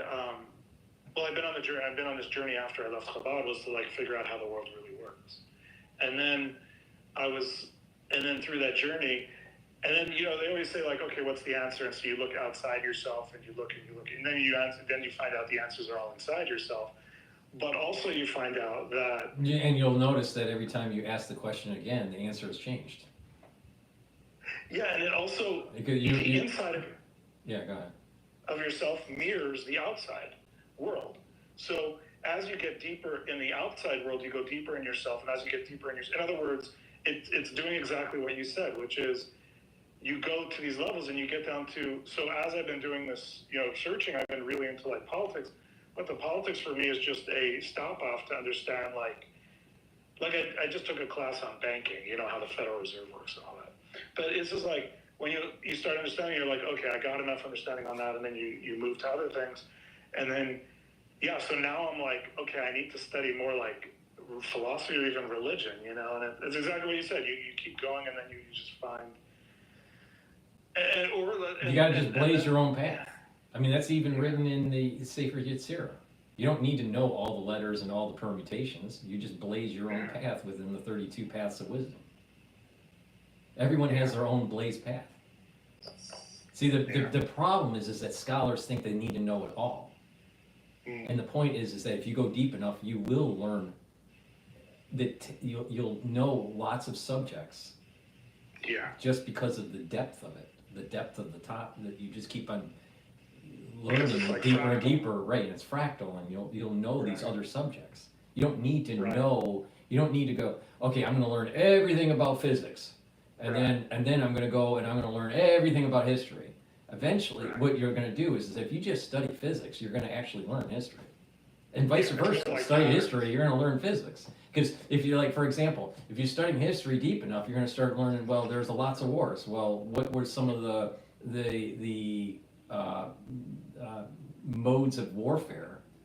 You know, what was, you know, and what was some of the technologies that were involved in? How did they forge the steel? And then you go into metallurgy, and then you're starting to get into chemistry, and then you see? So you go deep enough on any subject, you'll learn almost everything. You'll learn a lot, but you have to blaze your own path. This is what I mean, is there's this forest out there. You don't need to see every tree.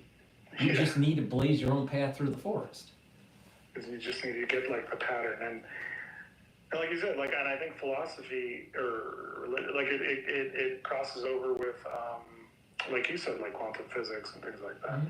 All right, last thing, and then last thing, just about World War III. Well, before, just so you know that I do have to have dinner, and I do have to prepare for my show with John Hogue today. Oh, shoot. And that show is long and late, New York time, so. Shoot.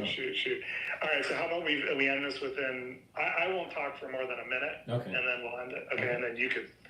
Because I still have to wrap up this show before I can have my dinner.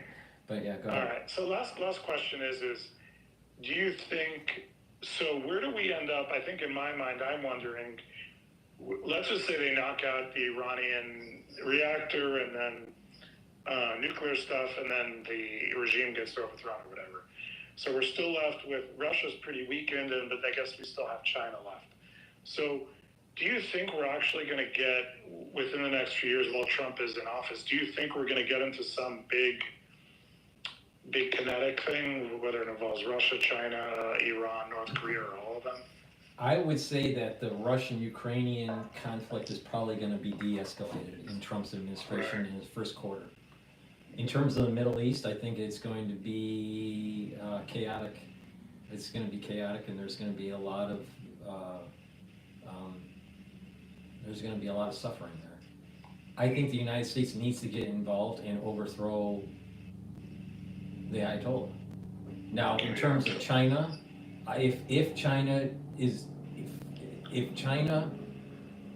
especially President Xi, if President Xi feels as though he has to push forward and take Taiwan before 2028, then you're talking about a conflict between the United States military and the PLA. Yeah. So I would not be surprised that the United States is involved in a kinetic conflict with China. But I think that is something that needs to happen. Because just like, I don't want war in general. I think war is bad. But the thing is that sometimes you need war to have peace. I know it sounds like it's 1984 when I say that. Well, we got to punch them in the nose. But the thing is that we can't have a 250 years in the future of prosperity and freedom for the world if it's run under a system that's a one-party communistic system that the CCP represents. That system has to fail. It has to fail. It can't be allowed to live. And it's just like what Reagan said. We win, they lose. There is no. I mean, that's the situation in Asia. It's like China has to lose. Has to lose, or what will happen is that other countries around the world and people within our own country will say, let's have a one-party system and follow the model of China. Yeah. And so China has to lose. Yeah. That's where Biden was heading. Yeah. And I just hope there are enough people with a backbone in this country by that I mean like deep state, that there's enough good people versus deep state that are able to prevail. Well, I just there's also the hand of God too. If we are a righteous people, if we deserve a blessing, then we'll be okay. It's when we're not deserving when we're going to be in problems. Because if we're deserving and the deep states, is in charge, we'll still win. Yeah. Because we're getting blessed. But if the deep state is in charge and we're not deserving of a blessing, then we're going to be cursed, and probably double cursed. Yeah. Cursed by deep state and cursed by God. Yeah. All right, Paul. Next time we have a bunch of news, if things go crazy, especially. Well, I'm sure it will, because this is. But the thing is that this is why the show is supposed to be like this, because it tries to cover breaking stuff. Because I do think that during the Trump administration, we're going to see a lot of these kind of days. I think so. Yeah. I think this is just the prelude almost. We're gonna. Right. Well, he hasn't been inaugurated. Yeah, he hasn't been inaugurated, but the king is already on. The king's already arrived. Right. Yeah. All right. Thanks so much, Paul, and I'll quiet down so you can close it out. All right. Thank you so much. Okay. Bye.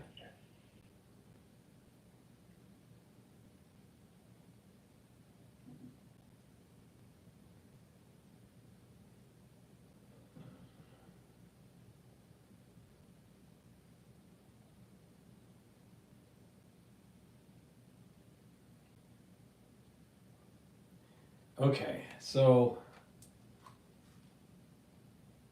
that was an interesting talk, and I want to remind the audience on all the channels and the feeds, I'm going to be talking with John Hope tonight. It's planned, 10 p.m. New York time, and I'm going to be opening up X Spaces for a call-in so you can ask a question to John. I think it's going to be interesting. I think he's going to say some interesting stuff about Syria and obviously the reopening of Notre Dame. So, please listen to Spaces tonight. I'm not sure if I'm going to do a live feed into the channel when I am interviewing John Hogue. I might. I just haven't made that decision yet. But definitely on Spaces, it will be live, and you'll be able to listen in, and you'll be able to raise your hand and call in to talk to John. That's at 10 p.m. New York time tonight. Okay? Before I go to the video to see what has transpired, there's a little bit of stuff that's been happening since I've been talking. But let me plug in some products. I haven't plugged a product in a little while. Please help support my work, all right? It's through you going to the store, the-studio-reykjavik.com, and purchasing the products and following what I do to improve my health. You do that, you're going to improve your health, and you're going to be supporting this channel. And so we can have a larger community, all right? Of more people calling in and giving an opinion and data collecting, and this is a team effort, right? But I need your support. So please go to my store, the-studio-reykjavik.com. Follow the protocols that I do to help support your health. This stuff works, all right? It's obvious it works, right? Because I do it, right? So get vitamin C with magnesium. This helps to boost up your immune system, and it also helps with your skin health. I have a supplement called Goodnight Formula, all right? And take this. This has melatonin and tryptophan in it, and it has a lot of other different, supplements and ingredients in it. Go to the store and take a look at the label. Don't have time to go over it all, but the main ingredients are tryptophan and melatonin. But the thing is that you want to have a well-rested sleep. So you are in deep sleep and you have the REM cycle, so you consolidate memory, detoxify your central nervous system, and be well rested. Really important. Take this Goodnight Formula so you are well rested and your body is going to be healing. All right? If you're chronically not sleeping well, then your cortisol levels are higher, your blood glucose levels are higher, your immune system is down. You're not going to have the energy levels that you get, and then all of a sudden you get sick. Well, and then if it's chronic, if you do this chronically, then you're increasing the chances of early onset of dementia. You don't want that. So please go to my store and get the Goodnight Formula. And resveratrol. It's an antioxidant and also gets rid of senescent cells. Really important to add this to your stack. It is synergistic with C60, NAD+, and ubiquinol, and some of the other supplements that I offer. Probiotics, really important to take. I'm going to be real quick here. I have a powdered version that I take with hummus, which you actually saw me eat, and a veggie cap version. Both are very high quality. Go to my store and get the probiotic and improve your gut health. And vitamin B complex, really important. Why? It helps with your mitochondrial health to build that ATP. The first few B vitamins actually target the mitochondria and the electron transport chain, so you're increasing your ATP. And the vitamin B complex helps with cellular metabolism. Really important. And it improves neural health. You get older, you're going to need to take vitamin B complex to improve your neural health. All right. With that, let's take a look at any breaking news that has been happening the last couple hours or so. Video shows rebels escorting Syria's prime minister. All right, this is CNN here.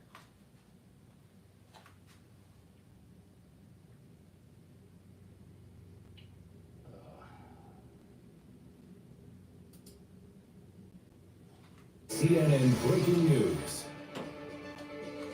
Good morning, I'm Victor Blackwell. Good to be with you. I'm Amara Walker. There's major breaking news in Syria as we are coming to air this morning. A lightning-fast rebel offensive ending 50 years of authoritarian rule in Syria. Just overnight, rebel forces say Syrian leader Bashar al-Assad fled Damascus as they took control of the capital, and he has not been seen since this morning.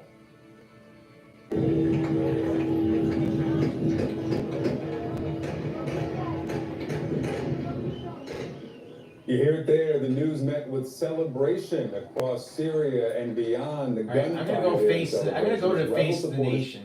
We're joined now by the chairman of the House Intelligence Committee, Ohio Congressman Mike Turner. Just a stunning turn of events within such a short period of time. The U.S. doesn't have a diplomatic presence inside of Syria. Our visibility is a little limited here. What is it that you think Americans need to know about this turn of events? Well, Margaret, that was an excellent report because you certainly laid the groundwork. And this has been an incredibly brutal civil war with hundreds of thousands of people dying, including the use of chemical weapons, and of course reminding people that the Obama administration had said this would be a red line, that we would use military force to stop the use of chemical weapons, and failing to do so. This is an Islamic militia that has risen up and has continued, and now is successfully toppling the Assad regime. As your report indicated, it's Al-Qaeda in its origins, but it opposes ISIS. It is Turkish-backed. This is a blow to Iran, a blow to Russia. We're seeing what is likely a disintegration in Syria. The big questions will be, what does this mean for the U.S.? What does it mean for Iran, Russia, the neighbors of Israel and Jordan, which are strong allies of the United States? So you mentioned there, and we showed the picture of Abu Muhammad al-Jilani. He is the leader of Hayat Tahrir al-Sham, people call it HTS. You're going to hear a lot about that in the coming days and weeks. The rebel group that appears to be taking control, but they are working also with the prime minister. The United States government has a $10 million bounty on the head of Jilani. Do you think the United States still should keep that? Should Americans be concerned that this will mean something in terms of impact for terror threats to the United States? Well, this is a terrorist organization and group, and this is not going to be just a passing of power and authority. It could be. We'll have to obviously watch that. And one of the things that we do see here, though, is this is a diplomatic failure with respect to the United States and Turkey. And, the U.S. has troops in Syria. This is on the border of Turkey. Turkey is a NATO ally. The United States is working with the Kurds. This really could have been an opportunity for the United States to work to try to resolve the issue between the Kurds, Turkey, and the United States in working with Turkish interests in Syria. Hopefully this could be an opportunity where there could be a diplomatic support there that hopefully could help in this transition in Syria. There were 900 U.S. troops in Syria in the south. Donald Trump in 2019 pulled U.S. troops out of northern Syria, abandoning our allies there.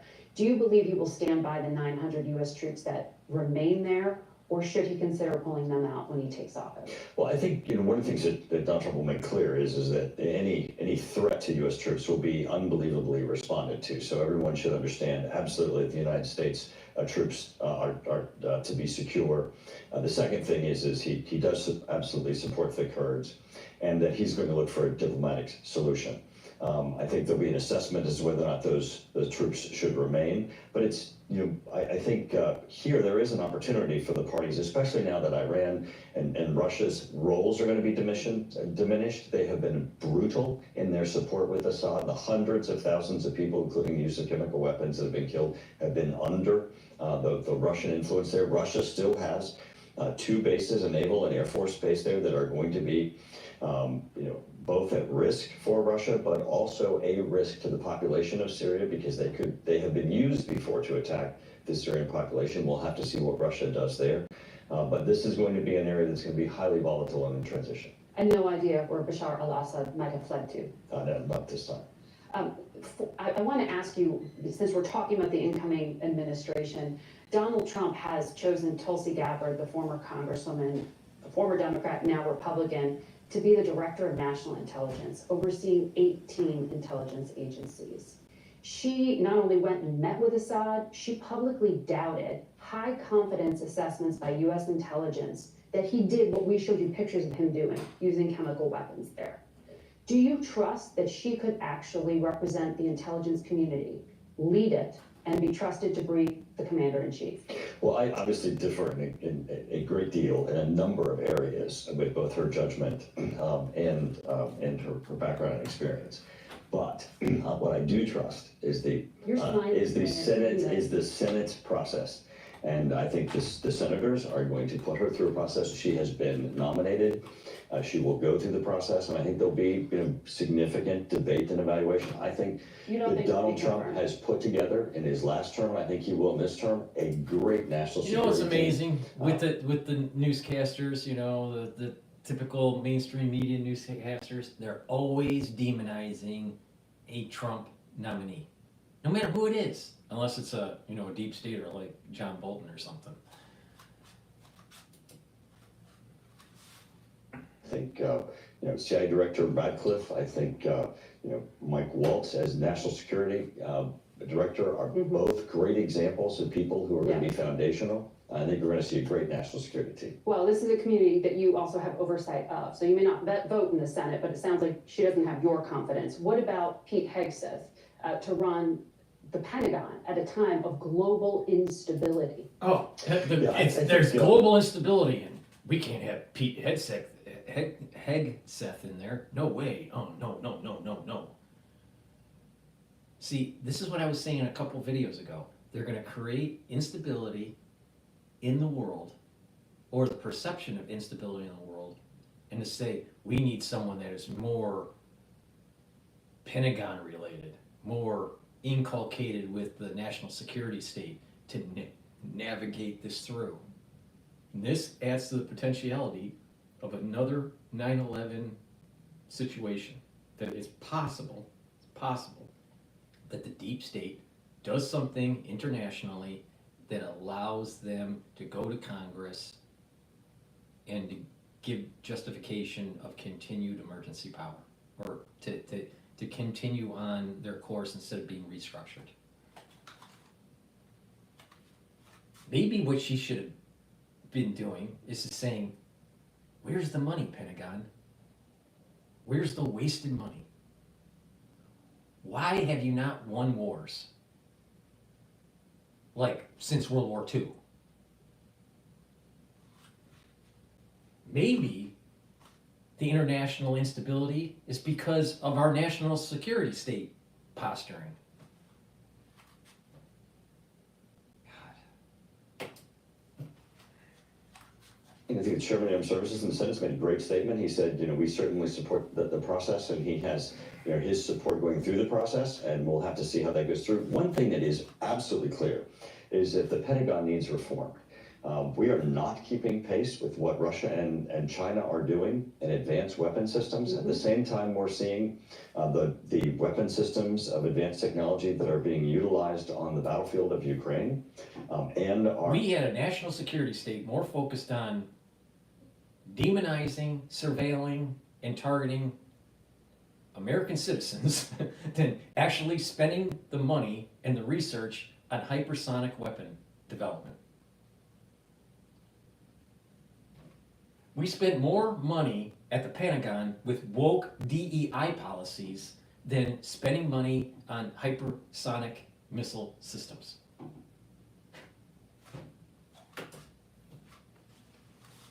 Acquisition systems. We also spend too much money on forging metal for participation for our generals at the Pentagon, even though they don't win any wars. We spend more money on that than developing hypersonic missile systems.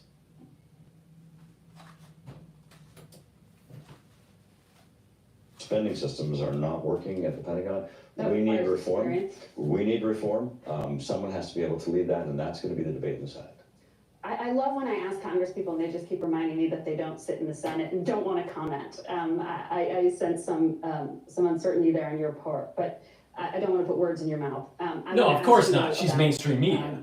what is ticking down in Congress right now, and that is something, there's a scramble at the end of this year to get a bunch of work done. Your Democratic colleague in the Senate, Mark Warner, said it is an urgent priority to address cybersecurity gaps in these final weeks. Is it a priority for you to do something because of this massive breach by China of U.S. telecom? You know, one thing that's very disappointing, and we've seen from this administration this malaise of this stasis of where they're unable to move as a result of the president unable to make a decision. Here we have this massive breach, this hack that has occurred from China, but we're hearing nothing from the president himself. No action from this administration as to what consequences there will be. This doesn't need just a technological fix. This needs also a diplomatic fix, a nation-to-nation consequences to China. You know, in the Obama administration, in the Obama administration, China hacked the personnel management system of the U.S. government, and there were no consequences. And now we're seeing China hack the entire system of the nation. Yeah. There needs to be consequences. They can be economic, they can be in a number of ways, but right now we have zero. We have nothing coming out of the administration. What need to be talking about is not technologically how do we fix this, but how do we address, which is what Donald Trump is doing, is coming in and saying China is our most gravest threat. How do we address the fact that China is aggressively attacking the United States, and they're doing that in our telecom? Question for the incoming administration to pick that up. Thank you. Please go to my store, the-studio-reykjavik.com, and get the structural nano silver soaps that I have. I have 4 different varieties, so they're very high quality, great for gifts, for the holiday season.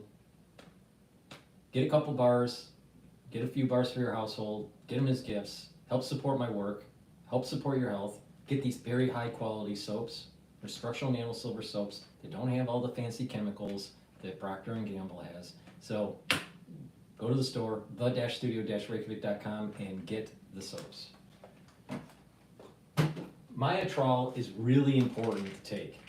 If you're older, or you work out regularly and you're an athlete, or a semi-pro athlete, or whatever, right? Myotrol is important to take. Why? Because what this will do is it'll help you build muscle. It'll help you maintain muscle. It'll help you recover. It helps to improve the health of your mitochondria so you can build up that ATP so you can maintain that muscle. All right?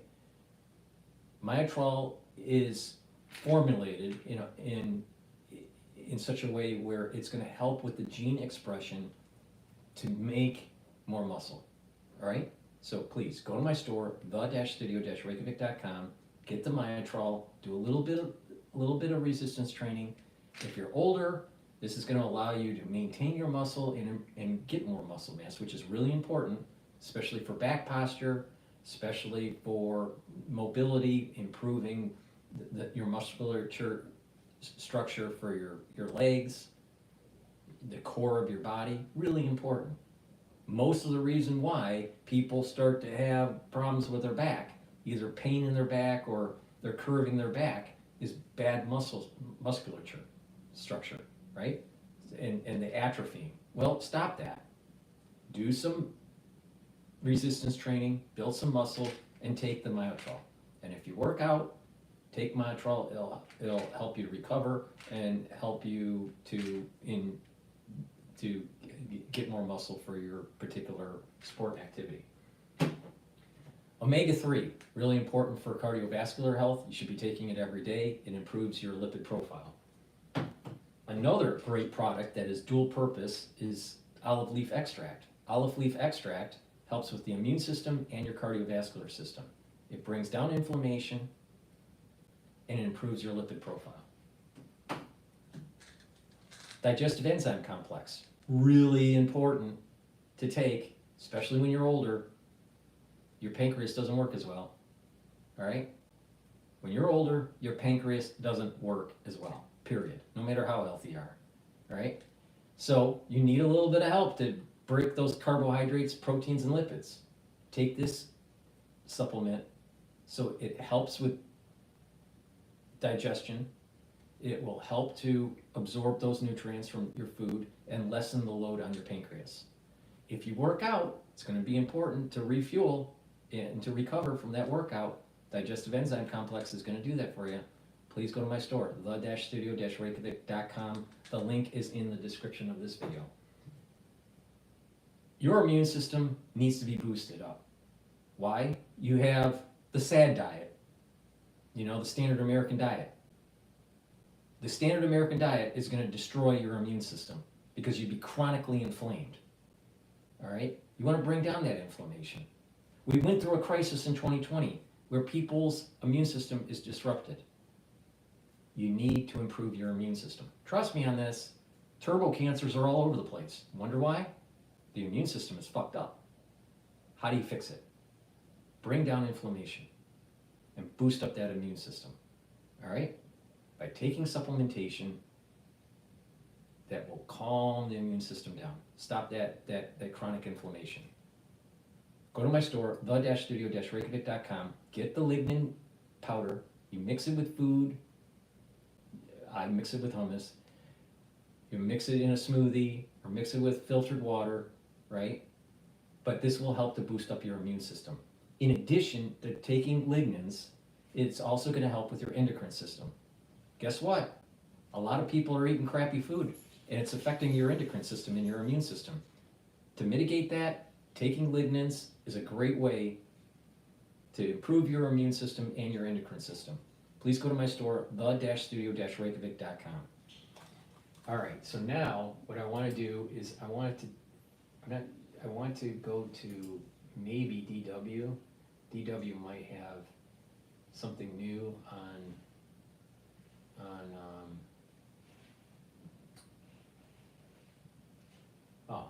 I want to hear Ian Bremer. So he's interesting. He actually got a Ph.D. and it was about Ukraine, if I'm not mistaken. The dictator forced out, overthrown. Hi everybody, Ian Bremer here, and a quick take. Over the weekend, yet again, because there is entirely too much blowing up around the world here, I want to focus on Syria, where just a few hours ago, Bashar Assad, the dictator, forced out, overthrown by a large number of militarily strong opposition forces led by the radical Islamist group HTS. A lot to talk about here. This whole thing lasted less than 2 weeks. And initially, the Russians and the Iranians provided military support for Assad, but his complete inability of his army to fight and offer resistance and the distraction that the Russians have, the stretched thin from their fighting in Ukraine, from the Iranians providing support to a resistance forces that are doing very badly against Israel, particularly Hezbollah in Lebanon, meant there wasn't all that much capacity or even that much political will to provide support, and so Assad has been overthrown. By itself, that's good news, in the sense that this has been an incredibly repressive regime, fighting initially a war against their own people, pro-democracy movement that came out of the Arab Spring and has led to over 500,000 Syrians dead over the last decade, over 200,000 of them civilians, and some 6 million refugees, both fleeing into neighboring Arab states, but also into Europe, into Turkey, and of course into Germany, which is part of the reason that Merkel ended up leaving her terms in ignominy. That is the initial background, and there has been a lot of support for various opposition groups in Syria, from Turkey, most notably from the UAE, from Saudi Arabia, and from the United States, while the Assad government was being supported principally by the Russians in terms of air support, some intelligence, some cyber capabilities, and from the Iranians on the ground, particularly the Islamic Revolutionary Guards Corps. And that was largely enough through the majority of this war. The rebel groups by 2018 had retreated into the northwest, this Idlib region, And by that point, the rebels that were left were mostly led by ISIS, and that meant, a common enemy on the part of the United States and Turkey had turned from Assad to, the proximate Syrian part of the war on terror. And if that had failed, it had the potential to turn Syria and neighboring Iraq into a terrorist state. ISIS lost that battle. Assad consolidated most of Syria under his regime.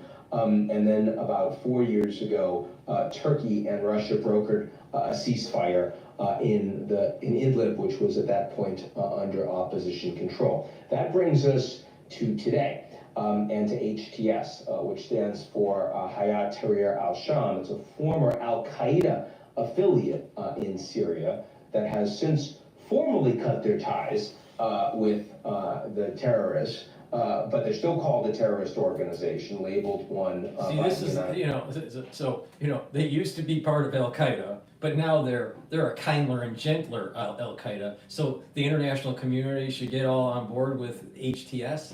I don't think so. Something is fishy here. All right? I don't believe that there's going to be major stability in Syria in the short term. I think it's going to be potentially boiling over to other borders. Now, what would be interesting is if this boils over into Turkey, because if Turkey is part of NATO and they're attacked, doesn't that mean that Article 5 is initiated for NATO? And not a lot of people are talking about that.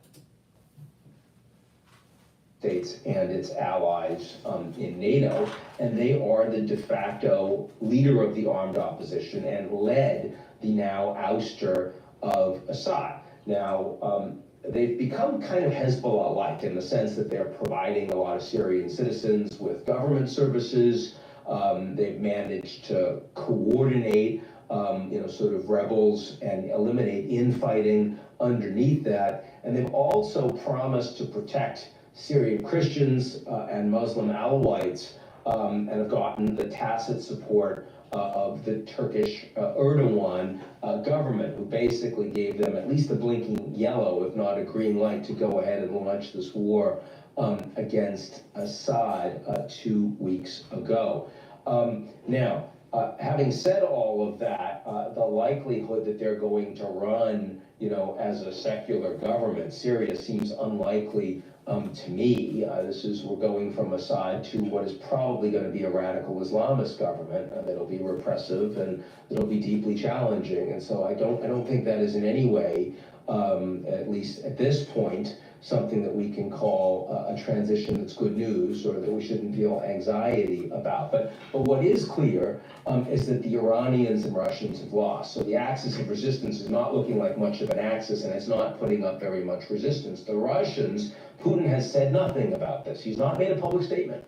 And that's not surprising. I mean, frequently when he is surprised and he faces sudden embarrassing losses, he doesn't say anything about it to his people. And if you look at Russian state media, they've been talking about France and South Korea and Trump and all those things, but almost no coverage of Syria, where the Russians have lost an ally and they've lost a military base that's important to them in Tartus, and they've not been able to put up much of a fight. Now, the good news there is that if you're Putin, you should be more cognizant of the fact that there are major costs of continuing to fight an incredibly bloody war in Ukraine, where you're making some gains, but you're losing huge numbers of Russian citizens. And so if Trump is coming in and says he wants to cut a deal, Putin should be more incented to do that. There's also good news on the Iranian front, in the sense that Syria falling means that they no longer have a corridor to provide military support for Hezbollah. And that means that the 2-month ceasefire, which has been announced by the Israelis and by the Lebanese government, is more likely to hold. Now, if you put those two things together, kind of interesting, looks more likely that Trump gets inaugurated and he is indeed able to announce that the temporary ceasefire becomes a permanent end of the war between Israel and Hezbollah, and that he's able to negotiate a ceasefire between the Russians and Ukrainians that does not give up the store. I think the peace between Ukraine and Russia is going to happen in the first couple months of Trump's term. Okay? Now, he did say he would do it before he was even inaugurated, but I don't know. But the thing is I don't believe that there's going to be lasting ceasefire between Hezbollah and Israel or Hamas and Israel. I don't believe that for a second. No way, no way, no way. This is going to escalate during the Trump administration. Putin. The former is an easier bet than the latter, but both of them certainly look more likely on the back of Assad being ousted. The bad news, more challenges, more humanitarian degradation for the Syrian people on the ground. Could easily see another million refugees on the back of the fighting that we've had, depending on what happens with governance going forward. There are very few hospitals that are presently functioning. There is very limited humanitarian aid on the ground that's necessary in very short order, and it's hard to say that fighting isn't going to break out amongst the various factions that have held together in fighting a common enemy. If that's going to lead to coherent governance going forward, depends so much on what happens when HTS becomes not the leader of a rebel group, but suddenly is responsible for governance on the ground in Syria. And your guess is as good as anyone as to what is going to happen there. So that is the best I can tell where we are right now. It's a fascinating issue and an temporary expansion of the war in the Middle East, but hopefully one that we can see bringing a little bit of stability to. This is the difference between Dr. Brenner and Dr. Cottrell, all right? Interesting, fascinating is his take. Let's just rewind just a little bit to get the exact words he used. But suddenly is responsible for governance on the ground in Syria, and your guess is as good as anyone as to what is going to happen there. So that is the best I can tell where we are right now. It's a fascinating issue and an fascinating issue. Expansionary. Temporary expansion of the war in the Middle East, but hopefully one that we can see. Fascinating issue. Expansionary. You know what? It's metaphysical. And it's been predicted for almost 2,000 years. And we're in the middle, we're seeing it in real time on CNN and, PNN. But it's a major understatement that it's fascinating. Yeah, it's fascinating. Thanks, Dr. Bremer. Thanks. Appreciate it. It would be really interesting to see Dr. Bremer and Dr. Cottrell talking it out about the Middle East. Please go to my store, the-studio-reykjavik.com. Help support this channel. Help support your health. Really important. I want you to be healthy, because by you being healthy, you're going to be able to fight the CCP. All right? Please, go to my store, the-studio-reykjavik.com. Get the structural nano silver gel. It's a dual purpose product. It helps to neutralize pathogens. It helps to heal wounds.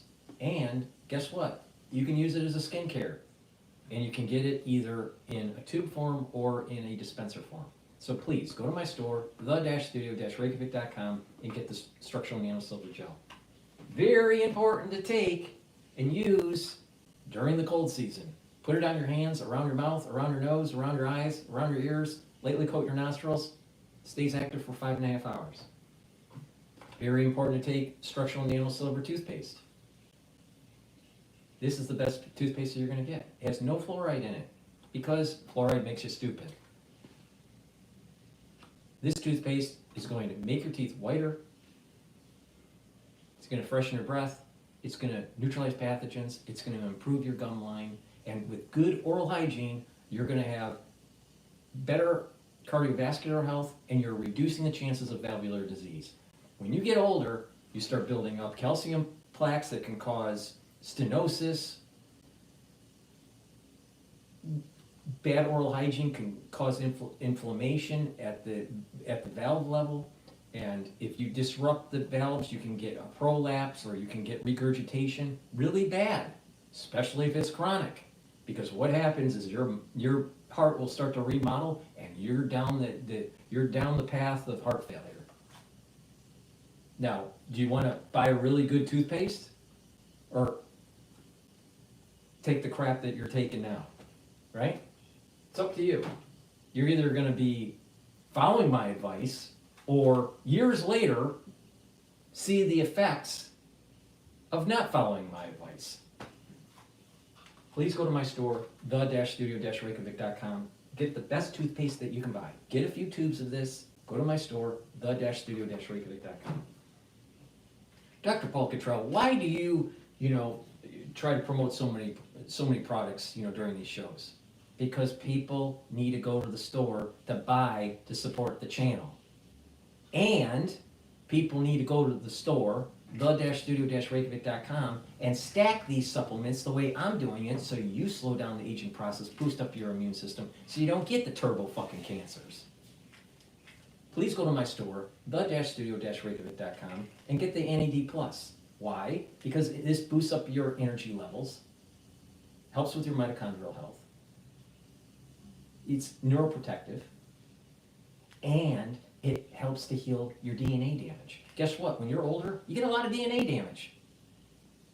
And if we have a nuclear war, we're going to have even more DNA damage. So you better stock up with the NAD+. Please go to my store, the-studio-reykjavik.com. Get the NAD+. And it stacks really well with ubiquinol. Ubiquinol is the best bioavailable form of CoQ10. Really important. It's an antioxidant, helps to boost up energy levels, helps the mitochondria. Are you noticing a little bit of a theme here? And ubiquinol helps with neural health. Very important when you get older. When your neurons stop working, you're going to wish you paid attention. NAC. I added this to my stack. This helps to boost up glutathione levels. Glutathione is a very strong antioxidant and it is synergistic with C60. You want to soak up those free radicals. Why? Because you want your cells to be as healthy as they can be. Go to my store, the-studio-reykjavik.com, and get the NAC. Boosts up glutathione levels, helps to calm down your nervous system, helps calm down anxiety. You don't want that. People that have anxiety, their cortisol levels are up, their body's inflamed, their immune system's down, and they're not very productive at work. And NAC also helps to detoxify your liver and your kidney, especially if you take acetaminophen. And lastly, C60. Really important to take every day. It's part of my daily routine to soak up free radicals. It's a very potent antioxidant. Take a teaspoon a day. You can get it in avocado, MCT coconut oil, or extra virgin olive oil. C60 is a molecule of 60 carbons that looks similar to a soccer ball, and the way the molecule is designed, it soaks up free radicals in a higher concentration. It can soak up hundreds of free radicals compared to one molecule of vitamin C where it can only soak up one free radical. All right? So this is part of the reason why it's so potent. Take a teaspoon a day, and what you're going to notice is that your cells have less stress. You're going to have more energy because your mitochondria in those cells are going to be improved. You're going to have more ATP. Your immune system is going to be better. Your endocrine system is going to be better. You're going to actually think better. Why? Because your neurons have lots of ATP, or needs lots of ATP through mitochondria. So if you improve the mitochondrial health, you're going to have more ATP for those neurons to create those neurotransmitters. All right? When you get older, your ATP goes down and you get older faster. If you reverse it by improving your mitochondria, you have more ATP, and therefore you have more energy, and you slow down the aging process. Now do you understand why taking C60 is so fucking important? And I've been saying this for 5 years. please go to my store, the-studio-reykjavik.com, and get the C60. Take a teaspoon a day. It's part of my protocol. It's a major pillar. Again, the three major pillars are neutralize pathogens with structural nanosilver, soak up free radicals with C60, bring down inflammation by taking ashwagandha and turmeric. And then you add stuff to that. And then you're going to get healthy. You can get it in a 2 ounce, a 4 ounce, or an 8 ounce configuration. It behooves you to buy the higher ounce configuration because the cost per ounce is less. It's called a discount. Please go to my store, the-studio-reykjavik.com, and get the zeolite.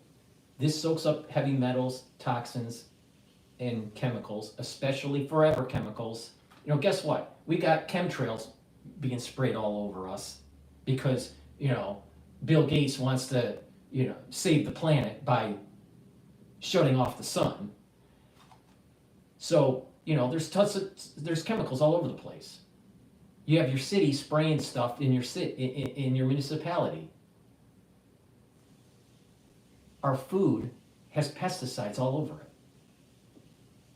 The clothing that we wear have PFAS chemicals, the forever chemicals. Some cooking wear has PFAS. So the clothing you wear, some of the cooking wear you use, the air you breathe, the food you eat, the water you drink has heavy metals, toxins, and chemicals in it that are bad for your body that disrupt your endocrine system and your immune system. That's really bad. That's really bad. You need to get it out. Go to my store and get the zeolite.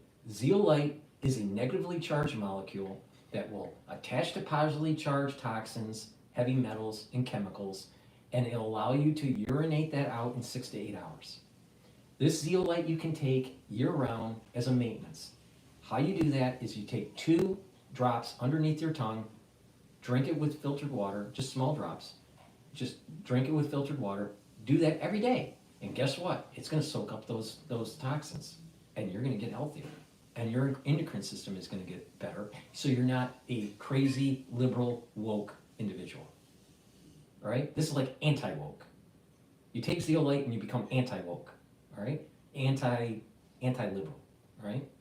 Because it's fixing your endocrine system.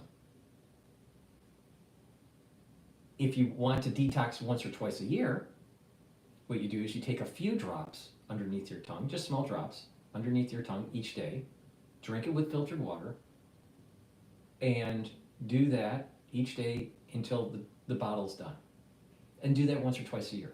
It's actually better to do it every day, fewer drops, than, you know, to do it once or twice each year, because you, between those times in the year when you're detoxing, you're actually building toxins in your body. So it's better to filter it out of your body every day. It's very important to take the zeolite, but it's very important to also filter your water. Go to Amazon, get a filtration system, and filter your water. Because guess what? I'm willing to bet your municipality in the last year increased the particulate count allowed in your water. All right? Like, for example, unfiltered New York water was around 50, at 50 range with the monitor for zero water. When, you know, so when you filter it, it turns to zero particulates. All right? Or undetected particulates. But the tap says 50. All right? That was a year ago. Now, it's at 100. 100. When you filter it, now it's at 0. I'm willing to bet that something similar is happening in your city. So they've increased the crap that's in your water. And you wonder why your endocrine is all fucked up. You wonder why why your immune system's all fucked up. You wonder why you start hearing that in the water supply for surveillance, there's an uptick in pathogens. Because people are getting sicker. Why? Because of the filter, because of the water that they drink is not filtered. So filter your water. And also make sure you stop eating the crap that's in these processed foods. because they have chemicals in them that you really don't want that disrupt your endocrine system and your immune system.